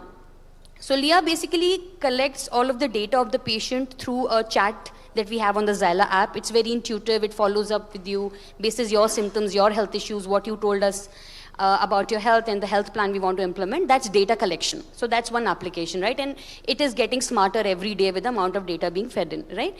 It still has to be empathetic and human, and in healthcare, you can't treat a person with AI alone, right? So there's a human escalation layer. For any complex query, the human comes in. The second application we have is called Athena. Now, Athena is quite smart. What Athena does is, Athena keeps reading the longitudinal data of these 1 lakh lives every second, every microsecond, and keeps highlighting if there is a correlation and anomaly, right? Someone has symptoms of urinary tract infection, and we see that, pus cells are high in the lab report. Very simple example. It's a correlation that a doctor must look at, immediately prescribe something so that we can prevent the UTI, which also leads to hospitalizations, by the way, right? Or an impending heart symptom. So Athena highlights these escalations to a human, a doctor, or a care manager, and this human then takes care of the case immediately, right? So we don't replace humans via technology. What we believe is that we can empower better data collection and better clinical decision making or escalation management through technology. That's what we do through Leah and Athena. And of course, it keeps evolving as we keep collecting more data, keep solving for more cases. Amit, to you my question is, typically, or the general perception is, cloud is an expensive product, and AI is actually now deployed through cloud because the majority of the data is stored onto cloud, right? So one of the questions that I've heard since morning is, it's very money consuming, but I'm not seeing ROI. So how do you think you can solve for that, or have you been able to solve for that? Thank you. I thought I was not here to sell. Good afternoon, everyone. My name is Amit. I am from the Google Cloud team. Same team that Taru was representing here. We are good friends as well. That's why she's smiling at me. Look, the answer to this one is very simple. But before I get to that answer, let me give you a little bit of context around generative AI. And I think the context to remember is that we are in India. There is a huge difference from being in the generative AI business in any other country. The first big difference is that India is not just a consumer of generative AI. India is also a country that is creating and contributing to this technology in many different ways. And there are startup entrepreneurs who I work with all the time, who are creating generative AI solutions, models, technologies out of India for the rest of the world. So India is in a very nice inflection place. We are indeed a very price sensitive market as well. So we have to remember that how we think about something is very value oriented. However, I think if to answer your question, a little bit of other side of context is also required. Look, generative AI in itself as a technology can do a lot for you. It can, to give you some examples of what customers are already doing, it can enable you to have, if you're an e-commerce company, to have your users buy a sari on the app by not touching the app, but just talking to it in their native language. you could think of a hospital company, a healthcare company which is monitoring thousands of hospitals across the country and using AI, generative AI technologies to advise generalist doctors or sometimes even compounders in those places get the advice of senior doctors, specialist doctors sitting in Bangalore. It could be to help predict, say, disasters like floods or things like that. Generative AI is being used by marketeers to generate content. Generative AI is being used by lots of companies to improve customer service, but also reduce its cost at the same time. So the technology is available to do many different things. However, I think your question is valid because if I am a business entrepreneur or if I'm running a company and I'm trying to figure out what generative AI solution to use, I have to make sure that I have a solution that can scale with my needs at a cost that it can run with, that I can afford to. And I think the first question to ask there is, what is the monetization model of this technology? I'm using something. Am I going to acquire X number of extra users? If I'm an e-commerce company, if I'm going to be able to, using generative AI, monitor more hospitals, or can I reduce my customer service cost by X? So I think a business case is important. And you will all say that we all create business cases, so what's the big deal about it? I think the big deal is that if you know what's the volume of usage you have, if you know what kind of languages you are, for example, you are let's say in a contact center business trying to automate a customer service business, you need to figure out how many languages. Now, if you were to develop all these solutions using either your own people or using open source technologies, the cost is going to be huge. What we at Google are trying to do is create as many possible package solutions that are easy for customers to use on our own, and then also work with them in models that are scalable. India is a country with a large number of users for any application. If you're an e-commerce company, it is common to have hundreds of millions of users in India. And you need to create a solution that can scale. And you have to do a little bit more deeper work than this. You have to go figure out what part of the model, when I say model, it means an LLM, are you going to use yourself or develop yourself? And what part of the model are you going to use, or that tech you are going to use from a company like Google? For example, if you are a marketer, you're trying to send images to your customers. Let's say you're trying to sell furniture. Or let's say you're trying to sell whatever, let's pick up the category. Who wants to sell something on e-commerce? Ayurvedic products, right? So now you're trying to figure out the images of the Ayurvedic solutions that you're selling to your customers. What brand guidelines do they need to meet, right? And they have to be grounded in your data, in your brand guidelines. But then there are broader other health considerations or safety considerations or ethical considerations. You can lean on Google to help you provide that. Responsible AI, if you're, for example, sending images to children, right? You're in the edtech business. You want to make sure that no image has any violent content. And you could develop a solution to do that yourself, or you could also use Gemini, which is Google's LLM solution, to help you provide that context. The point I'm making is you can mix and match solutions that suit your customer's requirement and are affordable to you in the right way. And that is what the cloud tech provides you, the ability to make choices. We also don't force our customers to use our models. If you know what Vertex is, which is basically our generative AI platform that allows you to use any other competitive solution or any open source solution with the same safety and security guidelines that Google will provide. So you could use Google Cloud, but you could still use a Llama model or any other third-party open source model using our model garden, right? So that's sort of the framework. Obviously, it's a detailed answer and with a lot of context. Happy to discuss with you offline. We were talking about you guys using AI in your this thing. Personalization is a big part, and how do you ensure, and that is obviously through data, right?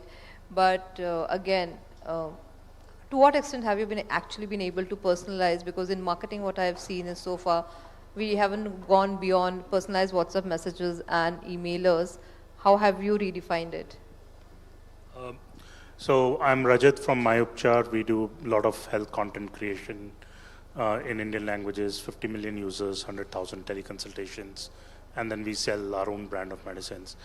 So we use AI basically in two places. One, it's basically inward kind of a solution where when the person asks those questions, we basically, our AI model asks follow-up question and predicts what the diagnosis of that patient is.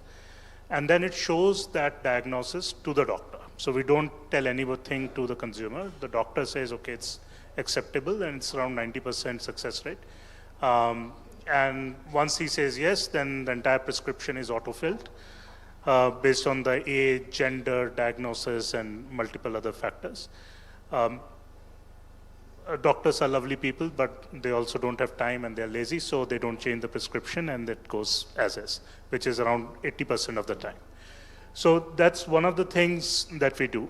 The second thing that we are trying to do is more from a consumer side, which is, so we have created a lot of content around medicines, but people come and ask questions like, kitni leni hai, kitni khani hai. That detail is already there. But people still ask those questions, right? There's very small little questions, but there are thousands of those questions every day. Having an army of people just deployed to answer those questions just doesn't make sense economically for us. So in those cases, we are basically trying to answer those questions. So in a way, it's personalized that, you have a question in terms of what medicine you want to take for this particular issue, or I'm taking this medicine, is it right for this particular issue? So we have the context, we know what are the uses of that particular medicine, what is the dose given according to the weight and age and gender of that particular person. So all of that is already documented with us. So we are trying to automate that system as well, leveraging some of generative AI tools to get that done. Beyond that, the challenge we have had at MyUpchar is that it just takes too much cost to build out those solutions. And sometimes, the human cost is lower than the AI cost on a per minute call basis or on a, per token basis or whatever way you look at it. So that really, one of the other things that we have is at the night, we get a lot of calls, but there is no one to attend. And what we were trying to do is build a bot that can pick up those calls and do the history collection and tell them, we will call back at 9 a.m. or so on, or triage it to say, please go and call your local doctor since we are not available.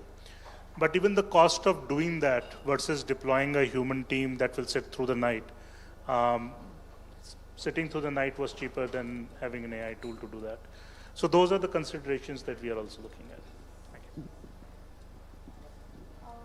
Yeah, the question is same to you, then I'll come back. Sure. Good afternoon, everyone. This is Amit. I'm representing a company called Beto, and we help people manage their diabetes. We are connected to close to 2.5 million users. And just to give a context of the data, we get a blood reading of users close to 25,000 readings a day. So I think that's a very critical, sensitive, personal information we get. On top of it, there is a continuous health monitoring we are doing for the customers. For these patients to help them beat the diabetes with, support of doctors, health coaches, dietitians. So it's a whole lot of team which work for the wellness of the customer. So while we have also adopted AI technologies, which is very deep rooted to our systems, but I think the way we are using it will be very, very different than a very, very only tech only kind of organization. Like Rajat also mentioned, there are processes, we have our teams who are connected, the health coaches are connected, you get your blood reading. So there is one way of telling a user is that, okay, you have a blood reading, this is your blood reading. Say example, I tell you your blood reading is 240. Most of the people will need to analyze that data to understand what is this reading mean, what would it mean in the context of that particular day, anything change in their life which is leading to this thing. So with what we are experimenting and what we have seen good results about using the AI and the data is that over a period of time we analyze those readings, put in that context of the user which is manually little cumbersome and not physically possible for health coaches or a doctor to keep a 24/7 kind of a monitoring. So that is helping our customers to get a real-time, more informative data, but also that brings in a lot of responsibility because it is a new technology. We can't just blindly trust. Some of that data is more indicative than the medically. Medically you can't just go and tell that, okay, this is the final diagnosis. So that balance of what to share and when to share become very important in overall ecosystem. So that's what we are also trying to maintain that balance. On customer side, we are also experimenting with, like Raja says, a lot of time you ask, like, if you talk about e-commerce, where is my order is something which you want to automate the first thing. Your 80% queries lies there. Being in healthcare, a little different.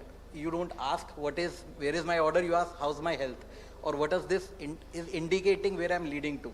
So like Amit was also mentioning, doing some predictive kind of analysis. So while we can do predictive analysis, that's based on your past data. So, but that is not, like mutual fund says, it's not guarantee of your future. Subject to market risk. Exactly. So what you ate today might change the future prediction.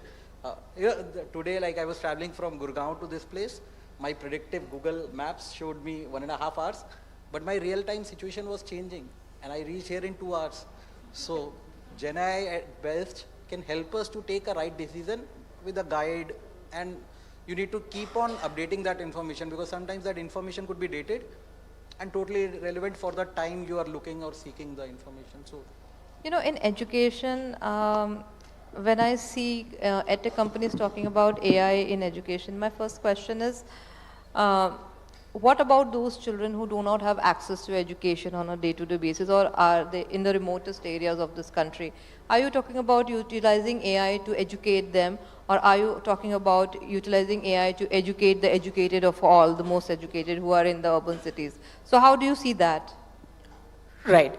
So first of all, hi everybody. My name is Ritvik and I'm representing Extra Marks.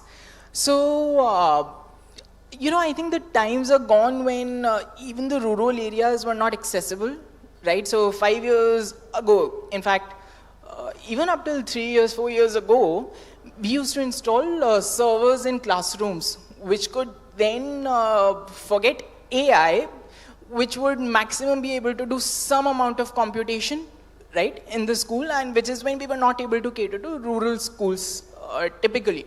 But I think in today's world with such great infrastructure, the cloud infrastructure has evolved to a level where we are able to give even the most complex, we are able to do even the most complex computation instantly on the cloud for rural schools. So in fact, you'll be surprised, for Extra Marks, most of the schools today that we are able to capture are in these tier 2, tier 3 cities, and it's, I would say, more because of AI. So more than the content today, the teachers want to know what they are doing wrong. The students want to know where they are going wrong, right? In fact, the school management wants to improve the quality of teaching in schools. They want to improve the quality of learning. They don't know how. That's where Extra Marks has been able to come into picture. We give a lot of AI solutions to schools. So it's mostly recommendations. And obviously, we don't give it directly to students. I think that could be harmful. So ethical AI, right? So we help the teachers learn. We help the teachers understand what they could do better, what they have been doing wrong, and then give solutions to students. And I think, so as I said, rural areas in today's world, it's not that difficult to crack, honestly. Yeah, this is a basic question to all of you. So everybody has my data, I'm assuming, not my data as in our data. So you have health, you have purchase, you have education. How secure is the Indian consumer with so many data available at so many touch points? And we had a very interesting discussion in the morning. Somebody said that I don't use DigiYatra. I am a crazy person when it comes to my photos being clicked and put up on LinkedIn and social, and my editor has a point of view on that. So you will not find a picture of mine. Yeah, so how do we safeguard our privacy when you all have our data? Anybody can go here. You can't. It's everywhere. The data is everywhere. And unfortunately, a lot of the companies don't have the best practices that are required to keep it safe. So that's why you get calls from, a village in Haryana saying कि यार आपका ये insurance expire हो गया, आपको पता है, या your parents are getting calls कि आपका बेटा पुलिस में arrested है, आप उसके लिए पैसे दो. All these scam calls are coming, and these people have all the social graph that they need to make those calls. All the employees in my team have gotten calls कि Rajat sir needs money right now. I've told them if you give them money, you are going to be responsible. मुझसे मेरे पास मत आना पैसे मांगने के लिए. So that's all of that is happening. So I don't think data is secure as of now. I think there are rules coming in, at least by the government, that should really raise the cost in such a way that if people are not careful, they'll get penalized heavily. But I think it will take some time for us to get serious about that. See, I think just to add there, I agree, data is not secure. So there are two aspects to it. What kind of a data is not secure and where it is not secure, I think that is more important. It is like asking where my money is secured or not. So my money in my wallet is secure or not, or my money in a bank is secured or not, or my money in the whole overall economy is secured or not.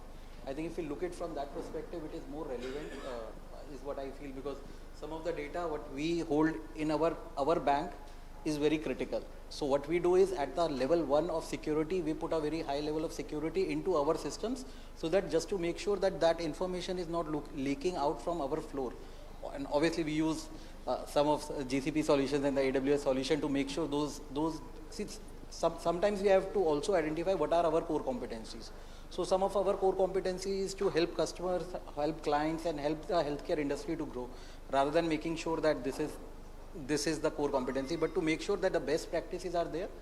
We do all the best to make sure those things are taken care of, best resources, but obviously there is always a human intervention, there is always hackers, ethical, non-ethical, which will keep on brute forcing and try to breach your data, and we need to be constantly, like the AI is upgrading, so we can use the similar technologies to make sure our data is secure into the secure networks.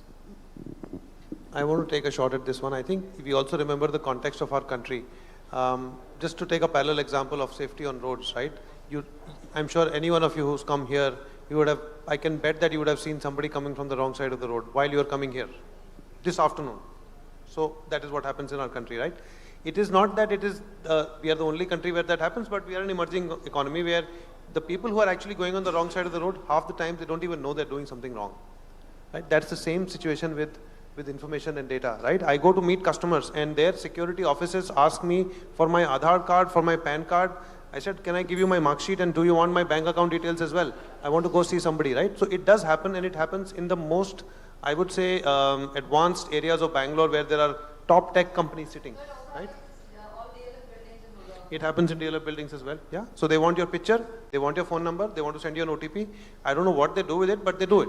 The point is, I think where I'm taking this is, I think education on this aspect is very important. All of us need to be aware that our data can be misused. A lot of times you go to meet somebody and the security guard takes your number.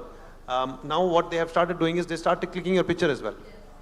So you have to object to it. Why do you need my picture, right? Take the picture of my car if you have to take. What is the point in taking my picture?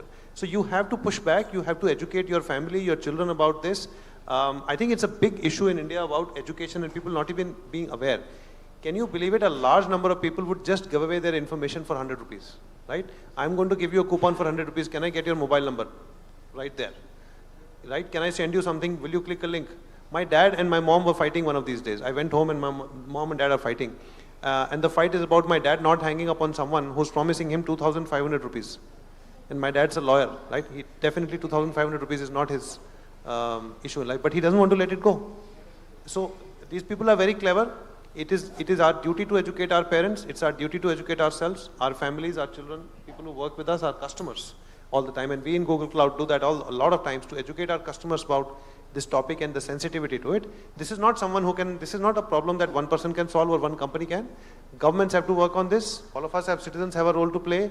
Industry bodies have a role to play. It's a big topic of discussion. I agree. Actually, last year when we had an event called Digital Fraud, while I was receiving the minister, I got a call saying somebody of my kith and kin in the hospital, and my father is hospitalized and I need money. So I was in the middle of receiving the minister and somebody was asking for money. Thankfully, the PS of the minister was there, so I gave my phone to him and said, can you please check what is happening today? But yeah, a lot of the people in India do not have that access. How easy it is to get the data out of the Gen Zs because they're all over the internet? Is that okay? So to the previous conversation, I wanted to add that we also have to understand how much of our data is insecure. So we just started 2 lines of business. So we opened subsidiaries. So the moment it got registered on ROC, immediately, before we got the certificate of incorporation, we started getting calls from various banks that please open your account here. So this was the government, the Ministry of Corporate Affairs gave that data, right? Because nobody else had that data that my company has been incorporated. We did not know. We had not received the certificate of incorporation. PAN card bhi nahi aaya abhi to. But uske pehle, the bankers have my information. So obviously, I think because a lot of businesses and governments have priorities of digital inclusion or banking, digitalization of banking is a priority for the government. So the MCA is encouraging everyone to reach out and open your bank account. So you might think that this is now breaching into my data or my security, but there are so many business priorities. A lot of people sell leads, right? A lot of people will gather information. Automobile companies will do this, right? Everybody who has a BMW or a Mercedes, you can get that data off anywhere. So we have to understand what level of data is getting insecure and why. I do not think it is happening without intention. It is not that hackers are breaching into this. People are willingly selling your data. So to Amit's point, it is only when we enforce that my data is not to be sold or my cookies are not to be tracked, only then we will actually achieve the security we want. Right now, only your numbers are getting leaked because people are intentionally selling it. And how easy it is to get Gen Z to give data? I think it is more complicated to get the boomers to give data, because boomers really need to be incentivized to give data, which Amit was talking about the 100 rupees thing. Gen Z, I think, works on the principle of consent. If they feel the product or whatever service is of value to them, they will give you data. They are definitely more sensitive about data. They understand, maybe they're more transactional in data. They want to give you only that much, which they feel will help them get something back in return, which is information or a better service. So it is actually easier to work with Gen Z for this perspective. Obviously, they're more demanding. But I think it is the boomers where data, so when we work for fitness, so we serve an age group of 16 to 82. And the 82-year-olds are largely ex-army people who continue to stay active or continue to play golf, etc. And to get them to share any information is very tough. But to get a 19-year-old, 20-year-old, 21-year-old to link their integration, give me their heart rate, give me their steps, give me their calorie intake, everything will come. So obviously the intervention is high. So as long as they feel there is value in data, they will give it. Very quick, if you can add, because we've run out of time. Yeah, I'm good. You're good. So we'll wrap this up, and thank you everyone very much. We have a story to watch out. Please pay for the stories behind the paywall. Thank you so much. Thank you.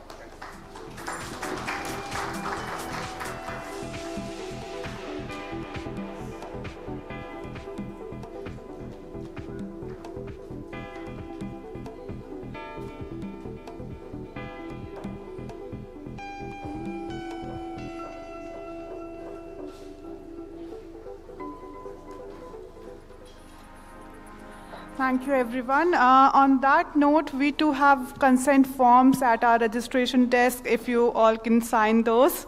And moving ahead, our next panel discussion of the day titled, Why is Customer Experience a Deal Maker or Breaker? In this session, panelists will talk about how AI plays a vital role in enhancing CX by providing personalized and efficient interactions.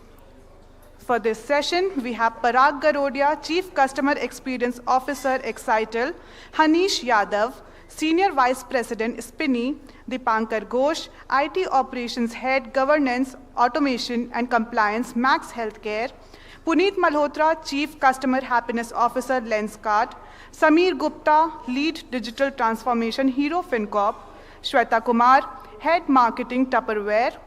And to moderate this session, we have Ashutosh Tiwari, Global Account Manager, Sprinkler. Can we have our speakers and moderator on stage, please?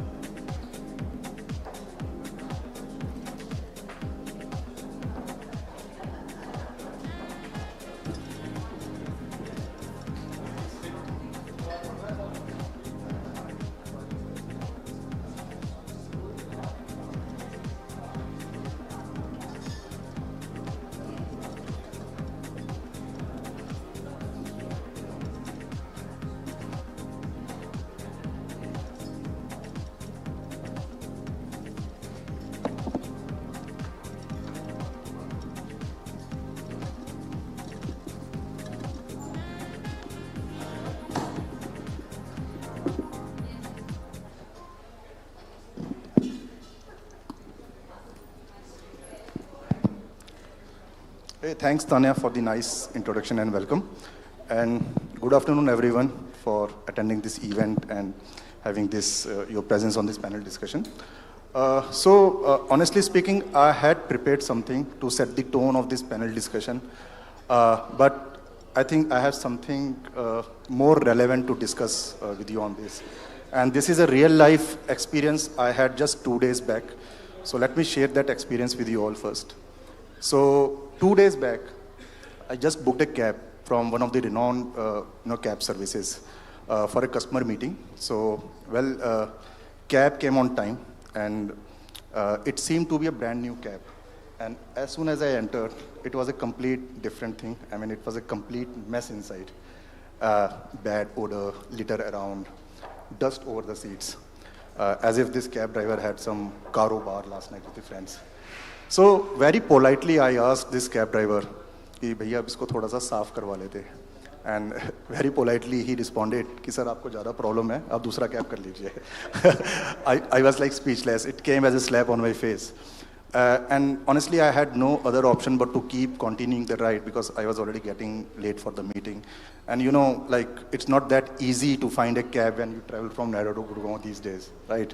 So when I sat inside, so I kept on thinking, had this guy responded little politely, humbly, had he acknowledged the complaint I made, he would have saved not just his own image, but the brand's image also.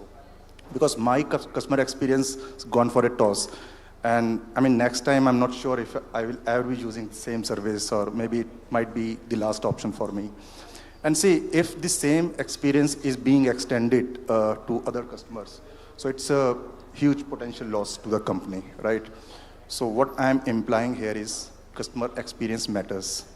It's not just a buzzword, irrespective of industry, product, services we use. And nowadays, I think in this digital world, customers, they are smart and they expect brands to understand and cater to their preferences, requirements, the way they want. And so it becomes very, very important to provide personalized experience, to win customer loyalty, for customer satisfaction, and for your own image. And I think these days we have those required tools, technologies to take care of all those aspects. So this is what we are going to discuss today, how customer experience can be a deal maker or a deal breaker. We have industry leaders with us who can definitely provide their perspectives on that, their insights. And I think it's an opportunity for all of us to gain some valuable insights and takeaways. So let's start this panel. So I'll come to Puneet, Samir, and Parag with you first. So as I just shared my perspective on customer experience, so what does customer experience mean to you? And how has its importance evolved in last couple of years? So over to you. In sequence, I think Puneet, we can start from you. Hi, pleasure to be here. So Ashutosh, I must compliment, you've been a nice customer, right? If there had been somebody else, they would have raised a complaint on Twitter by now.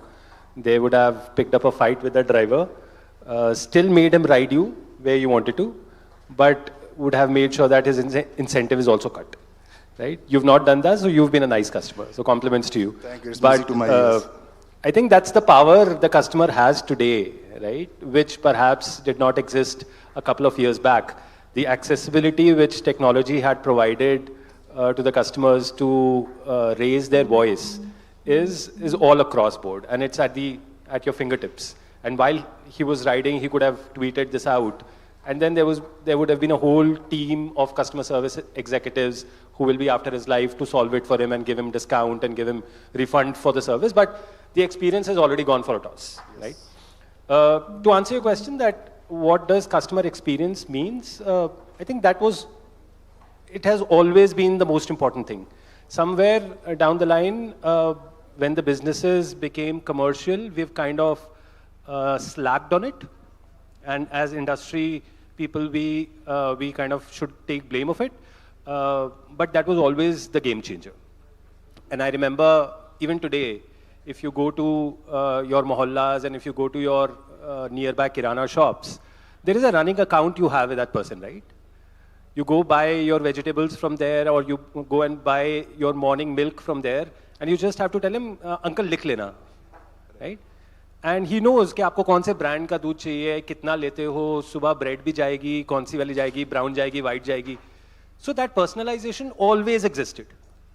Now the struggle with the brands today is that how do you do it at scale, right? And because we all now try to run and deliver customer service sitting in Gurgaon offices, but our customers are right there across, all pin codes of India. And that is where the challenge comes, right? But still, I believe it has always been a deal breaker. Customer experience is what defines the loyalty of the customer and whether they will decide to put food on your plate or not. Right? It's as simple as that. I think to your second part of the question, that how has it changed over the years?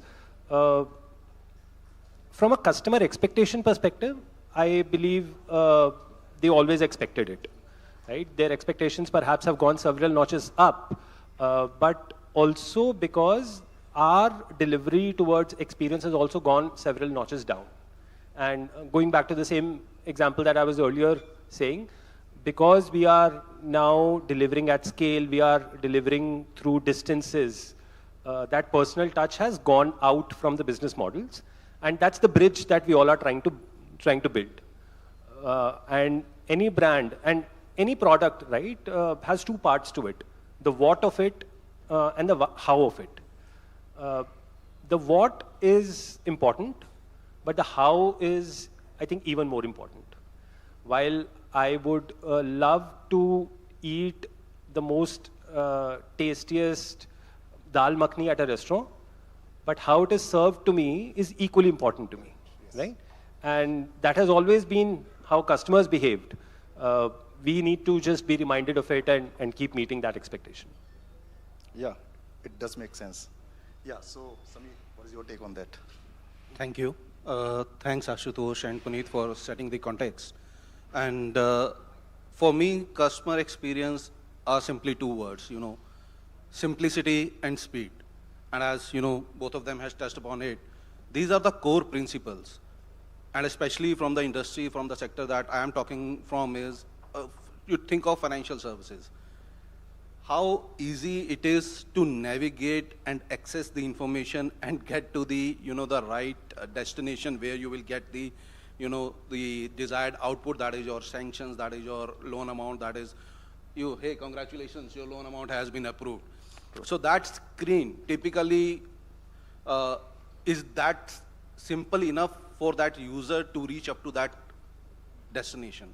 And similarly, if you talk about speed, whether we talk about customer service touch point, whether we talk about the customer acquisition touch point, it has to be through the entire supply chain. You have to have that kind of a turnaround time. You have to have that kind of reward frequencies. You have to have those all kind of real-time expectations being met. Saying that again, while coming to the second part, wherein you are talking about the landscape today, the customer experience landscapes, there is a radical shift.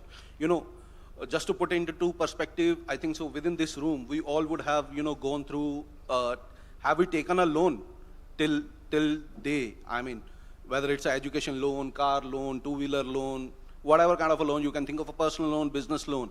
So just put that into your mind and think, do you want to have the same experience the next time you go for taking a loan? And the catch here is, even if it was a positive experience for you, still you would not like to have the same kind of experience, because our expectations, as Puneet was talking about, are also radically changing. So the definition of simplicity earlier used to be like, oh God, and a very important point, we have taken the human out of the chain. So earlier, all those kind of loan transactions used to happen through your banker, your branch manager, your known relationship manager. Today, these are on, sir, I have a one-click exit, I have a three-click exit, you can take it as a pre-approved, there is already a ready offer, you just get immediately into your bank account.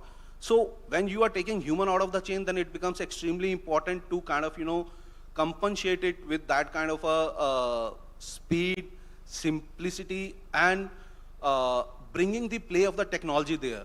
And very rightly said, you can't do it at scale until unless you use all these kind of, digital tools. For me to kind of personalize that experience, whether it's a web experience or you call it web personalization, you talk about, the cards on the app that you will show him, and you talk of the personalized and hyper-personalized offers for him. All these can be done at a scale while sitting in your Gurgaon office only and only if you can use tools like data analytics, artificial intelligence, and whatever you would have heard throughout the day. So that's my take on customer experience. And if we can leverage the digital revolution and kind of keep enhancing on these two core principles, we will definitely enhance the customer experience and not just only meet it. Thank you. Yeah, thanks Samir for giving it a different yet very insightful perspective. So yeah, Parag, over to you. Thanks, Ashutosh, and good afternoon, everyone. It doesn't seem like a house full. It seems like people are already very exhausted. So I'll try to keep it very short and crisp. In my honest opinion, whatever I've seen so far, I'm not, aboriginally a customer experience guy, right? I have worked in general management more so. But this is one thing that was recently handed over to me. And so I thought that let me take it up as a challenge. And whatever little I have experienced so far, in my honest opinion, customer experience is something, is a situation wherein after buying the product or the services, the user need not reach out the company anymore. If at all the user reaches out the company, it is only to buy more and more. Otherwise, if the product or the service was delivered up to the user's expectation, up to the user satisfaction, there is no need for the user to reach you out again and again, right? True. And that is, very simply put, customer experience for me. How do you have to reach it? It is easier said than done. There are a lot more challenges on making sure that user need not reach you out anymore because his expectations are met, the satisfaction of the user is fulfilled. How customer experience has been changing, over years, and so I would like to take you to a distant past now. In the 1900 or even before that, we were, seller's economy, which essentially meant that there were limited companies, limited organizations, and we were just starting the industrial revolution, which meant that there were limited choices for the users. Less choices. And look at the situation now. From a seller's economy, we have moved to a buyer's economy. That is very true. So users are having a lot more choices now, yes. Which means there is a lot more competition in the market, which means everybody has to focus. There is no monopoly anymore. Can you think of any industry which has monopoly? I was about to say that only. Monopoly is just a word of past now. Yes. Yeah. You don't. Even in basic things like food, shelter, and electricity, you have tons of companies that you can think of. Always have options, yeah. So everything, in almost all the segments that the users are using, they have options, which means things are becoming very complicated, very, very sophisticated. The users slowly and steadily, at least in the tier 1 cities, they have started expecting more customized and personalized responses and options, solutions. One very important thing that has changed over time is the platform for the user to raise voice now. Correct. What was the platform earlier on? Only giving a phone call to the customer support, right? Mm-hmm. And what happened between this one-to-one conversation, nobody knew because you cannot let everybody else know your experience about it. Right. Now, even right now, just from a nail pin to a toothbrush or to a car, or whatever you buy, what is the first thing that you look at? It is the reviews. Review has become the most important influencer at this point of time to buy anything. Very true. And that is exactly the power of social media or the power of user feedback platforms that are available right now. This has completely changed the landscape of how companies are approaching customer experience or how user is letting everybody else know about his or her customer experience. Right. Companies have started focusing on retention. Think about it. 50 years earlier, nobody thought of retention. Correct. They only thought of selling it, dumping it down the lane. New customer. Yeah. Even FMCG companies are thinking, how many times has this person bought my toilet soap? What is my customer lifetime value? Nobody gave it a thought earlier. Data and analytics. Think of it, data. Who used to give a damn about data of the customer behavior pattern, customer, going and how many times is the user buying it? When is the user going to the shopping mall and which shelf level is the user looking at? True. These are the changes in my opinion. Yeah. Thank you. Thanks, Parag. I mean, it was like you were reading and speaking my mind. Yeah. So a follow-up question for Dipankar, Hanish, and Shweta. So in your respective industries, like how does customer experience play a crucial or critical role as a deal maker or a deal breaker? So yeah, to start with you, Dipankar. Hi everyone. Good afternoon. It's almost evening. Thank you, Asutosh. My name is Dipankar. I head IT operations in Max Healthcare. So whenever we talk about the healthcare, so people think that it is a hospital. एक hospital में होता क्या है? So the customer experience is very much important in healthcare as well. Like my fellow colleague has spoken about their particular domain. I think everybody has went to the hospital or healthcare for a treatment, right? Now, what do you want when you go to the hospital? You want jaldi jao or jaldi aa jao?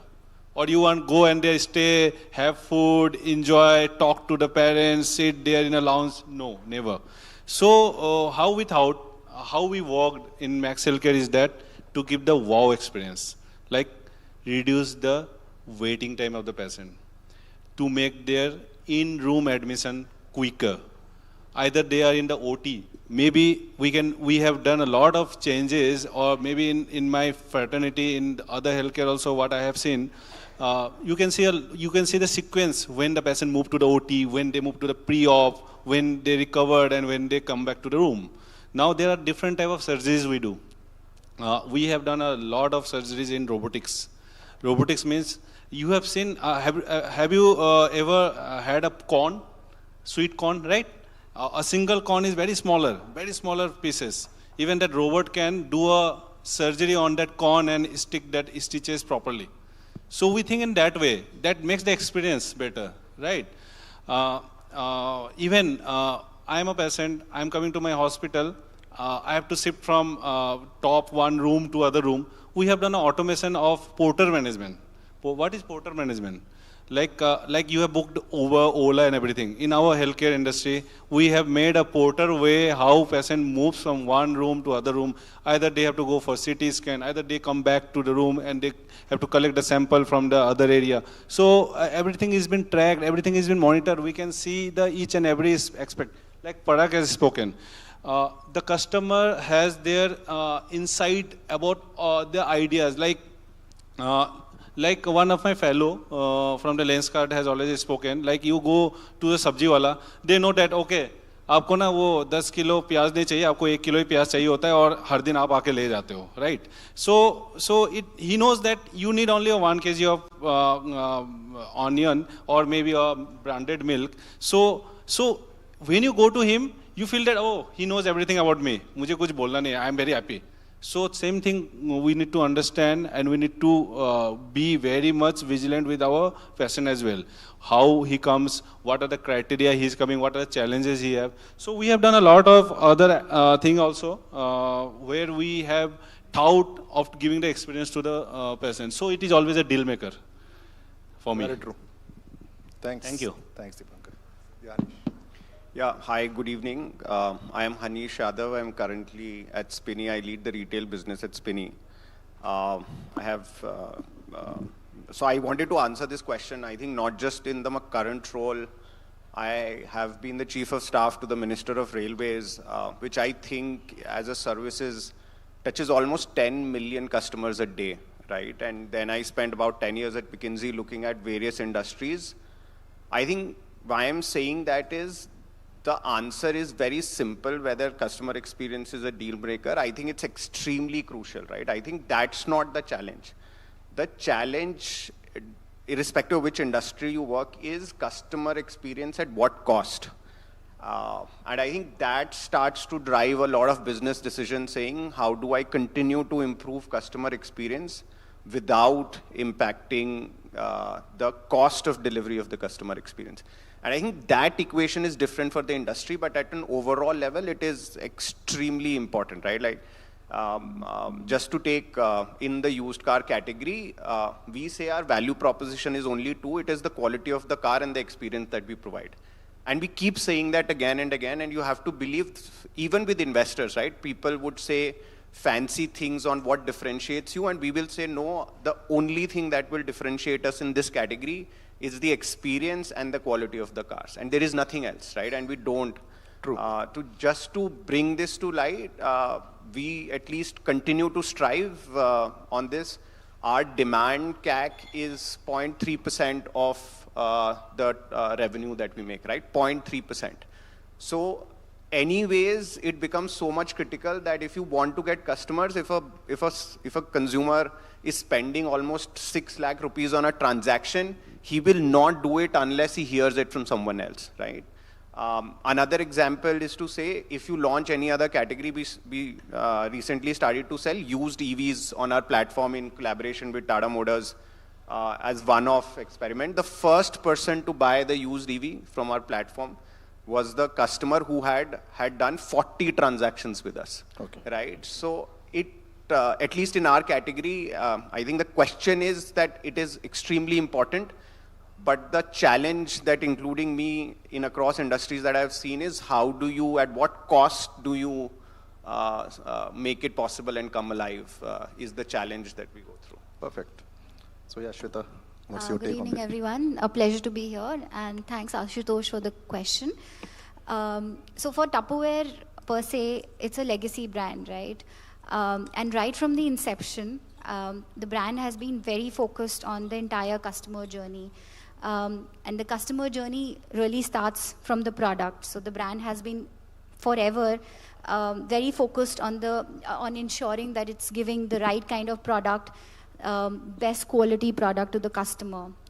And then moves to the second part, which is promotion. So the brand has been very focused in terms of giving great promotions to its customer. So the entire customer journey over the years from inception of Tupperware, the brand has focused in terms of getting the best for the consumers. And over the years, what we've seen change with AI coming in and the interventions coming in is that now the product development is more AI driven. So you have designs through AI to ensure that customer feedback is taken care of, and products are delivered through those feedbacks that we get from the customer. Promotions are more customized and personalized to ensure that we are meeting the customer requirement. So the entire journey and all the touch points for consumers are now more AI driven. But having said that, they were always there. Or we've always focused on delivering customer experience and wow experience, like my fellow colleague here, all of them mentioned. So it has always been that throughout the customer touch points, there is a wow experience at every touch point for the consumers, and that's what the brand is focusing on. The only thing that has changed now is there's more AI dependency, which is making sure that we are delivering much better quality touch point products to the customer, but the basics has always been the same. Thank you. Thanks, Shweta. Very valid insight. So Samir, do you think a great product can compensate for a poor customer service, or vice versa? And like your perspective on that? So that is a very compelling question. And just to put into perspective, let's look at both the scenarios. Sure. Scenario one, a good, let's say, excellent product, a stellar product, and a mediocre or less than expected customer service. And when I say stellar product, so that is, the need of the market, what the consumer wanted, the kind of, the innovation that market was waiting for, everything was there. Out in the market, people are, struggling which way to go, what is the kind of the purchase, the navigation throughout the, and when I say navigation, it need not necessarily be a kind of, a web version or anything. It can be a store, it can be a visual merchandising, it can be any format of a retail buying.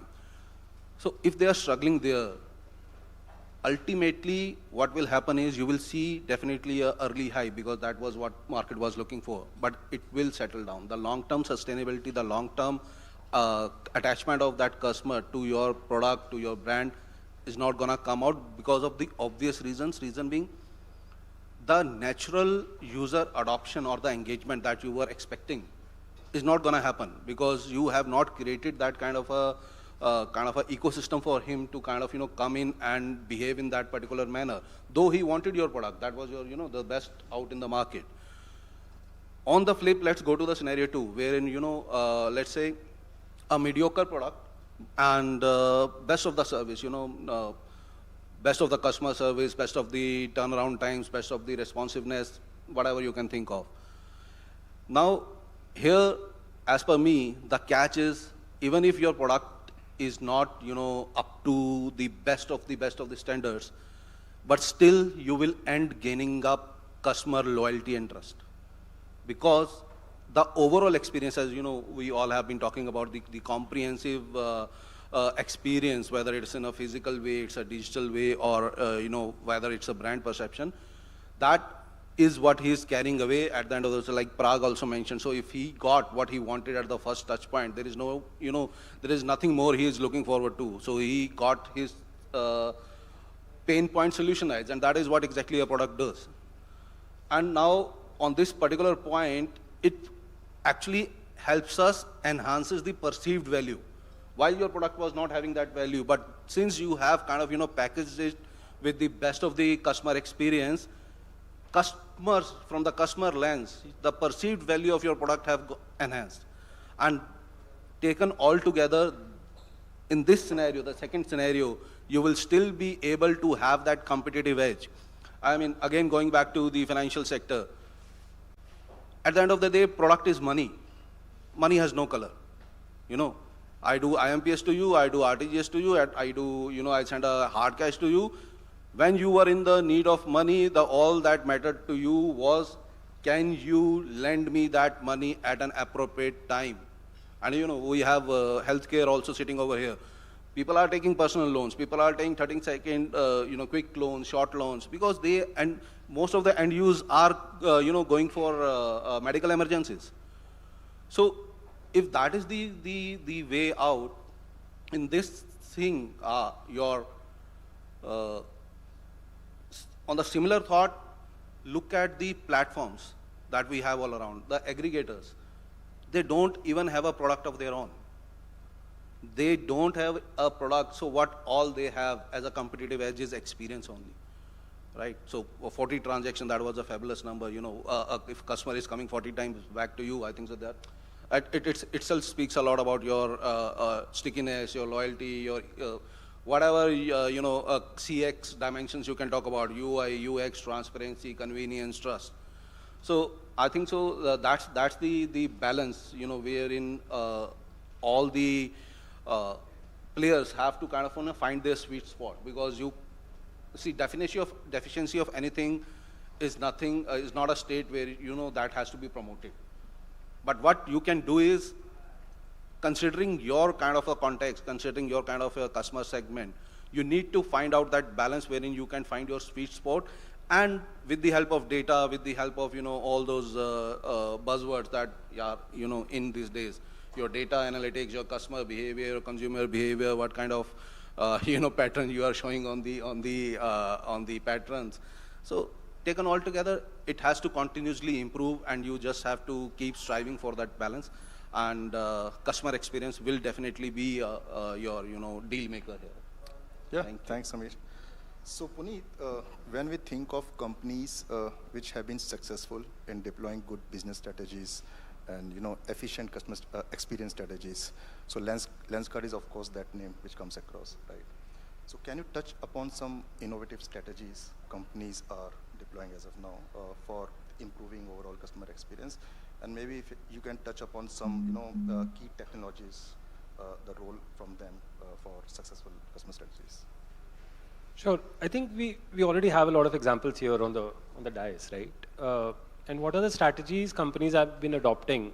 For example, one strategy which Samir also just mentioned, and Hanish also I think is of the same industry, is the strategy of discoverability, right? How do you make the product and the service which is out there in the market, how do you make it easily discoverable to the customer? So used cars have always been there. They've always been sold. But they've been sold through informal network channels, right? You know this Bhai Saab who deals in old cars, and he is the trusted person. Now, trust is the key word here. And then you go and bet your money on it, right? Similarly for loans. Now, loans used to be like a huge decision-making criteria, and then, you know, the chachas and the mamas and the dadas will be consulted before taking a loan. How have we taken that decision-making subjectivity out is to create that platform which is transparent and which is discoverable, right? So that's one strategy, and all of it is tech-based, right? True. Because what tech does for you and what that product talks to you about is to make each and every step transparent. It makes each and every step measurable. You don't have to go through that plethora of that hard copy of contract, which nobody understands, right? Even all of us sitting here, they don't understand the contracts that we signed today. So that's one strategy that I think discoverability is one of it. The second one, which I see working, and that's the difficult one to crack, honestly, which I think all of us would love to, is the strategy of building a community, right? Which a lot of D2C brands are now delving into, and that's where the social media is playing a huge, huge role. How do you create that community which not only just connects with you as a brand, but you then become the via medium to connect the community members themselves, right? True. And then they become the people who talk about your product, they talk about other competition products, and then they become the cross-references. And that is, to me, a very consumer-centric approach, right? Because it's not really a brand that is promoting it. You just put a nice platform where customers with the same needs, they come and interact, right? So that I think is the second strategy that is working very well. The third, which I see a lot working, and again, a lot of us belong to the similar solution set, is the convenience or the speed strategy, right? True. So I don't think so any one of us would have imagined getting groceries delivered in 8 minutes, right? Now that's totally turned the markets on its head. Now, whether it is cost effective, whether it is sustainable or not is a far-fetched question, and I'm sure the industry will answer for itself. But that sort of customer experience is just stupendous, right? You just create and you raise the bar so high. True. Now, each one of us, and for example, I'll take an example of Lenskart. So we make your glasses. Now, these glasses are supposed to be chosen by you. You should like the frame. It should be durable. It should fit well on you. You should look nice, handsome, and beautiful in it. And it should also be able to give you the right vision. It is your prescription that I'm making it, right? Now, we've also started selling it on Blinkit. Now, how do you make that happen? Right? Now, that's the challenge. And we were forced to think in that dimension because the customer wants it, right? And we do have those walk-ins where a customer comes and says that, yaar, mera chashma toot gaya, and this is the only pair I have, and I'm like kind of paralyzed without it. Can you please make it and give it to me in 2 hours, and I'm ready to pay any cost that you want me to, right? So those are the problem statements which come about to us and we solve, and those are the strategies. And I think the last, to just adding on to what Samir was delving onto and your question, whether it is the product, or the service, I think that's no longer a question of or, that's a question of and, right? True. You no longer have a choice. The only edge would perhaps be on the second model, where if you have a mediocre product and a great service, then you're keeping your ears open and you're listening to the customer.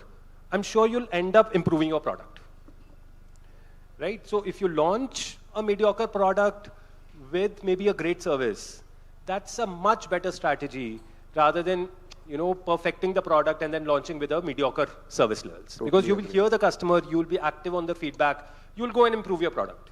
So you will be a success, right? So, yeah. Yeah, I totally agree with you. So, Parag, so while setting the context, I mentioned like customer experience is not just a buzzword. So, I mean, what is your take? Like, how can companies ensure that it is not just a buzzword and it's an integral part of their overall strategies? Okay, so just for my understanding, let me rephrase the question so you are asking me, how can companies ensure that customer experience is not just a buzzword, but it's a part of their integral, you know. So I think first things first, the most important thing is customer experience has to be a part of culture of the organization. The most important thing. Whatever you do, you eat, you sleep, whatever you do, you need to think about customer experience intrinsically within the culture.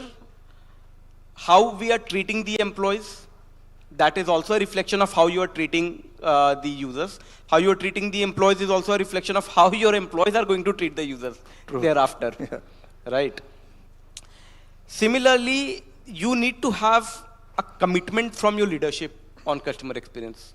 So I head customer experience for Excital, but if other HODs or other leaders, the function leaders are not committed on delivering amazing customer experience, I'm helpless. I am a toothless tiger. I can't do anything. I am a tiger, but I can't bite. So that's the situation I land into, right? So I need commitment from each and every one in the leadership that whatever policies, whatever products, whatever processes are getting created in the organization, whatever work every employee is doing in the organization, it has to reflect customer experience directly or indirectly. Whatever we are doing in the organization, we need to introspect and understand if this is going to benefit the customer experience in short term or long term or not. If not, stop it. There is no point. Because ultimately, you are alive because of the consumers. If you are not doing anything, if you're doing anything that is not impacting the users or impacting the users adversely, please, please, please, please, please stop it. Right? So that's one thing. And apart from there, I think all the customer-facing teams, it's a necessity these days that all the customer-facing teams must have some or the other weightages in their KPI directly or indirectly related to customer experience. If they are there to talk to the user. True. Right? Because otherwise it will be very similar to how your cab wallet treated you. So they need to understand that they are playing a very important part in customer experience, and for that they have to be measured. True. Right. So I think that's my understanding of how we need to build customer experience, not just by talking about it, but by feeling it internally through culture, through employee, management, and through making changes in the leadership commitments, the vision, and the mission of the organization. That's on a higher level. Fair point. So Dipankar, since you come from the health industry, which has its own complexities and dynamics, so maybe if you want to touch upon some common challenges being faced, like while deploying customer experience or making a change on that, and maybe how you overcome that. Thank you, Asutosh. It is not a challenge, it is an opportunity, right? So when I see a challenge, when I was a kid, I always see an opportunity. How my organization has shown, it is a similar way how I have thought. So we never face any such challenge that it is a challenge. When we thought that it is a challenge and we could not overcome it. So always a challenge is an opportunity for us. So the best method is a communication. How to communicate. I'll give an use case. Since we are in the healthcare, we do a lot of meetings. There is an IT governance meeting, compliance meeting. There may be a doctor doing a meeting with a clinician of his junior fellow, or might be a nursing team, or might be any other department. So we have a particular schedule of patient experience meeting and a patient satisfaction ratio meeting. So we have sort of that timeline. Always we never escape that meeting. We always adhere to that, because we have three sort of patient. One is vulnerable, and one other is non-vulnerable, and emergency patient. Now there can be a chances. Might be a patient coming to the hospital, getting an OPD consultation and going back home, and next day a prescription done by a doctor for a lab test, he is going somewhere else and getting a lab test, or might be an any physical consultation done. So we see how we can improve. What are the criteria, how doctor has consulted, what are the checkpoint where doctor have to communicate with the patient, how patient has addressed all the input taken by the doctor. So we do a minor and a smaller and a very fragment way of review within our team. Next level is that we believe in three parts. One is optimization. We do a lot of optimization within our organization. Let's say I have a team who works with me as a quality for a healthcare and the medical fraternity. The quality means they check what are the doses given to the patient, whether they are giving a high antibiotic or not. We have a check, we have an AI enabled in it, and it gives us an alert and it blocks if somebody is given an antibiotic within 24 hours. So we have done such type of research. So what you do, whenever you get ill, you take one Dolo. Sorry, I'm not branding that brand. Sorry for me. And we take one antibiotic medicine because we learned that. But taking antibiotic within 24 hours, it will get an adverse effect. You will not get pregnant. It can be a case. Okay, so we are very much dedicated on that. If the patient is very high vulnerable and he is admitted to the ICU, and he is not getting recovered from the particular disease, and the timeline is 10 days and it took around 20 days, we do not give a high dose of medicine. ऐसा नहीं कि we put a wire and inject medicine everywhere and then okay इनको ready होके भेजना है 10 दिन में. No, we make them fit and then go back home. So that is an experience where we are earning. Next part, what I say is that this is something I think everybody does. We celebrate their anniversary. We celebrate their birthday. Even a kid comes to my hospital, if he or she has a birthday, we celebrate their birthday as well, even their siblings and everyone. So we have such type of mechanism. Okay, and nowadays what you can see that trend has changed. Even the healthcare workers has evolved a lot. They knows how to interact with the patient. The way of talking with the patient and way of interacting with them and way of sharing your opinion with the particular patient who is lying within the bed. So it is very much important for us to have a good visibility and good outcome and a good satisfaction ratio within it. So we do a lot of reviews, one thing. And second thing is that we work on them. Just an example, it's not from the healthcare. One of my colleague, I have heard from one of my colleague, he went to an airport, he landed in one of the airport, his check-in baggage, he got broke down from that belt number 2A. Go and collect the bag from belt number 21A. You all have done that, right? Now what you will do, you start shouting there. So maybe somebody from customer experience call him, take him to one room, not beat him, and show him that, okay, these are the 5 new luggages, sir. Can you pick anyone and you can go home? So their customer experience has increased. So he might be very much happier. So this is one of the use cases which I have heard in some other events, in some other talks, it might be in one of the researches. So this is a way how we can improve. We are talking about digital India, right? Bixit India, right? Samrit India. So obviously we'll be digital, we'll be digitized once our culture. We say namaste. Come to Max Healthcare, we say namaste, our guard says namaste, even everyone says namaste over there. We use that culture. Thank you. Thanks. So yeah, I think we are running short of time. So one last question to you, Hanish. So how do you see the role of customer experience in next 5 to 10 years? And if you can touch upon some key trends you see in the market or the role of technology in CX space. Yeah. So I think at the cost of repeating myself and just saying, I think the challenge that will always remain for customer experience is just the belief in top management to say that this has to be priority. It is so much easy to talk about it, but then to live it every day, I think that will be the challenge in the next 4 or 5 years. I don't think that challenge is external.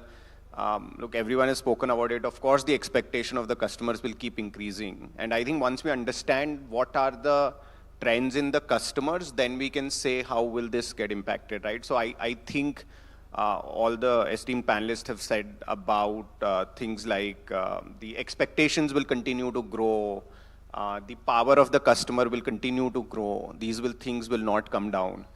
But I think still the most important challenge will always be internal in the belief in the top leadership that when it comes to making the crux decisions, which side will you go, right? Will you genuinely go and stand up for the customer or not? Having said that, and hence I say what some of the trends that at least we see is, one is extreme level of hyper-personalization. I think because the expectations are so, like people are so sure. I have a 10-year-old kid, and when I see the confidence that they have on their choice is so high, right? You ask him what book does he like, what movie does he like, what food does he like. He's a 10-year-old kid and he's so sure that he likes that, right? And if customers are becoming like that, as brands, we will have to make sure that we are able to offer them that. We can't keep offering cookie cutter solutions. And hence hyper-personalization, there are many tools available to do this, but as a trend, I think you will continue to do a lot of hyper-personalization. One thing that will enable hyper-personalization, I think Puneet was mentioning it, is just the ability to get the feedback from the customer, right? You don't have to guess, and there are a lot of brands who make the mistake that we start predicting what the customers will do. At least what we have done in our in the industry is the ability to get the feedback at every point of the journey, right? Typically, customer experience was that at the end of the transaction, you ask the customer whether he was happy or not, right? Now, I was mentioning we have 1,200 hours of daily calls with the customer, 1,200 calls. So unless I analyze every minute of it, it is extremely important. I will not get what he is saying. When he is on the platform, what signals is he dropping? When he's talking to us, what signals is he dropping? All of that needs to get, then only we will be able to do hyper-personalization. I think the second is also a lot more on AI, and I think still we keep talking about it a lot, but we have done this at Spinny for about 12 months. There are some things it can do at least, and some things which still people believe it can do, but still the results will show. But just this, the ability to identify insights will not be possible without using AI at large scale, right? It's humanly impossible to analyze such large swathes of data, as I was saying. And I think the third is just bringing a lot more empathetic responses, and the way to channel that is the third thing that I think, right? The ability to get empathy into our customer responses. We are all saying digital and then responses, but getting a lot more empathy is probably the third thing that I see will change. But thank you so much. Thank you, Anish. And see, I mean, yeah, it's an honor to host all of you here. And yeah, thanks very much for those key insights on all the aspects of customer experience. And thank you, audience, for your participation. Thank you.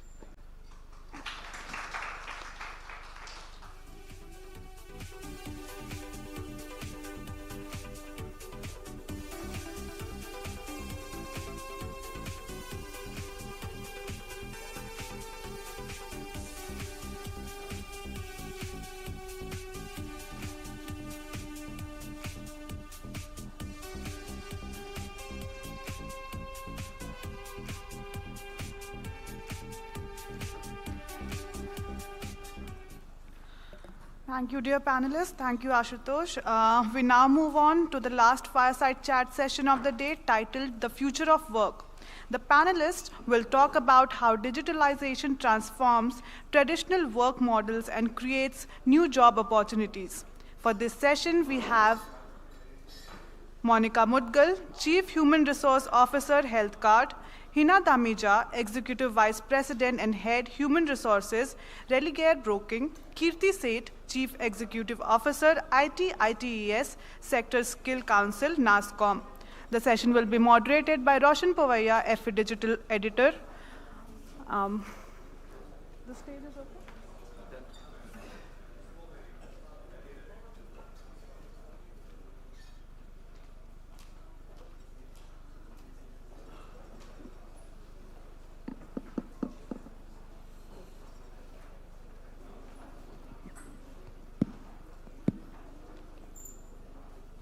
Okay, good evening, everyone. Good evening, everyone. I promise to make this quick and snappy, and it's about the future of work. It's something that we all should be worried about. Is technology going to take our jobs? I mean, that's the first thing that comes to mind when you think about AI. And it's not something that I'm just saying, because there is precedence as well. When computerization happened, there was a lot of protests in banks because all those who were sitting with those long books and making ledgers said, "Oh, our jobs are going because of computerization." And yes, a certain amount of jobs went away, but they had to be reskilled. Similarly, if you look at assembly line production, there were people sitting and putting together components, and then robots came in. And then you had to have one person upskilled to monitor the robots, so the skill changed. So the future of work that way is going to be changing dynamically.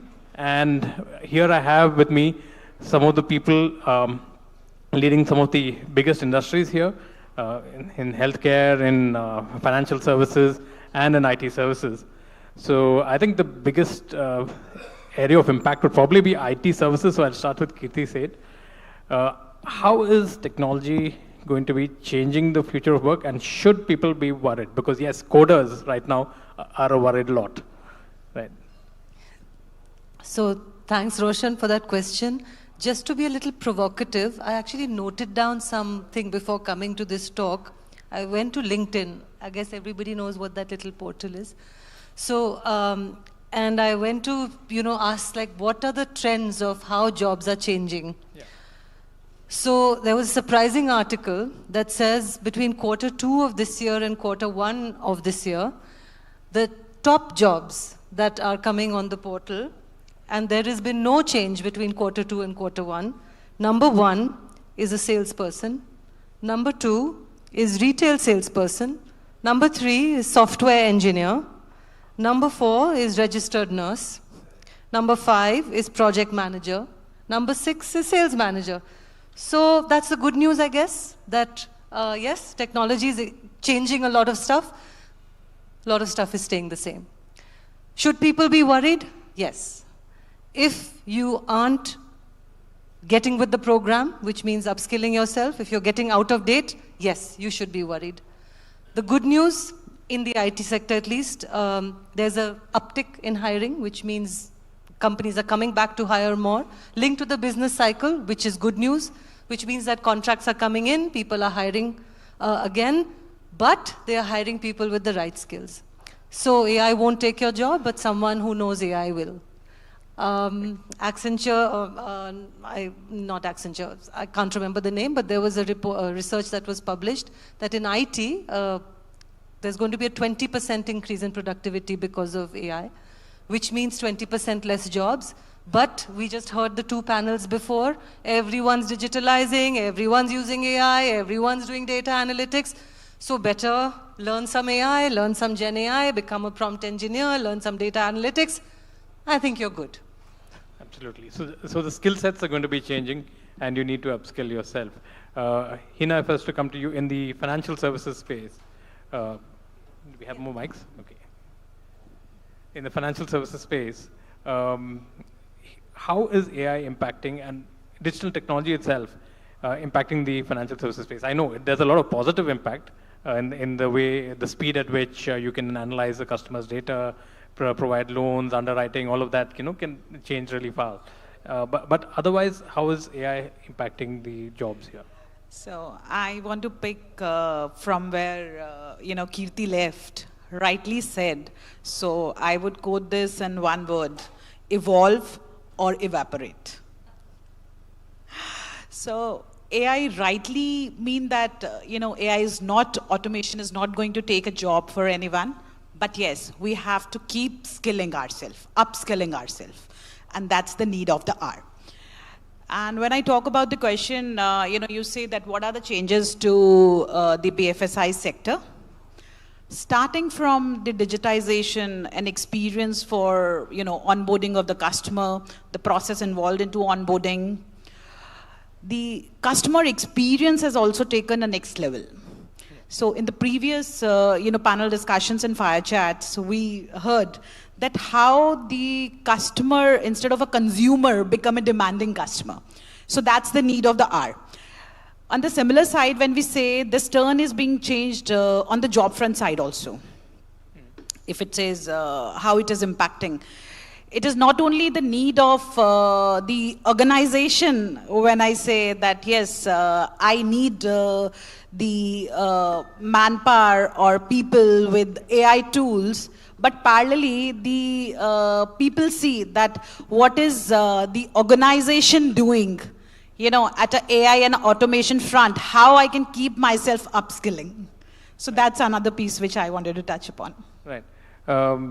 Monica, if I was to come to you, see, just to take this a little ahead, see, India has a very large population. Okay, the largest population in the world right now.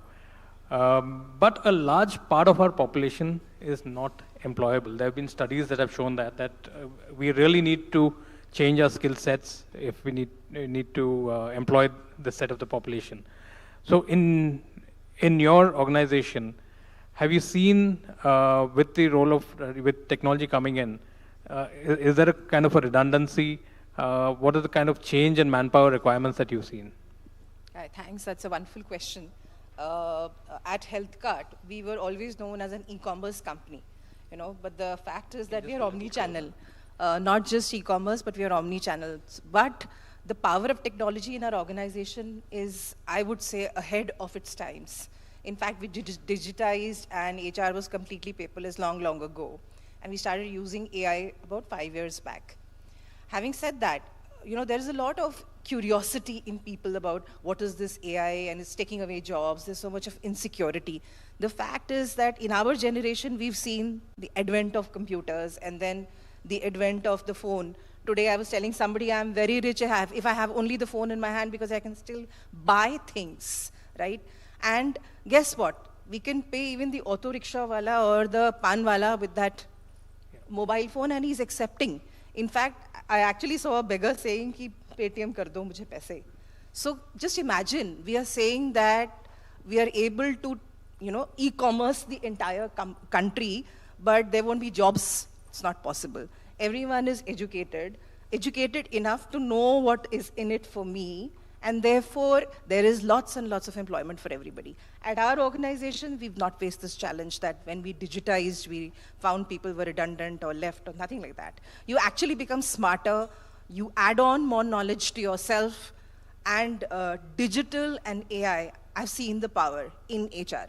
And I think organizations will feel that. The only catch is that you have to be ready to change with the times and adopt.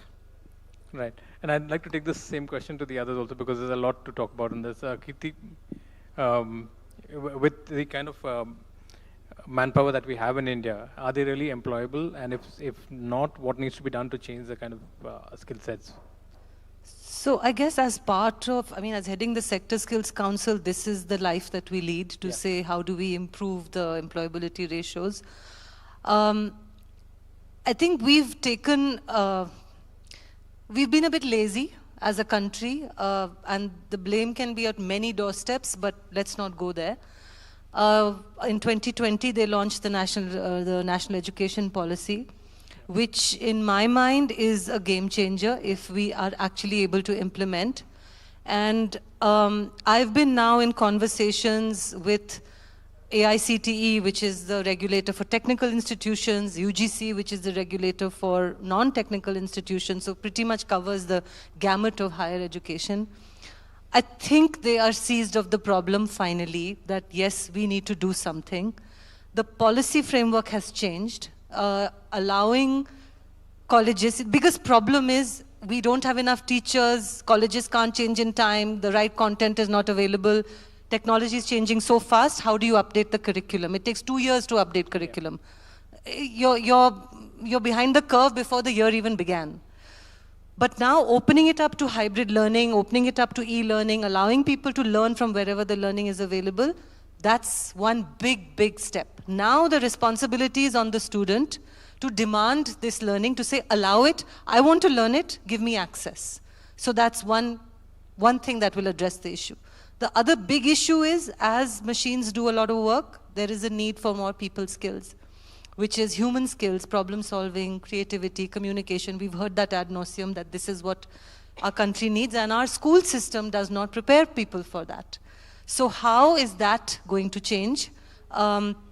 Because it's those skills that are preventing people from being employed. A large chunk don't get a job, not because of their technical skills, but because of their soft skills. So this is a concern, and this is currently not being addressed as well as it should be. However, the problem is known, and it's known in the right circles. So funding, I think, will become available. So I think that bit will also get addressed. So the good news is that everybody knows the problem. We kind of have a sense of what is the solution. Now it's a question of implementation. So I think things are going to change. Competition amongst education institutions has increased, so they are also upping their game. So yeah, lots going on in terms of improving this. Integrating skills with education, I think, is a big step in that direction. The platform that we run at Future Skills Prime, which is the technology skilling platform, which also has professional skills, that has been approved in education institutions for people to come and take courses from there. So now access is not a problem. Now if students are not getting skilled and are not employable, it's their fault. Right. No, it's interesting you brought up the new education policy, because that does give a lot of vocational training. It also allows for flexibility in choosing the kind of subjects that you want, unlike the previous regime where you just had these fixed subjects and this is what you had to study. That said, there are a lot of programs available online as well. Now, you just mentioned LinkedIn. You can take courses and upskill and get your certification done. But just to take this discussion ahead, we're talking about technology and how it impacts work. And one very big impact I think we all saw was during the pandemic. Straight away, people went to a work from home model, right?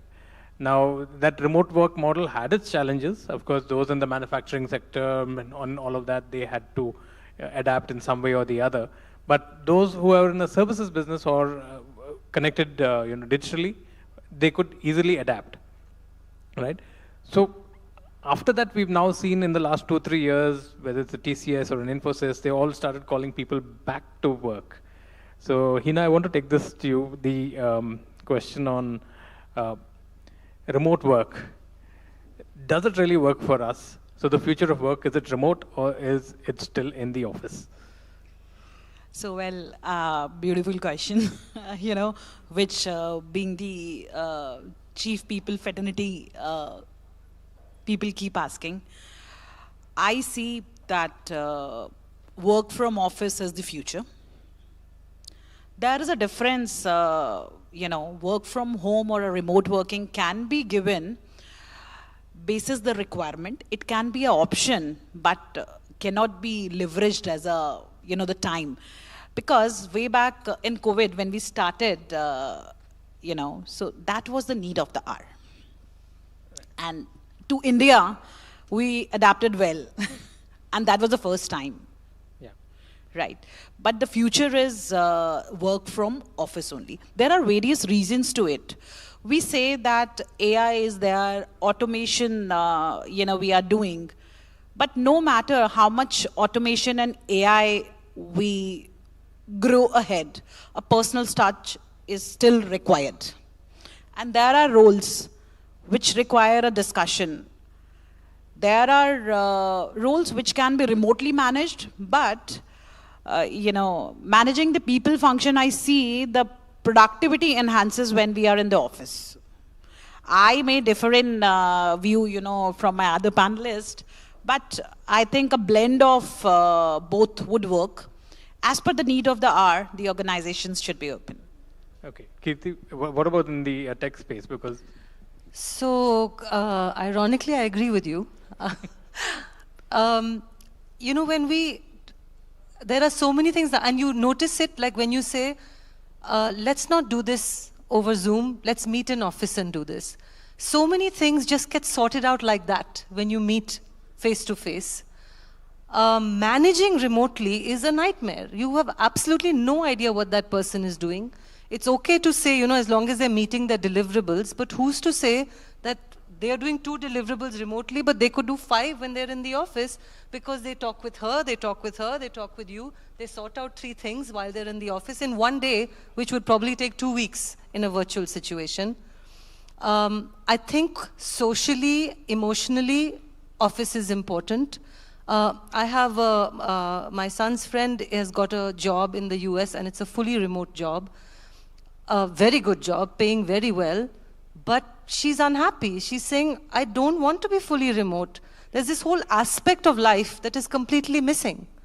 Because when you're working, where are you going to meet people? You're not going to bars and hanging out and, trying to... So your whole social infrastructure, then you have to rely on your school and college mates who've all moved off onto other jobs. So that social equity is just missing. So in my view, the costs of remote work, the intangible costs of remote work are very high.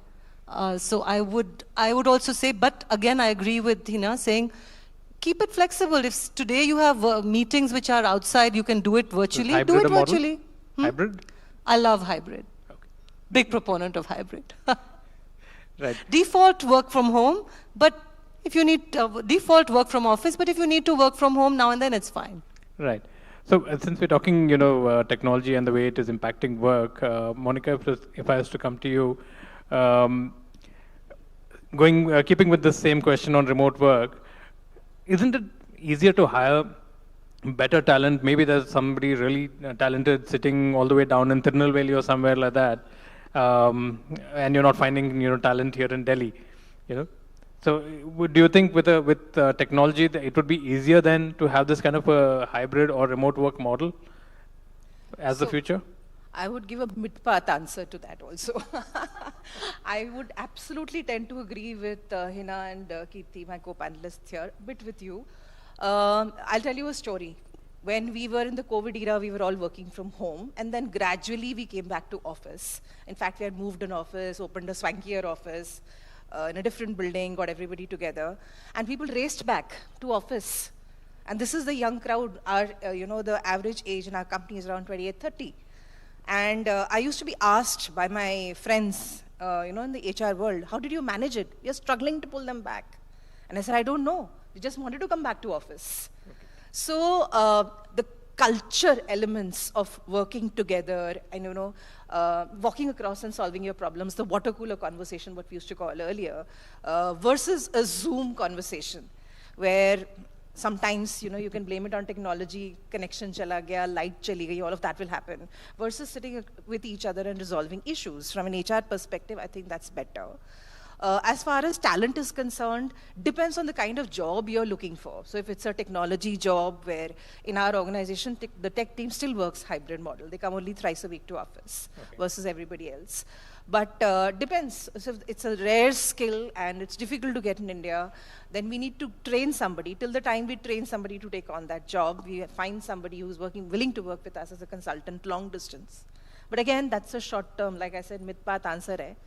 It's a short term. And it is always good to be physically present in office. Nothing can take away nothing can replace the human touch. Okay. And to your point of India has a huge population, koi na koi to mil jayega. Koi na koi zarur mil jayega, nahi to train kar denge. But that's where you come in, right? Koi na koi to mil jayega, but they should have the right skills. Yes. So it's all about the skilling. We need to train them.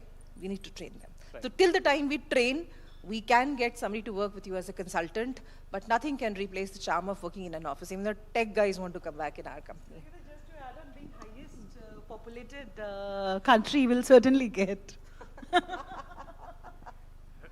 Great. Okay, so now, again, coming back to the first question which I had, and which is with the basis which we started this discussion, the future of work. AI and its ethical connotations in the workplace. How are you dealing with it? How are you encouraging or not encouraging your employees to work with AI for your business? When I talk about, you rightly said, AI, we see the productive side of it, but there are side effects. So at our organization, we do promote the automation, help of AI, because we all agree today that with the help of AI, our day-to-day operational things become easier. So be it even an operational thing, we would wonder a risk manager or an operation manager can take a help of IT and by putting in algorithms can pull the data or cull or automate the things, and can get the task done instead of 2 days in half a day job or maybe 2 hours job. So we do promote. But as you rightly said, we allow, parallelly we need to see that how our productivity and efficiency is increasing, what are the other backsides of it. So there should be a close watch to it, but yes, we give a preference.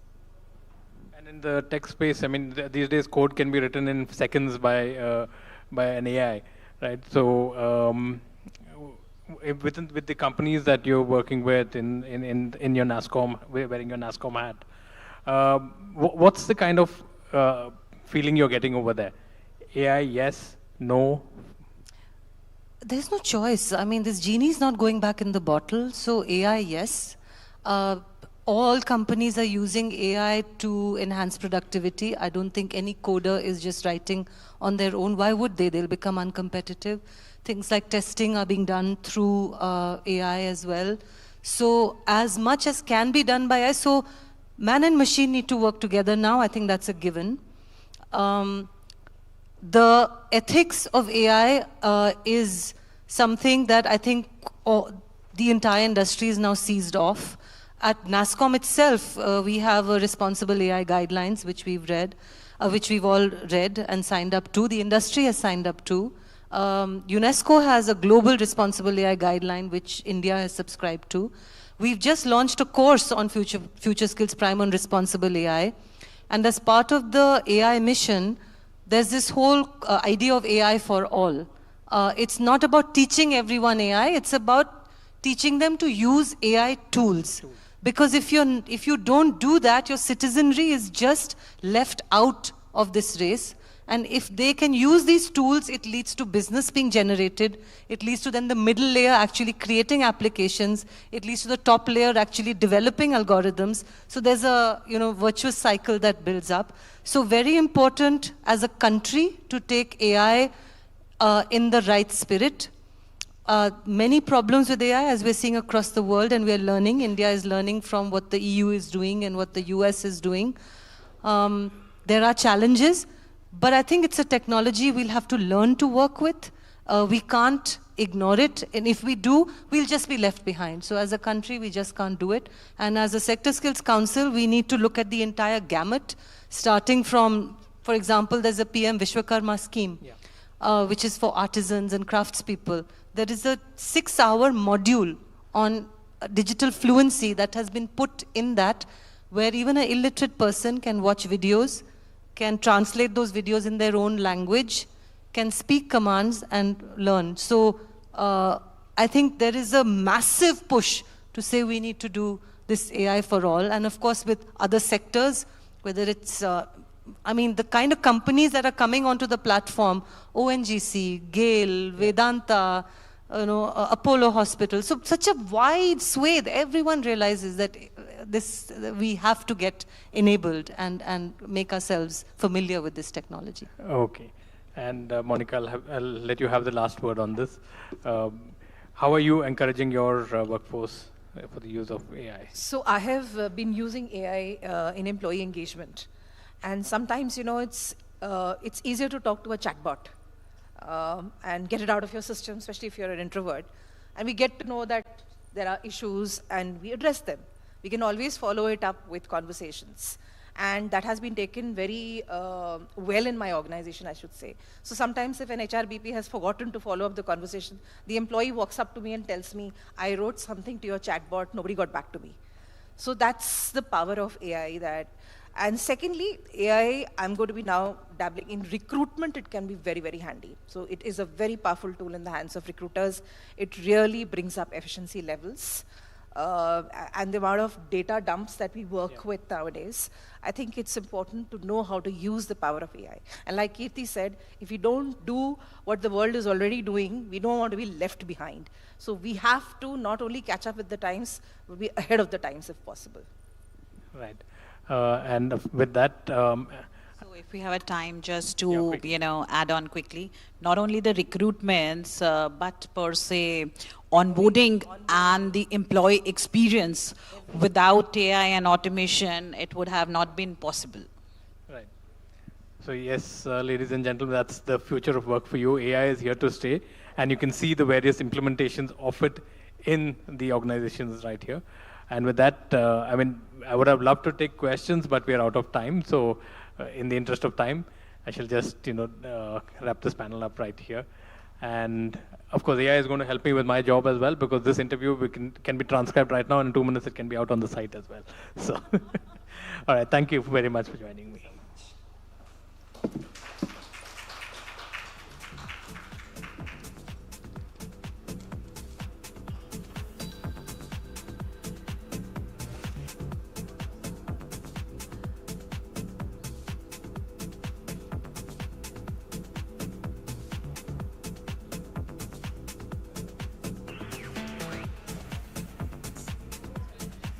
Thank you, panelists. Thank you, Roshan, for this session. We now move on to the last session of the day, titled Is India on its path to $1 trillion economy? For this session, we have Manoranjan Sharma, Chief Economist, Infomerics Ratings.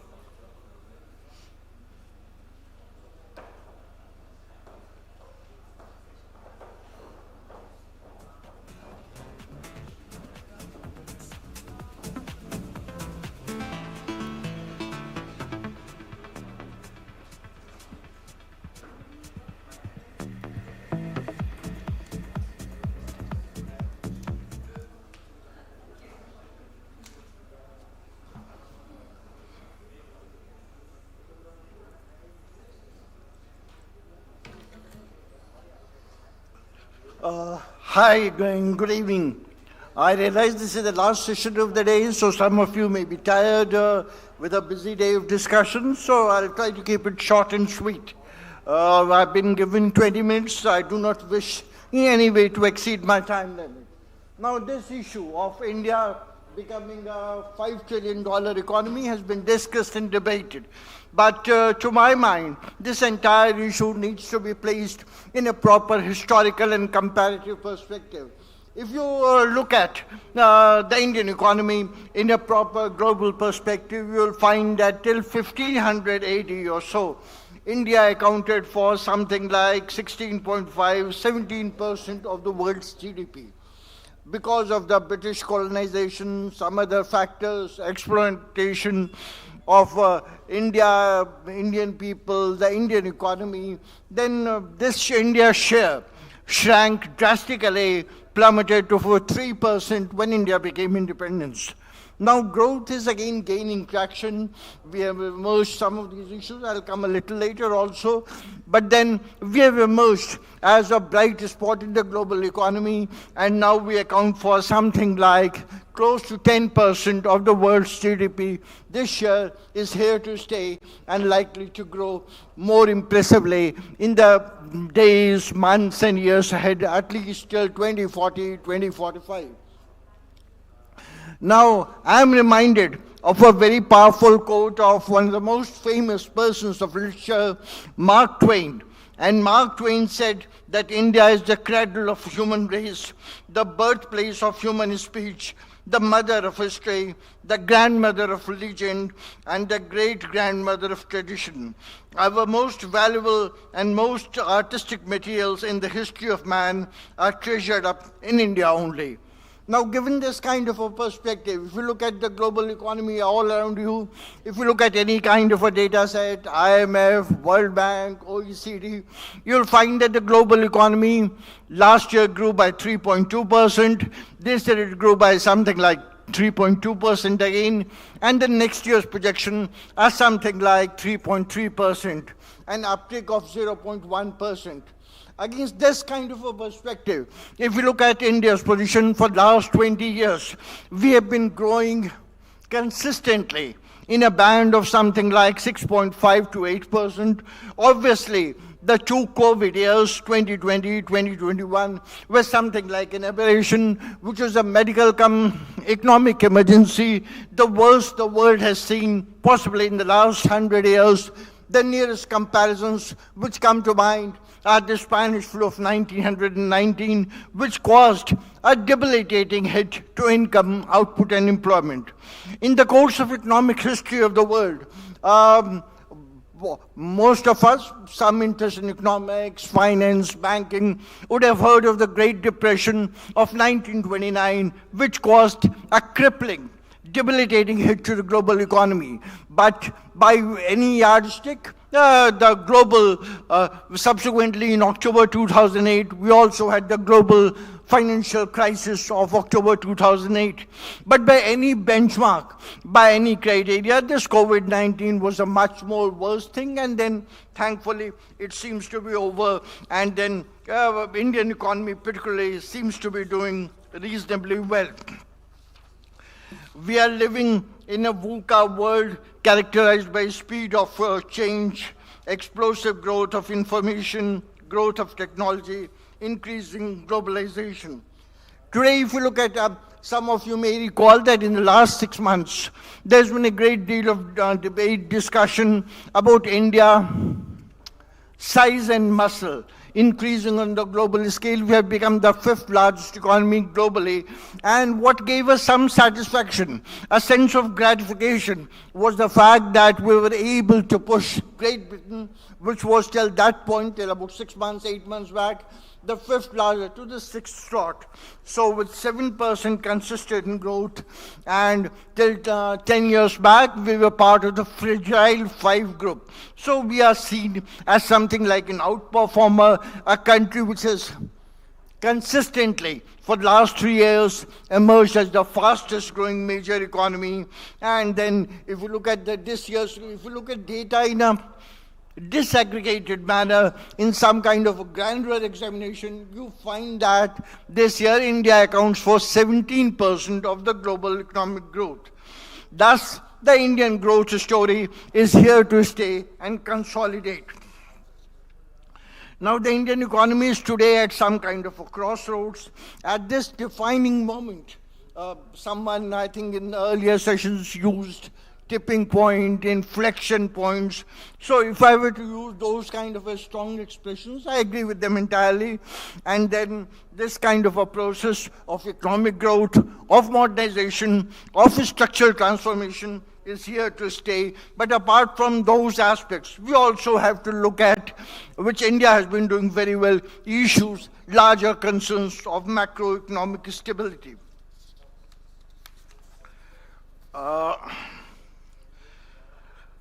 Now, why do we see that India's pursuit of a $5 trillion economy is based on sound and sustainable lines? Basically, if we look at the transforming triggers and drivers of the India's economic growth process, what you find is repeated references were made in the earlier session to the kind of digitalization we have seen in India in the last 15, 20 years, particularly in the last 10 years, which has created some kind of a silent revolution in the countryside. There have been a large number of studies, also empirical evidences by multilateral institutions like the International Monetary Fund, the World Bank, OECD, and the IMF, in a particularly significant study, has highlighted the significance of digitalization-driven productivity gains in India. Now, here what happens is that the Indian growth process, we see that is being propelled from both the sides, from the demand side and the supply side. On the demand side, we have the consumer boom, ascendant middle class, and transition to a green economy. On the supply side, we have the larger issues of demographic dividend, greater access to finance, and streamlined infrastructure, not just physically, but also digitally. Apart from that, there are a large number of government schemes, production-linked incentive, credit growth, all this places India in some kind of a sweet spot with public policy of smothering shocks and crowding in of private investment because of government's capital expenditure. Now, if we look in economics, finance, banking, we always look at some kind of a leading development indicators, which give you a fair idea, because as you say, data does not lie. So if you look at some of the leading development indicators, tax collection, kind of buoyancy we have seen, direct taxes seem to be on some kind of a roll. Last year collections crossed well over, net collections crossed over well over, when I say net collection, I mean total collections minus refunds issued, 20 lakh crore. GST again has been doing exceptionally well. There has been some month-to-month volatility, but on an average, something like 1,50,000 crore of GST collection in a month seems to be given. So when you extrapolate it, something like 1.7, 1.8 lakh crores a month, it works out to again well over 20 lakh crore. Capital market, there were some references, some ups and downs should always be there, but by and large, if you see the last few months, still with an government of alliance partner, some kind of a coalition is still consistently at about 80,000 odds level. I think in the last 1-2 days, it has crossed 82,000 also. So that could also be taken as some kind of a manifestation of the kind of strong growth impulses that you see in the Indian economy today. They are rising, FPI inflows, debt, equity, core sector output has done well, forex reserves have also jumped from one high to another. I think if we look at the latest forex reserves of India, it will be something like in the region of $650 billion to $660 billion, a very impressive, humongous figure by any accounts. But as we say, sometimes the devil lies in the detail. Some of you at least might be fond of maybe some kind of a movie buffs. Some of you may recall a very famous picture, Hindi picture called Om Shanti Om, in which the main actor, Shah Rukh Khan, a leading role hero, says a very powerful dialogue, "Picture abhi baki hai mere dost." That means there is a flip side also to it. And there are certainly issues, points of discordant notes. There are areas which are not very pleasant. Let me briefly refer to issues of fiscal deficit consistently, close to 6% fiscal deficit of GDP. Last year it came down significantly, 5.6, but again, we have to bring it down in conformity with the targets given in the FRBM Act, Fiscal Responsibility and Budget Management Act. Another aspect I would like to draw attention to, that all of us have taken great pride in the fact that we have pushed Great Britain into the 6th slot. But picture abhi baki hai mere dost. Any kind of a cross-country comparison is riddled with serious methodological, operational, structural deficiencies. But by and large, a fair measure is what we call per capita income. And if you compare the position of Indian economy to, let's say, UK, you find India is still languishing at a per capita income of something like $2,700 US, where UK is still at $44,000 US. So we have a lot of catching up to do, and there are miles before I sleep. How do we go about accelerating this process? Basically, three aspects: consistent GDP growth of something in the region of 7 to 8% for the next decade and beyond. Investment has to be pushed up. It had fallen considerably in the last few years. Last 1 year, it has risen again significantly to 33%, 33.9%. But then for an economy of the size and muscle of India, 36% is supposed to be good. So we have to push it to 36%. Exports have grown very rapidly. Last year's figures came in at about $780 billion. This year's the projections are something like well over $800 billion. So far we've seen in the first 5 months of this financial year, we seem to be well on track to achieve this $800 billion. But going ahead, exports could also be a growth trigger. Infrastructure obviously has done very well. This is not to say there are areas of concern, as I said, fiscal deficit, current account deficit, inflation, WPI, CPI, the exchange rate between the rupee and the dollar, trading at something like 83 rupees to the US dollar, high unemployment. There are issues of absolute and relative poverty, also inequality in distribution of income and wealth. So these are some important areas of concern. When we look at the banking sector seems to be on a roll, which is some kind of a banking sector. In India is often looked at something like a microcosm, a miniature model of the broader macroeconomy. If we look at any indicators in terms of gross non-performing assets, in terms of net non-performing assets, in the level of gross and net profits, obviously banks have done phenomenally well. And what is important is this kind of a process seems likely to stay. People refer to case of technological innovation, financial inclusion, jam trinity, and going ahead, there are issues of asset quality, capital requirement, technological automation, compliance with Basel III norms.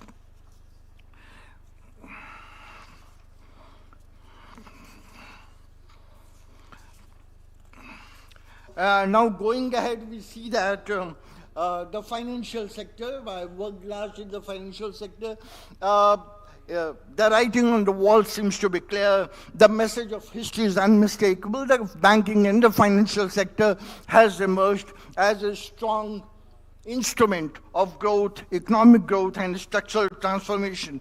But this is not to say that we should be oblivious of wide-ranging extensive dangers, some kind of perils of innovation. I refer to global financial crisis.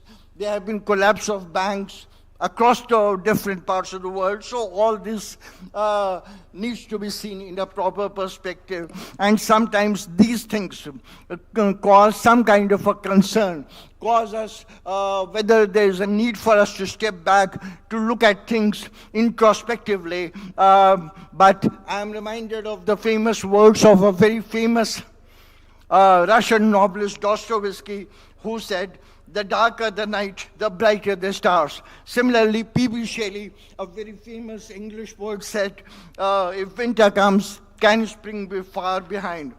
We now have to move to a new and a higher orbit, and India is well poised to consolidate its position in the global community of nations. These are possibly difficult times, but I'm reminded of one of the very powerful strands of thought running in the Holy Bible. Most religions say the same thing: this too shall pass. So we are looking to better and brighter times ahead. I am reminded of famous words of we have all grown up with the poetry of Iqbal when he says, "Sare jahan se acha Hindustan hamara, हम बुलबुलें हैं इसकी ये गुलसिता हमारा, कुछ बात है कि हस्ती मिटती नहीं हमारी, सदियों रहा है दुश्मन दौरे ज़मा हमारा." Similarly, one of the most famous, if I would say probably the most famous Hindi poet, Ramdhari Singh Dinkar, was awarded a Gyanpith also, who wrote, "Ye nakat tamake bushte hain, sara akash tumhara hai." Translated in simple English, it would mean that the stars of the sky are fading, the entire sky is yours. So this is the kind of humongous opportunity that we have before us, and there could be some occasional blips, occasional hiccups, but by and large, we seem to be on a strong and steady growth path, and in the next few years, we are likely to be, possibly within 2 years or so, we may be the third largest economy. Going ahead, we are likely to do much better on the global scale. Thank you very much. I think I've closed 2 minutes before my, so in case there are any queries, I'd be happy to take them. Thank you.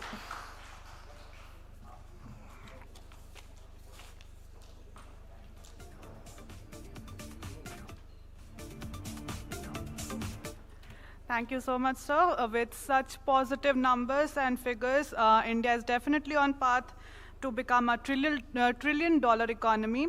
With that, thank you everyone for being part of our second edition of Digital Bharat Economy Conclave 2024. This is Tanya Krishna signing off today. Thank you.